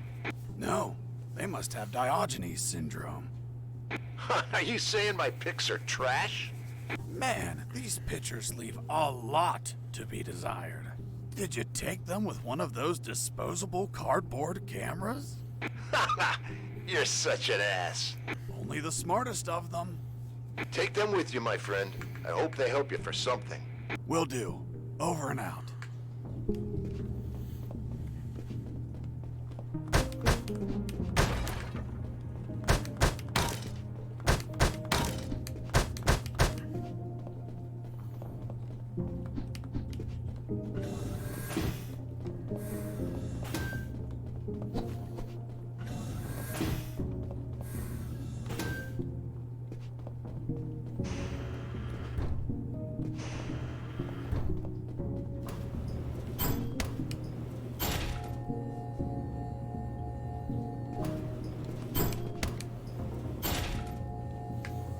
Actually, now that I remember, I think there's a door on the first floor where that required a level 4 card.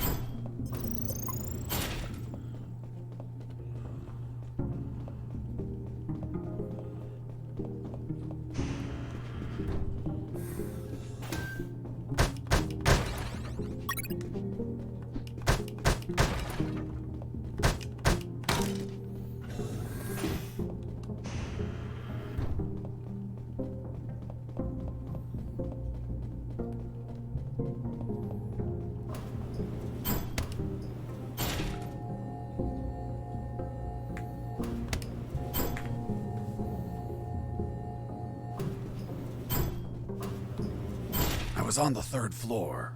There were guards keeping watch on the whole level.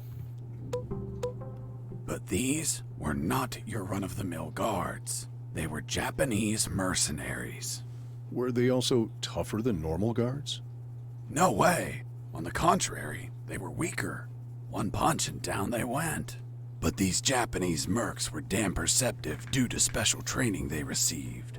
Their unique awareness was twice that of a normal guard, an angle of 180 degrees.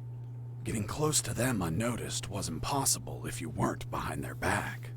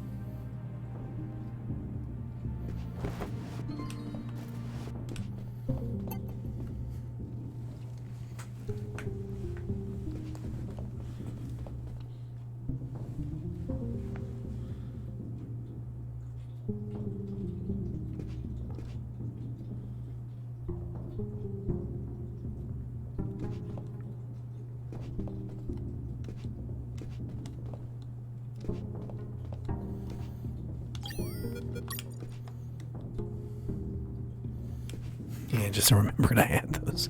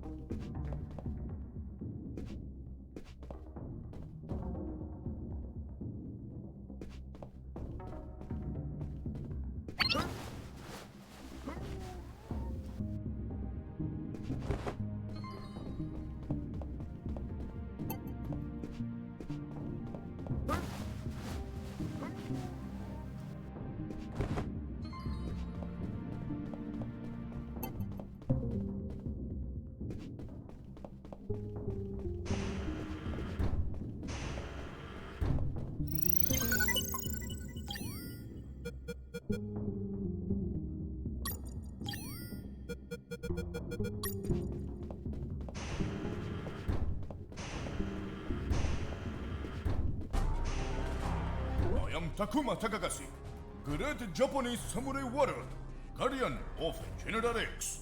If you're the boss of those assholes, know that they couldn't take 2 punches.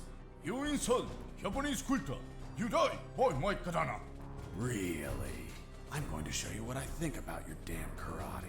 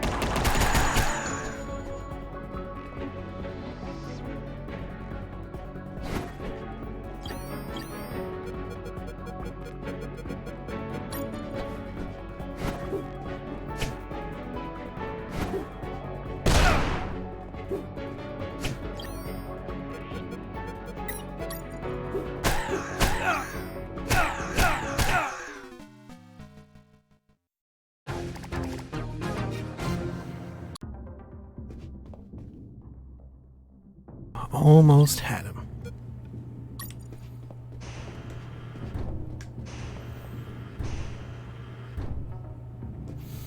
You know what? Before I go further, I think there's another area that...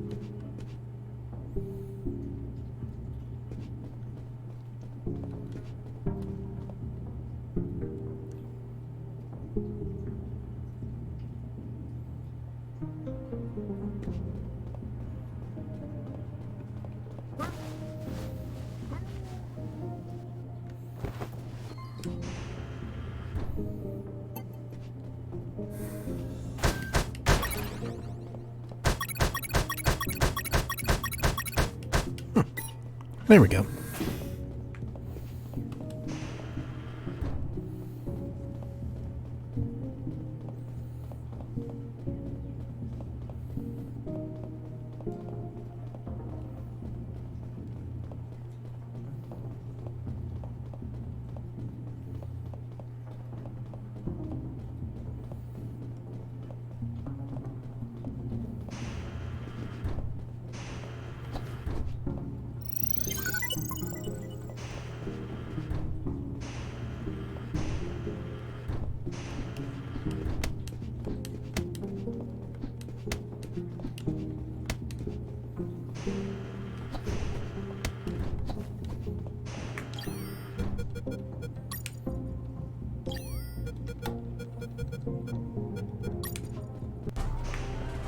I am Takuma Takagashi, great Japanese samurai warrior, guardian.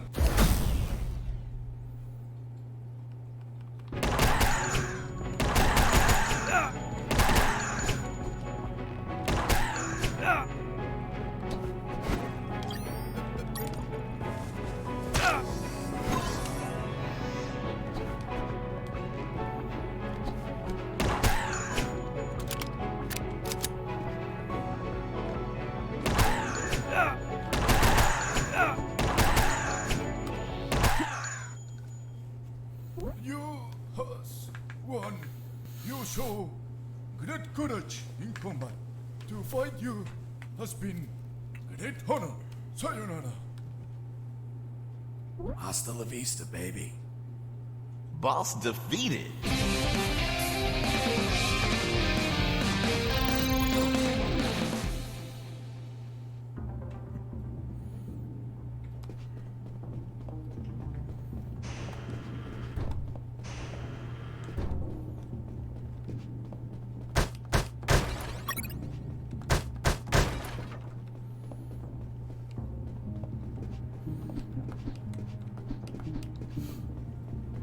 Hey, Mike.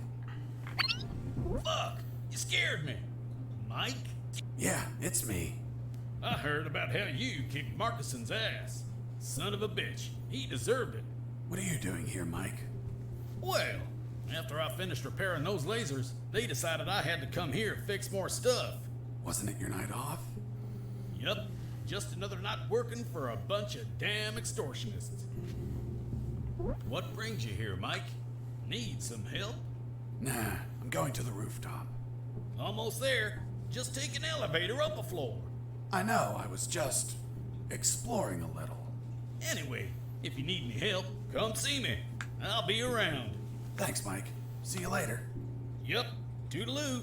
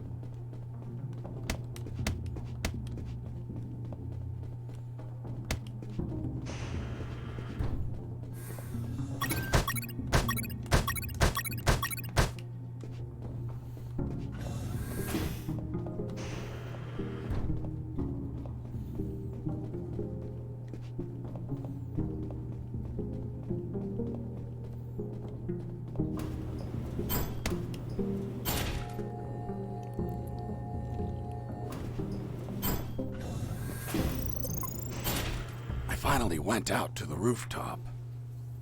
As I stepped out, I observed details that would be missed by mere amateurs. But to a trained eye like mine, nothing ever goes unnoticed. First off, there was a communication antenna to my right. Right? You mean on the left? I was looking south, so your left is my right. Of course. Continue. Another key detail. There were 4 guards.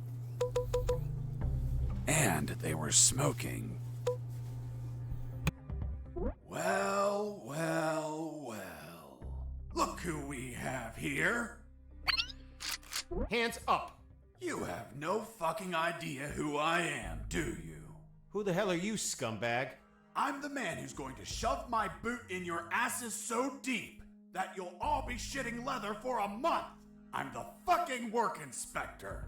Military Internal Affairs. What?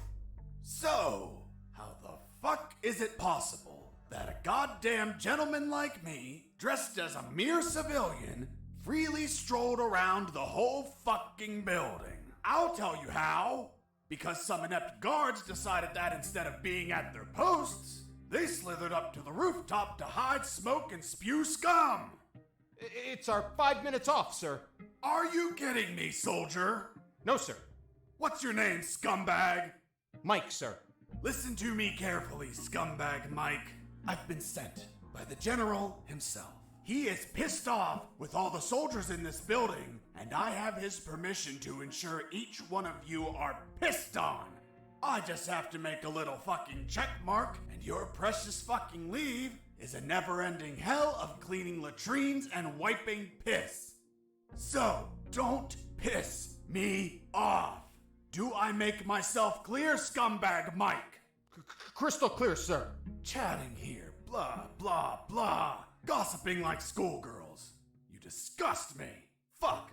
Imagine if I was a spy or a prisoner who managed to obtain critical information, and I was pretending to be a work inspector in order to steal a helicopter and escape. What do you think would happen, scumbag Mike? Sir, it would be a non-authorized takeoff, and it would be shot down by the surface-to-air missiles. And you think he couldn't avoid it? Only if he disabled the communication with the missiles, sir. I see. And how would he do that? Sir, disabling the communication antenna that communicates with all surface-to-air missile batteries. And then he just gets away. What kind of shitty security is that? That's it? This is all going into my report. Heads are going to roll. Please, sir, don't rescind our leave. We have children waiting for us. Fuck! You have children, and you're smoking? You call yourself a father, scumbag Mike? I have good reason to keep you from your kids. No, please. I'll give up smoking. I swear to God. Swear to me. I swear. I swear. I'm magnanimous. I will turn a blind eye to this indecency. But the day you hold another cigarette will be your last. Thank you, sir. Take a look at this floor. It's littered of cigarette butts, you pigs. Have you been tossing these without putting them out? You'll burn the building down. Not to mention the pollution. And what happens if a passing child gets burnt from these? Fucking swine. Lean down, little piggies, and collect all these cigarette butts. With your mouths. Now. Yes, sir. You too, asshole. Yes, sir. Now, get out of here and go back to your posts. Yes, sir.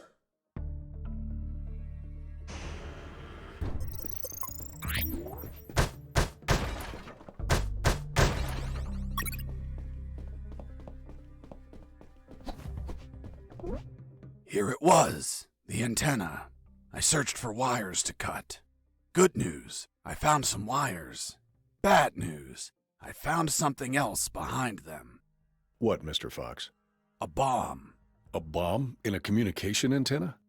Exactly. I thought someone before me placed it there to sabotage the tower.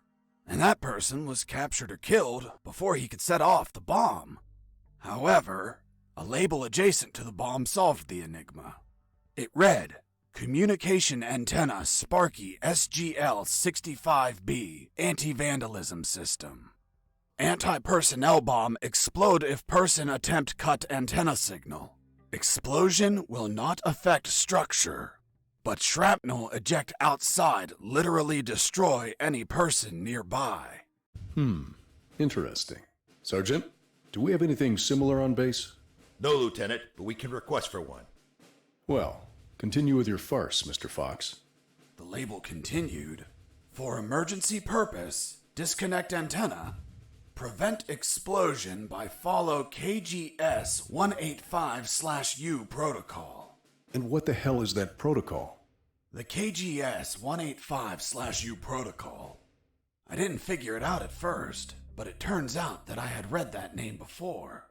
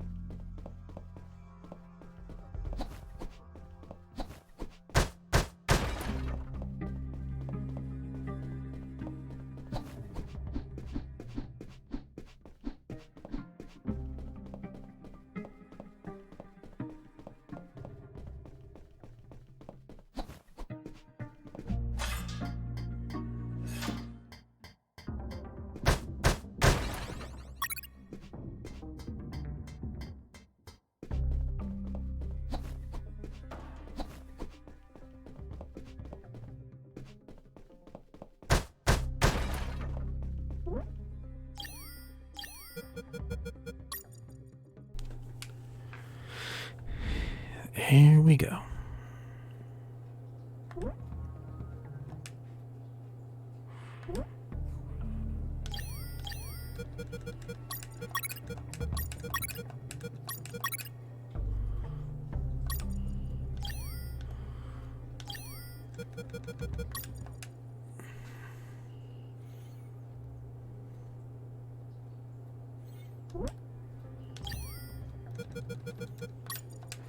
I use the wire with clamps to connect the...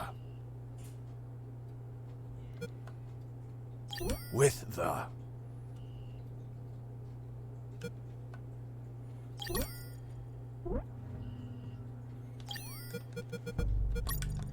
Just gotta make sure I do this right.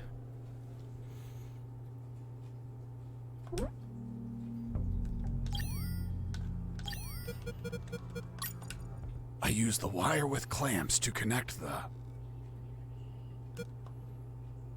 with the...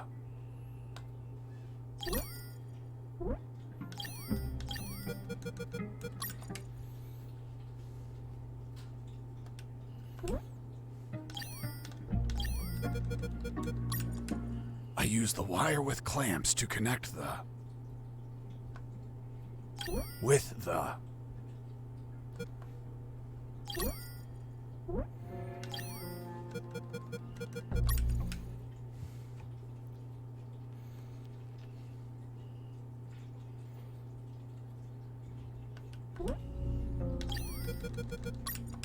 I use the bolt cutter to cut the...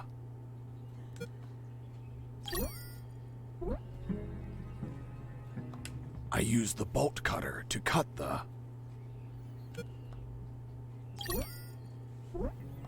I use the bolt cutter to cut the...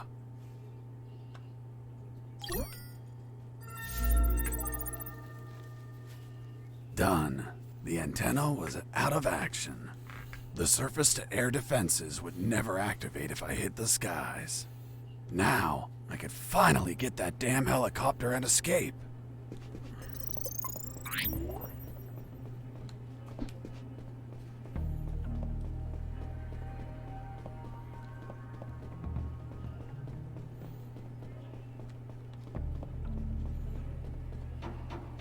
There it was, the helicopter I eventually escaped in, only to have you inevitably shoot it down. But fuck, I didn't have the damn key. I needed it to get the door open.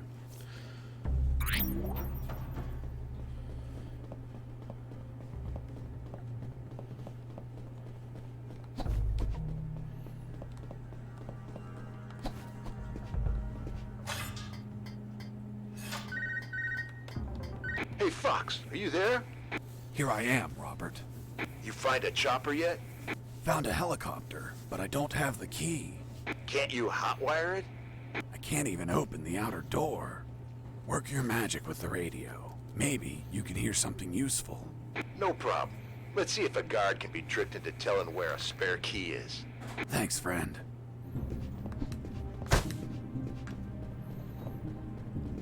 Hey, Mike. How did they bring you here? In a helicopter, like everyone else. Everyone but me? Mike, I'm looking for the key to that helicopter. Well, General X probably has it in his office. Is it far? You're right in front of it. That door? Yes. Fuck. Finally some luck. But what? Only General X can open it. Shit. Can't you use your magic? Nope. There has to be a way to get in there. A back door or something. Come on, Mike, think. Wait. His office might have another entrance. A while ago, I was studying the map of this building, and I saw something weird. Weird? What was weird? The office has a private elevator that leads to the basement. Always wondered why he wanted an unlocked private elevator. So you could take the main elevator to the basement and go through there to General X's private elevator? Yup. Thanks, Mike. I'm going to the basement. Mike, wait! The basement is a fucking maze! Take this map with you. You'll need it to get through safely. I answered the call before leaving. Hey, Fox, weren't you searching for a helicopter key? Fuck yeah. You have it yet? Not yet, but I believe General X has one in his office. Why? Because I heard some talk on the radio. They're keeping a copy of that key in a special room. It's somewhere close to General X's office, through a private lift. Don't know what room it is or where, but I know the door is marked with an X. A door marked with an X? Yeah, man. Fucking weird. Thanks, Robert. If I don't find the key in his office, I'll look for that room.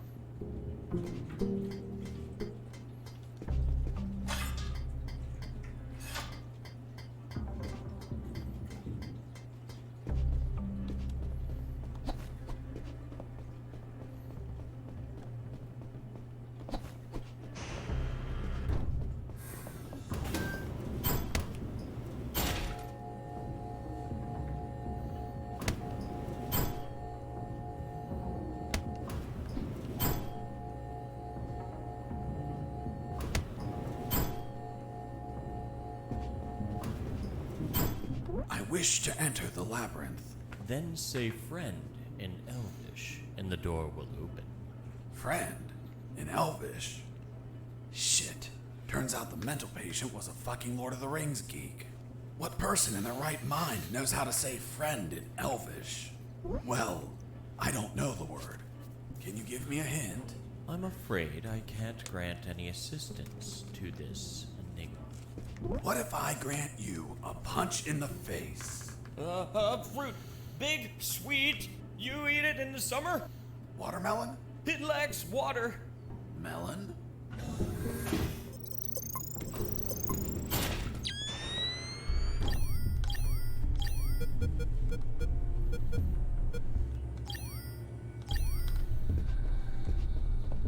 I reached the first intersection. It had 3 exits, north, east, and west. I checked the map. The first letter was E, so I took the path to the east.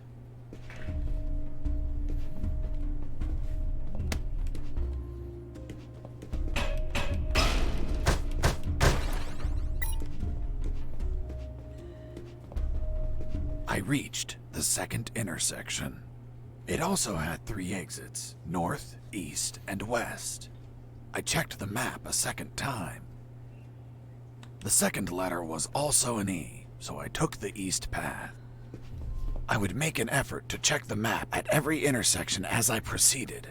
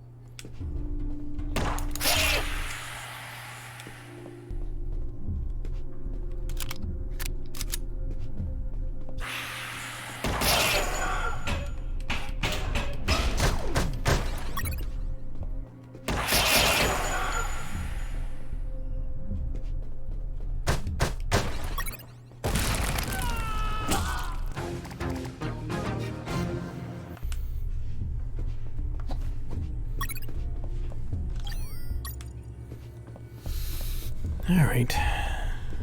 Took a wrong turn. It happens.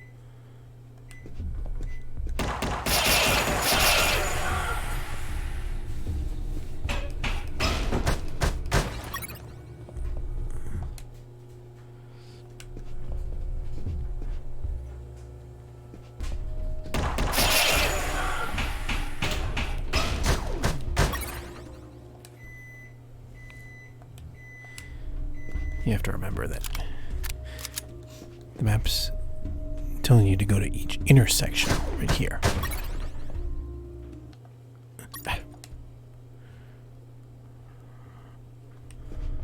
North.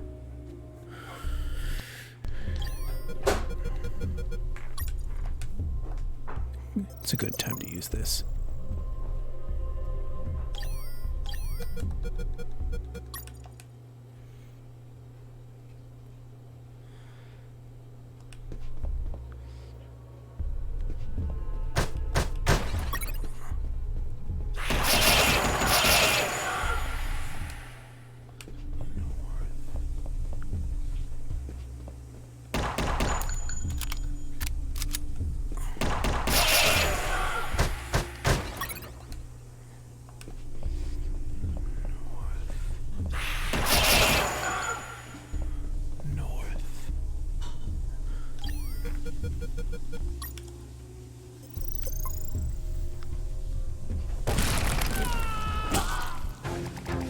Okay.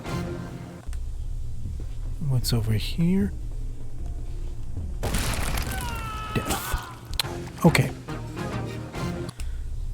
There was something odd about that wall. I found a suspicious brick that smelled like turkey. I pushed it, and...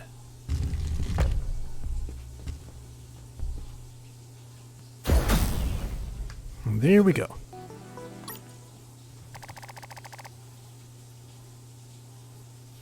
This is I it. entered the secret door and left those dungeons behind. Ahead of me was a less dank portion of the basement.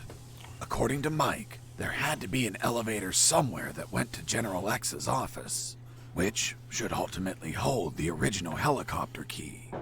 On the other hand, Robert told me that he heard of a special room with an X on its door, which could alternatively hold a copy of that key.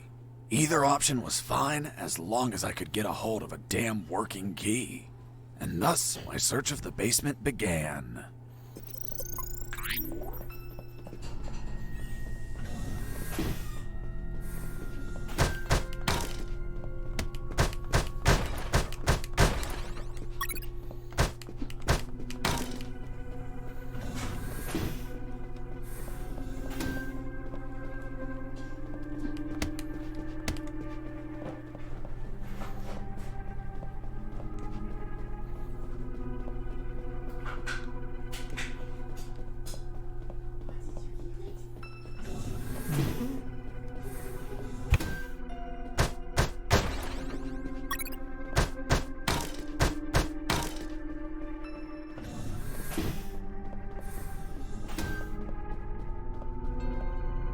There it was, General X's private elevator.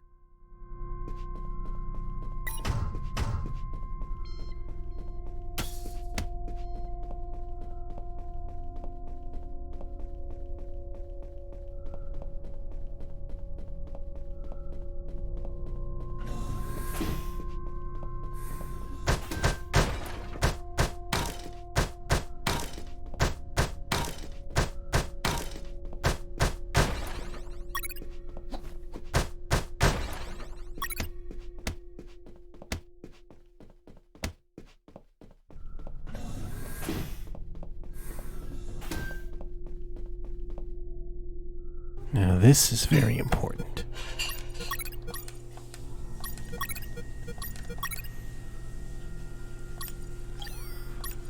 To use the explosive, I needed something to act as a timer.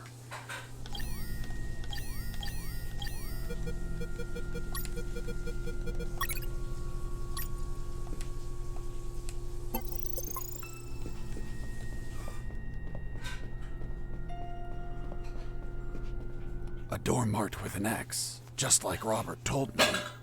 There it was, the secret room where they kept the helicopter key. Why would they keep a key in such a creepy place instead of an office? The more I thought about it, the more things felt out of place. I had a strange feeling, like a gut feeling that something was just wrong.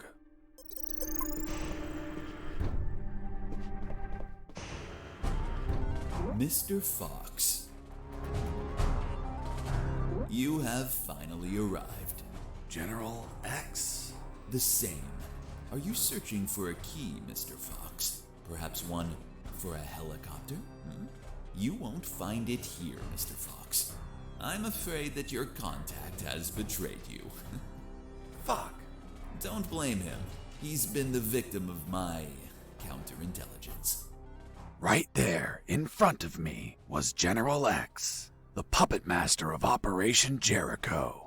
Not only was he a merciless, psychopathic asshole, he was so smart that he could predict my every move. For starters, he tricked me and Robert into searching for this room.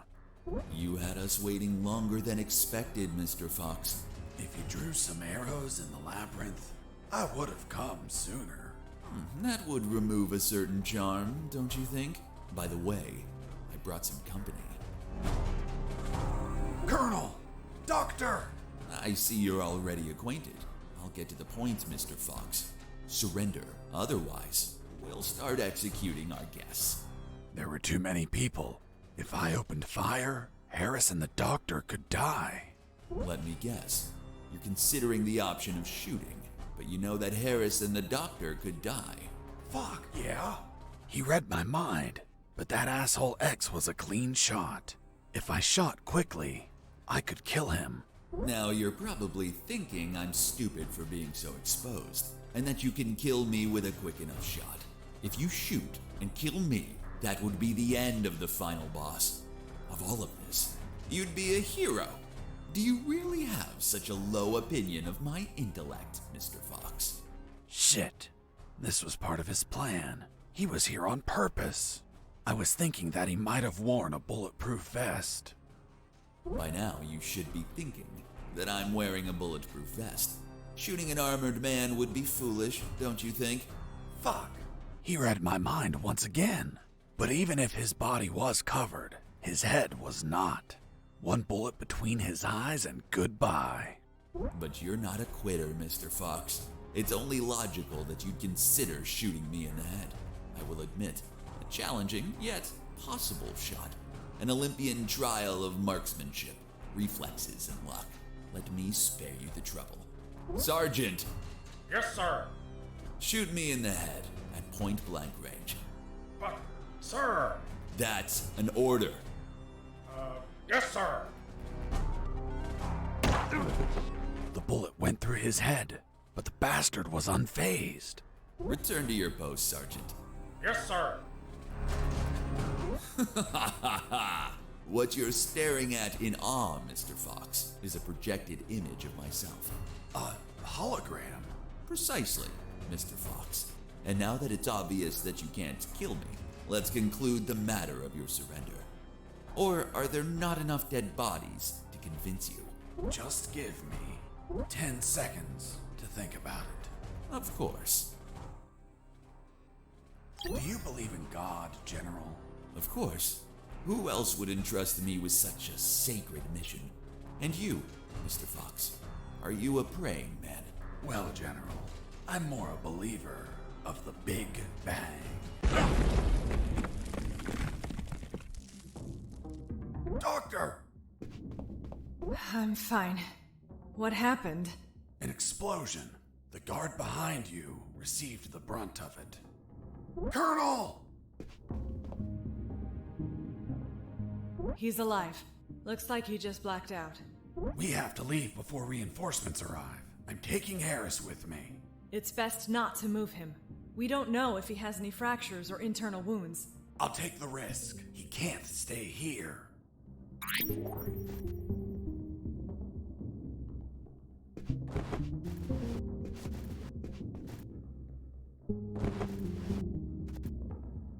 Doctor, let's go! I'm not coming, Fox. Why not? There are injured that require my attention, and I don't want to leave my father alone. What? They were going to kill you! No, they weren't. It was just a trick to catch you. And if I leave, my father won't work and they'll kill him. Run! Go away! I'll come back for you with the cavalry. You have my word. I left that room, carrying the Colonel. Wait, you're saying that you managed to rescue Colonel Harris? That's correct. Well, Mr. Fox, let's see what you invent to remove him from this story. Lieutenant, we found a corpse in the remains of the helicopter. What? Who is he? We don't know, Lieutenant. It was totally carbonized by the fire. Take him to the lab. I want a forensic analysis done yesterday. Do you understand me, Wachowski? Yes, sir. Fuck. We killed Colonel Harris. May God forgive us. No, he's not Harris. The colonel died a month ago in an ambush. These are his personal belongings, his dog tag, his watch. Don't you remember, Sergeant? We found them on his corpse. That man has never seen the colonel. He's just trying to confuse us with his lies. Fuck's sake, he has absolutely no evidence for what he's saying. I have this. But what? If I'm not mistaken, it's a graduation ring for the 48th Commission of Officer Candidate School. Colonel Harris graduated in the 48th Commission of Officer Candidate School. Sergeant, you don't believe him, do you? With all due respect, sir, I only said that Colonel Harris graduated in the 48th Commission of Officer Candidate School. He's trying to fool us, Sergeant. I remind you that there are more rings like this one. Yes, but not with the same smell. It reeks of shit. Sir, permission to smell the ring? Fuck. It smells just like Colonel Harris's anus. What? How the hell do you know what the colonel's anus smells like? I'm not authorized to reveal that information, sir. Fuck. This is getting out of hand. Mr. Fox, continue your story. Let's see if we can finish this once and for all.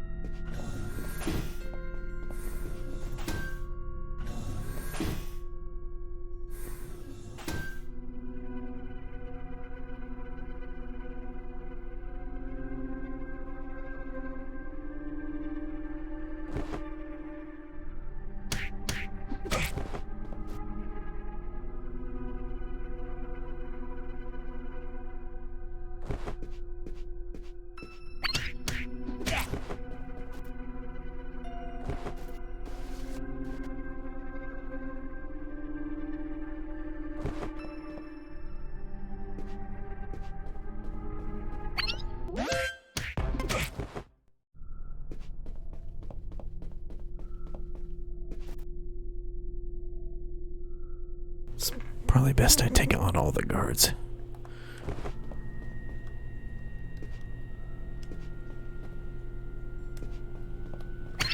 Hurts.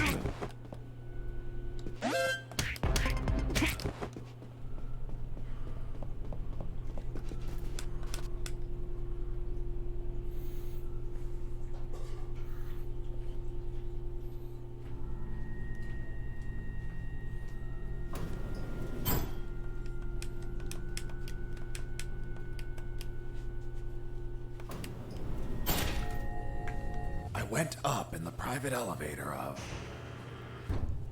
Lieutenant, they found a bullet in the carbonized corpse head. A bullet? So it wasn't us after all. Colonel Harris was murdered. Hey, friend, don't look at me. I haven't killed anyone. I'm not your friend. For fuck's sake, shut up. Wachowski, send the bullet to Science Officer Hollister for analysis. And tell him to collate it with the gun Mr. Fox had on him. Maybe we'll have a surprise. I want the results of that 5 minutes ago. Understood? Yes, sir.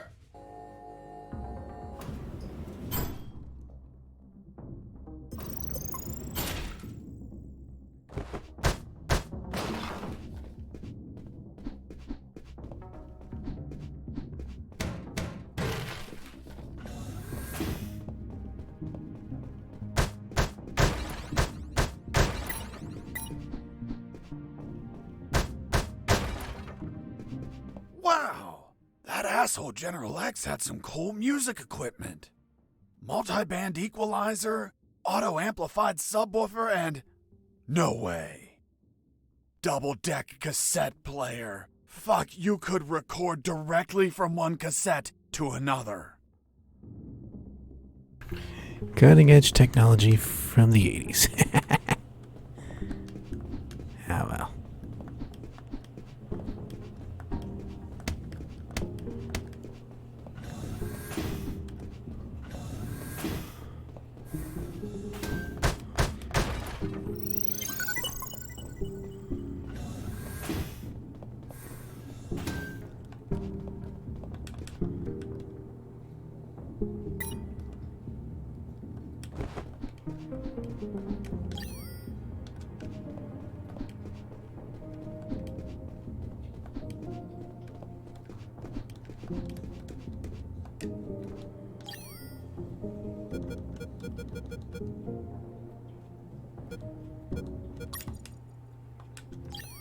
Jesse here. Do you copy?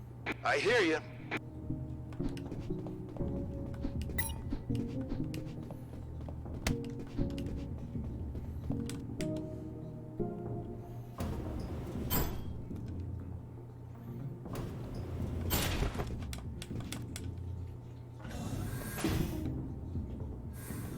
Fuck!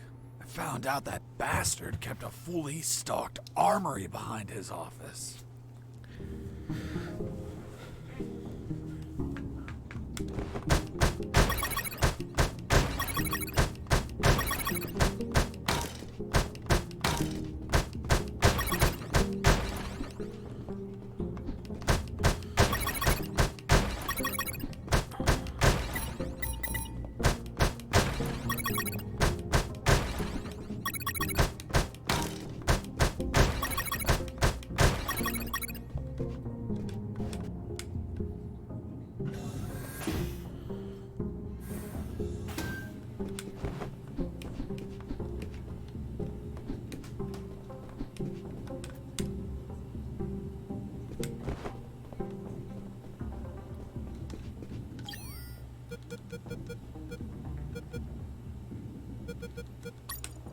It wasn't wise to use weapons there.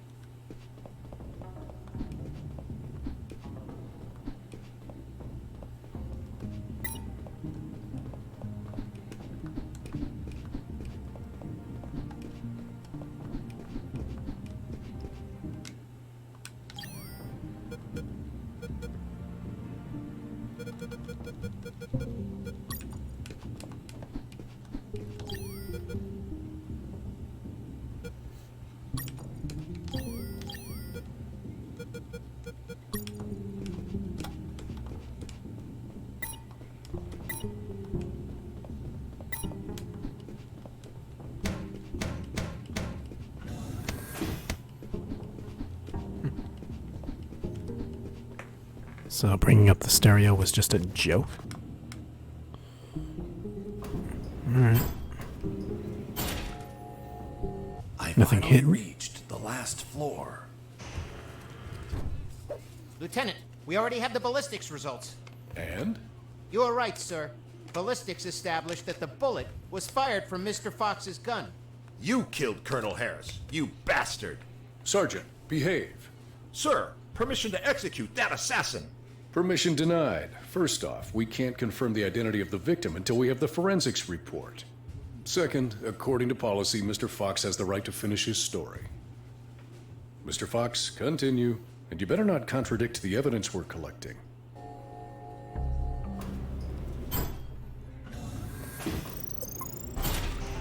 Mr. Fox, leaving so soon and without a farewell.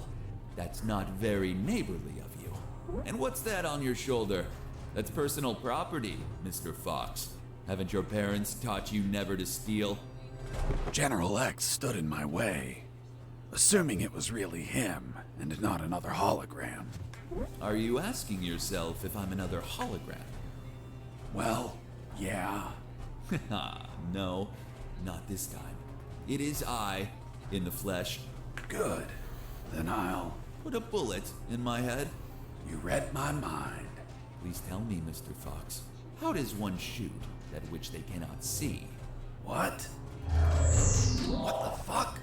Do you like my new device, Mr. Fox? Optical electronic hollow camouflage, the latest in nanotechnology. Obviously, if you start firing randomly, there's still a chance I may be hit.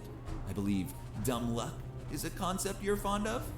So if you don't mind, I invite you to expend some ammunition with some friends.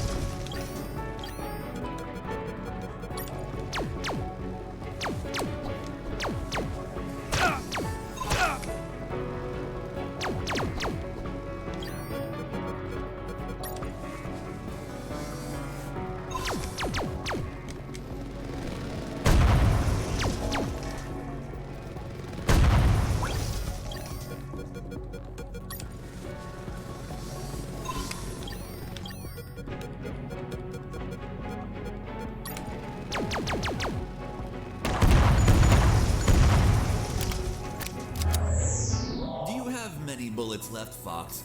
I imagine not. I suspect you've stashed some grenades, though. Let's find out.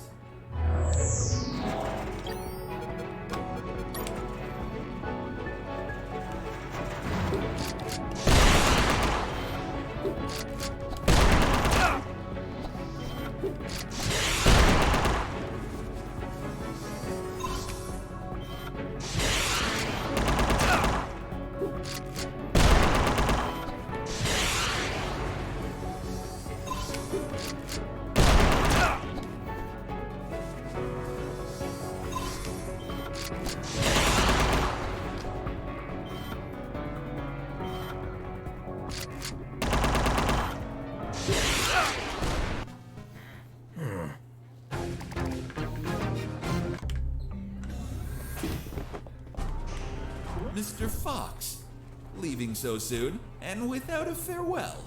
That's not very neighborly of you. General X stood in my way.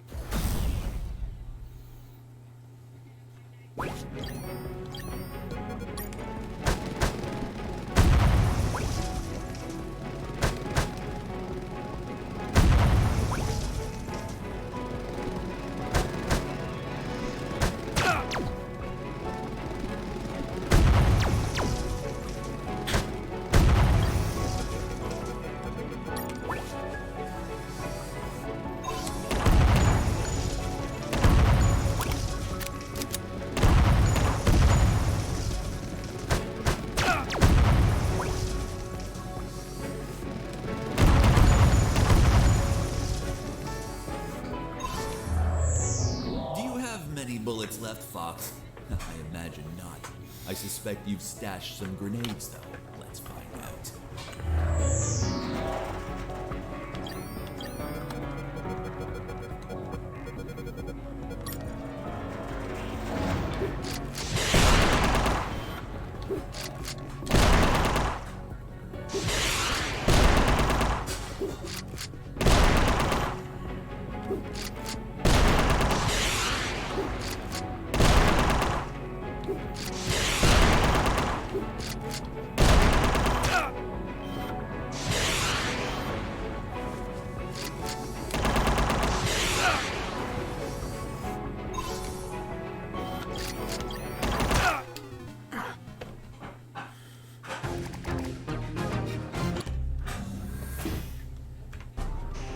Mr. Fox, leaving...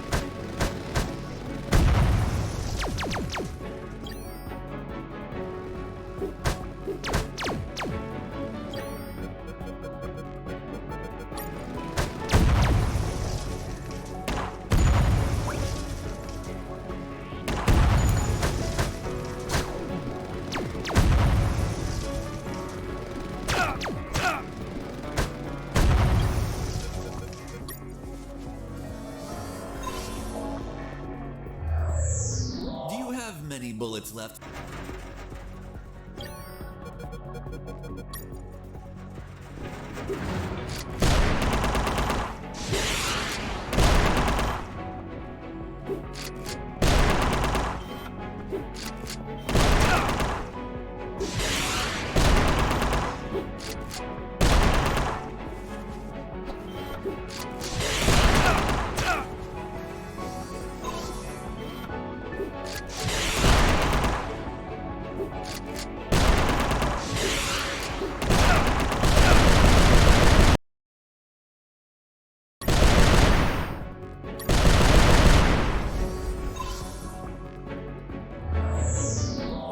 Should be low on ammo by now, which means it's time to comfortably finish you. By the way, I'm sure you may have noticed by now, while you were distracted with my friends, I took the liberty to follow you around and recover some of my stolen property.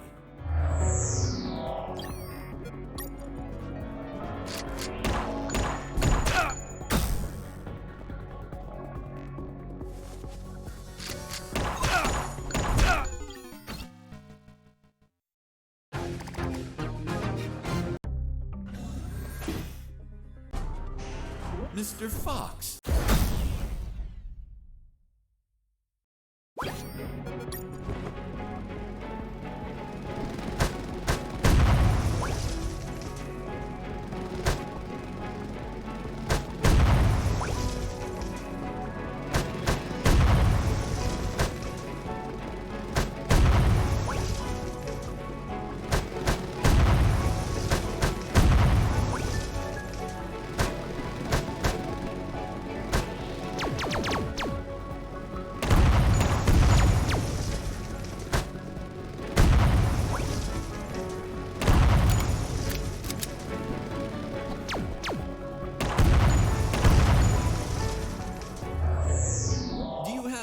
bullets left, Fox.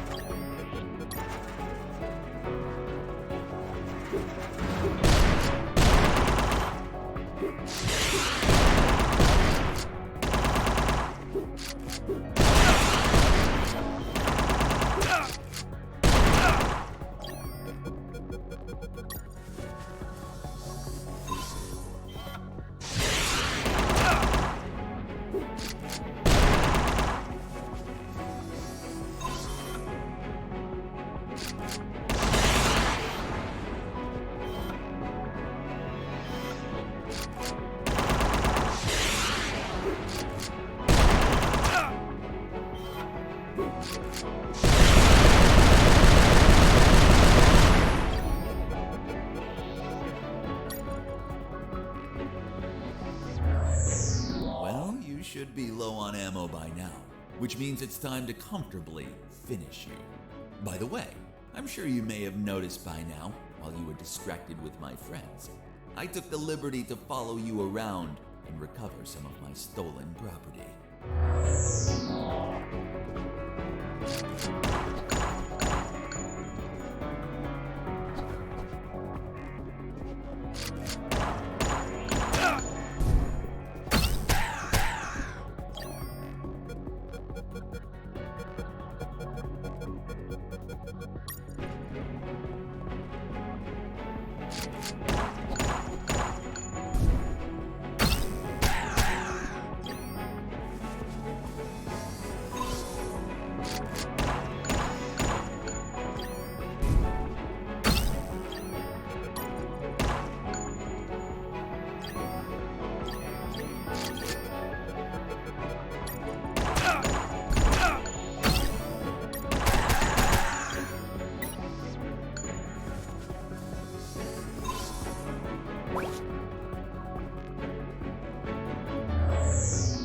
Managed to injure me, Mr. Fox.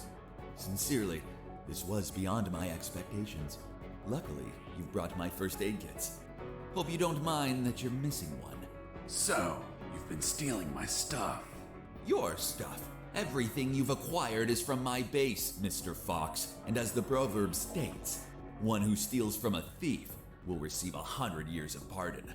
That bastard had been stealing from me while I was busy destroying his machines. And I'm sure he was going to steal more stuff as he needed it.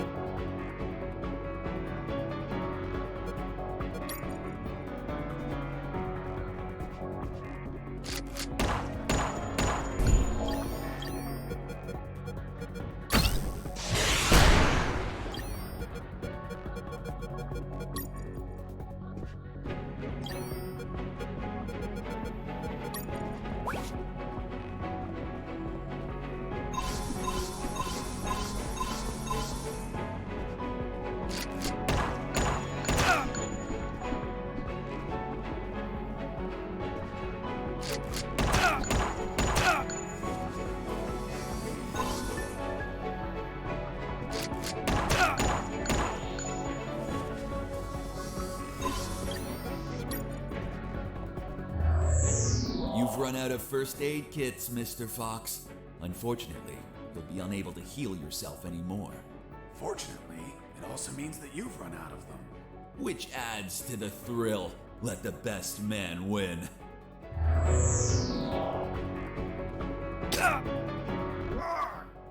What the fuck? You bastard! Mr. Fox, first you complain because I remove your belongings. And now you complain again when I return them? What? Cheer up. I simply gave back your rusty wire. Although, maybe I've been a little brusque. You can find it between your ribs. By the way, Mr. Fox, let's see if you can kill me before bleeding to death. Good luck.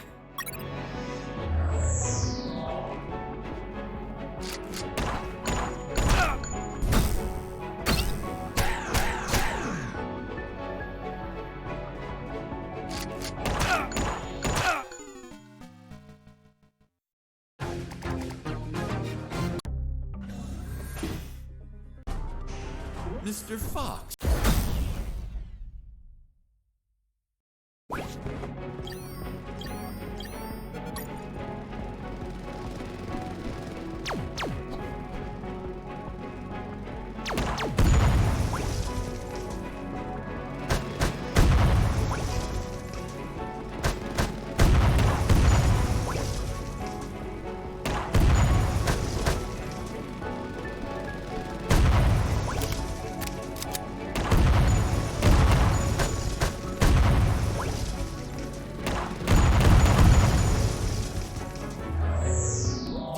Many bullets left, Fox? I imagine not.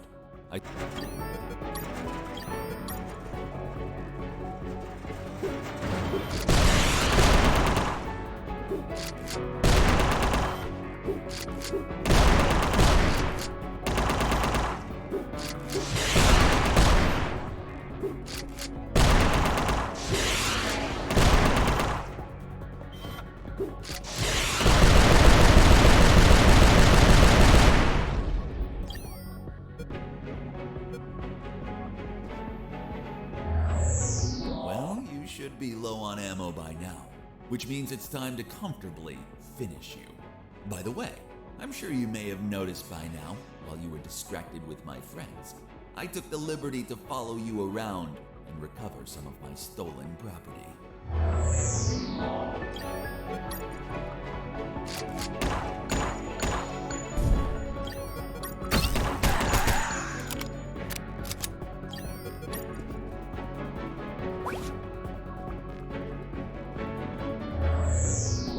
Managed to injure me, Mr. Fox.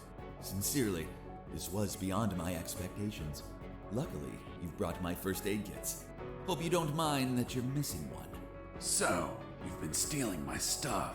Your stuff. Everything you've acquired is from my base, Mr. Fox. And as the proverb states, one who steals from a thief will receive 100 years of pardon. That bastard had been stealing from me while I was busy destroying his machines. And I'm sure he was going to steal more stuff as he needed it.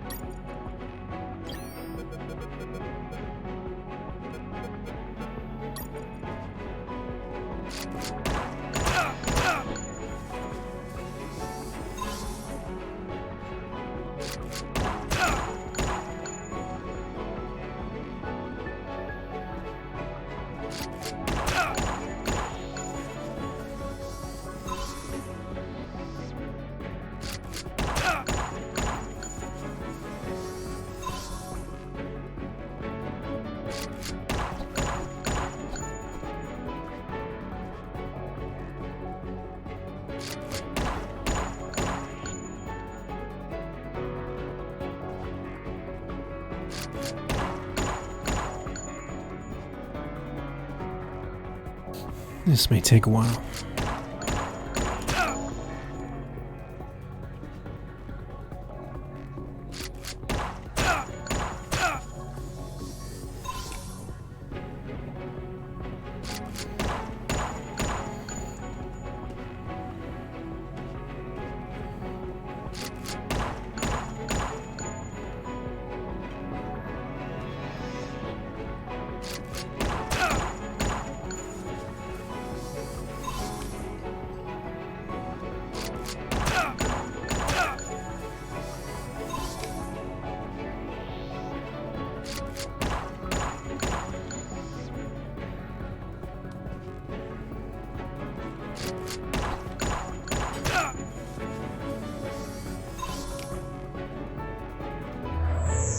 You've run out of first aid kits, Mr. Fox. Unfortunately, you'll be unable to heal yourself anymore. Fortunately, it also means that you've run out of them. Which adds to the thrill. Let the best man win.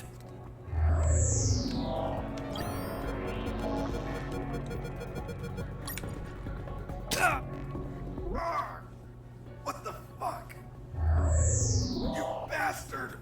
Mr.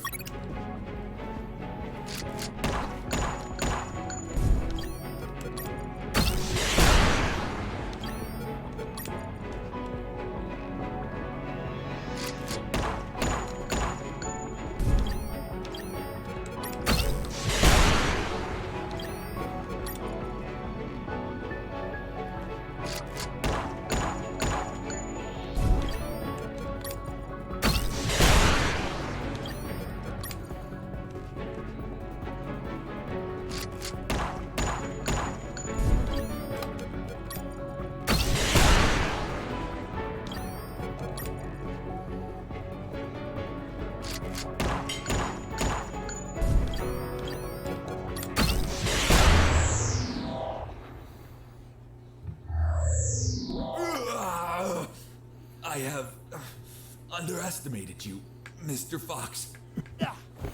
There we go. Defeated.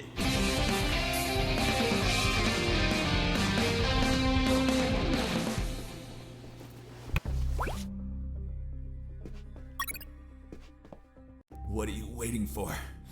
Finish me. Time without paying for your crimes? No way. I'll take you to a trial so they condemn you and lock you in a cell to rot for the rest of your life. I see. Tell me, Mr. Fox, how are you going to take me if you can't move? What? You're so predictable. I knew you wouldn't kill me or let me die. Just like all of my other subordinates, they consistently led you directly into my trap, Mr. Fox. Honestly, I hope you were going to surprise me again, like that little spark in the basement. But once more, the pen is mightier than the sword. By the way, thanks for volunteering to test my new paralyzer. The discharge it releases shuts down the whole peripheral nervous system.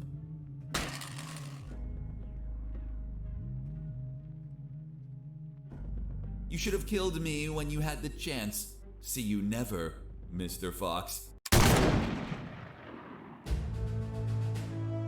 See you never, General X. Are you all right, son? Don't worry. The effects on the paralysis will wear off soon. But it's not prudent to stay here. Come on, stand up, Fox. I'll help you walk.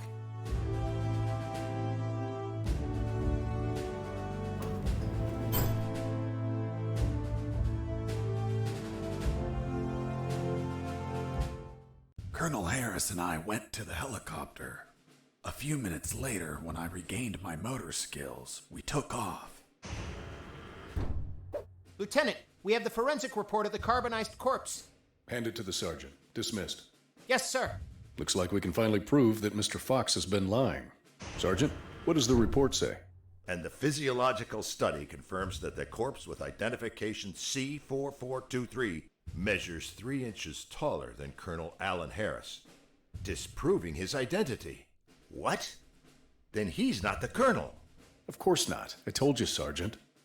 Care to explain this, Mr. Fox? Are you going to tell us that he was tortured on a rack until it stretched him 3 inches? That would be ridiculous. He's not Colonel Harris. I never said he was. You what? You just told us that you both flew away in that helicopter. I told you we escaped together, but never said that corpse was Colonel Harris. In fact, I have no idea who it is. Are you sure you found it in the helicopter? Did you plan it yourselves to incriminate me? Like some dirty cops? How dare you! Enough games, Mr. Fox, enough. We'll find out who you are and then we'll execute you. What now? What the hell is happening in here? Colonel in the room, salute! At ease. Colonel Harris? You're alive. Sir, we thought you passed away. As you can see, Lieutenant, I'm alive and kicking. Why is this man handcuffed?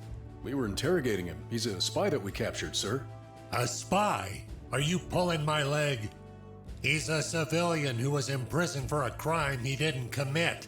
He's also the man that not only saved my life and freed me from the ex-Army base, but also he found classified information about Operation Jericho that will be essential in stopping the ex-Army. For goodness sakes, that man's a fucking hero. Release him immediately.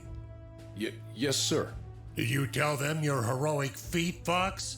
I was at when we entered the helicopter, Colonel. But it looks like they found a corpse in the helicopter. But fuck, I don't know who he is. They say he has a bullet in his head, and it came from my gun. But I haven't killed anyone. That corpse was General X. I killed him with your gun myself. Don't you remember? See you never, General X. Later, while you were regaining your senses inside the helicopter, I retrieved General X's corpse and dragged it to the helicopter's aft. That bastard was heavy. In the air, you know what happened. Hurry up, Fox. They're following us. Don't rush me, Colonel. I'm getting used to the controls. This piece of junk has levers and buttons everywhere. But don't panic. I think we'll be able to reach Allied territory before they catch up. Then I'll call the cavalry. Charlie, Alpha, 54438, do you copy? Damn it, this radio isn't working. Fucking piece of shit. Don't worry, Colonel. As soon as we reach Allied territory, they'll stop pursuing us. Don't worry. Son, with no radio, when this fully armed piece of Soviet junk pings their radar, the first thing they're gonna do when we don't answer is take us down. Fuck. So we'll be shot at if we keep going, or we'll be shot at when we turn around? Affirmative. We're between a rock and a hard place. We'll abandon the helicopter as soon as we cross the border. I'm gonna search for the parachutes. But jumping would still be risky in this jungle terrain. You have them, Colonel? We're nearly there. There's only one, Fox. You jump and deliver the documents to the Allies. Are you insane, Colonel? They won't believe me. And you don't know how to pilot this junk. I'm dead to them anyway. You're young. You have your life ahead of you, son. Take this ring, show it to them. They'll believe you. Fuck, it reeks of shit. Well, that's because those asshole bastards were going to snatch it as they put their hands on me. So I hid it, in the only safe place I had left. My ass. Come on, son, put on the parachute. Colonel, you need to jump and tell them everything yourself. We argued about who had to jump, but I had to admit that Mr. Fox had one convincing argument. Fox, what are you waiting for? Hurry up, son.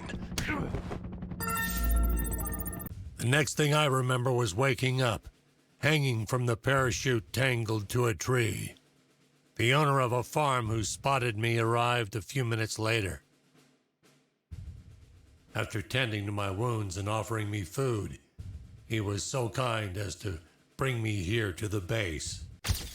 The lieutenant and the sergeant were shocked and immediately apologized. A few days later,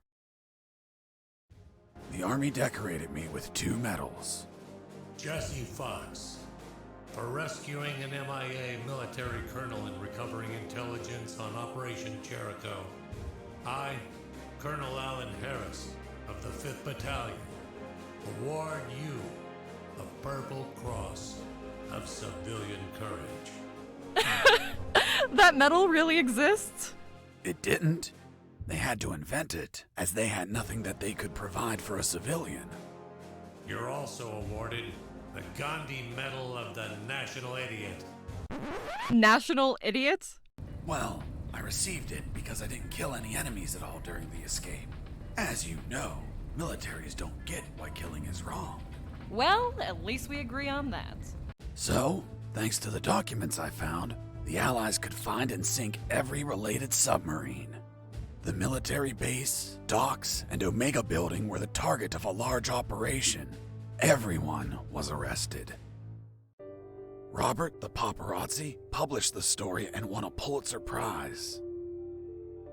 The 2 doctors and their 2 fathers dedicated themselves to finding a cure for cancer using nanonuclear weapons. Wasn't it one doctor? That's what they wanted us to believe. The captain of that boat retired with my $50 million, but he died of gonorrhea the week after. Seriously? Nah, but he would have deserved it. Do you remember Private Mike, the one I found hammered and whose leave I obtained? Well, he could finally visit his daughter for her birthday. Hello? Daddy! And I went back to my old life as a smuggler. The end. Wow. Jesse, that's the most incredible story ever told. My god, you have an amazing imagination. You should be a video game writer. You don't believe me? Not a word. Thank you very much, Miss Incredulous. Hey, who are those guys? Must be an improvised patrol. Don't say a word if they don't ask you anything.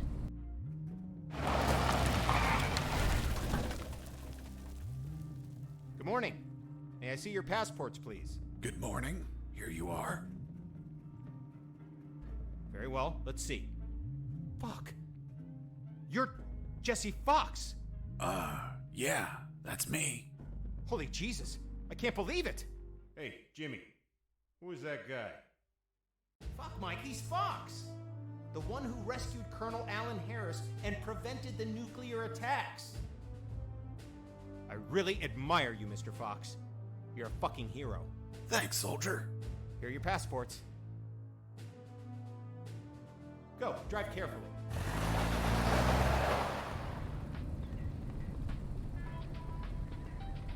Are you okay? You've been very quiet. Stop the car.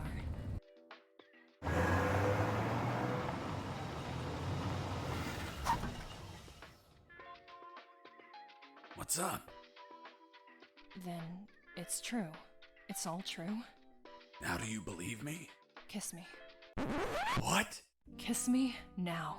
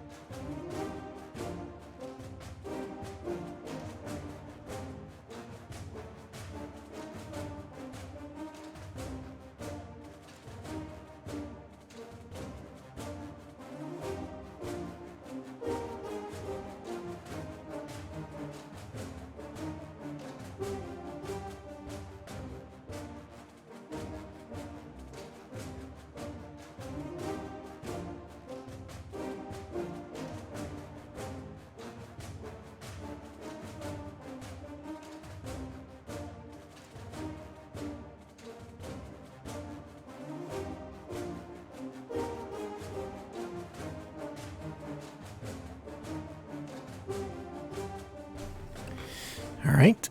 Well. That's UnMetal. Let's... But there's something else after the credits. So I just want to show you that. Jimmy, who the fuck is this Colonel Alan Harris? I don't know. Yesterday I met that guy in a bar. He was nice. I told him that I was going to slog as a guard here today. And he said if I pretended he rescued the Colonel and prevented nuclear attacks when he drove by, that he'd give me $100. $100 for saying 4 sentences. Can you believe it? Good morning. May I see your passports, please? Good morning. Here you are. It's been the easiest $100 ever. Fuck. People make up stupid shit just to score. Yeah, dude.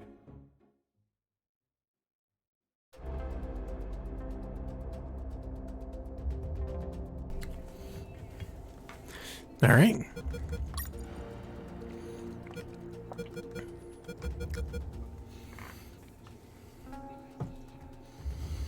So, that's UnMetal. Thanks for watching. See you next time.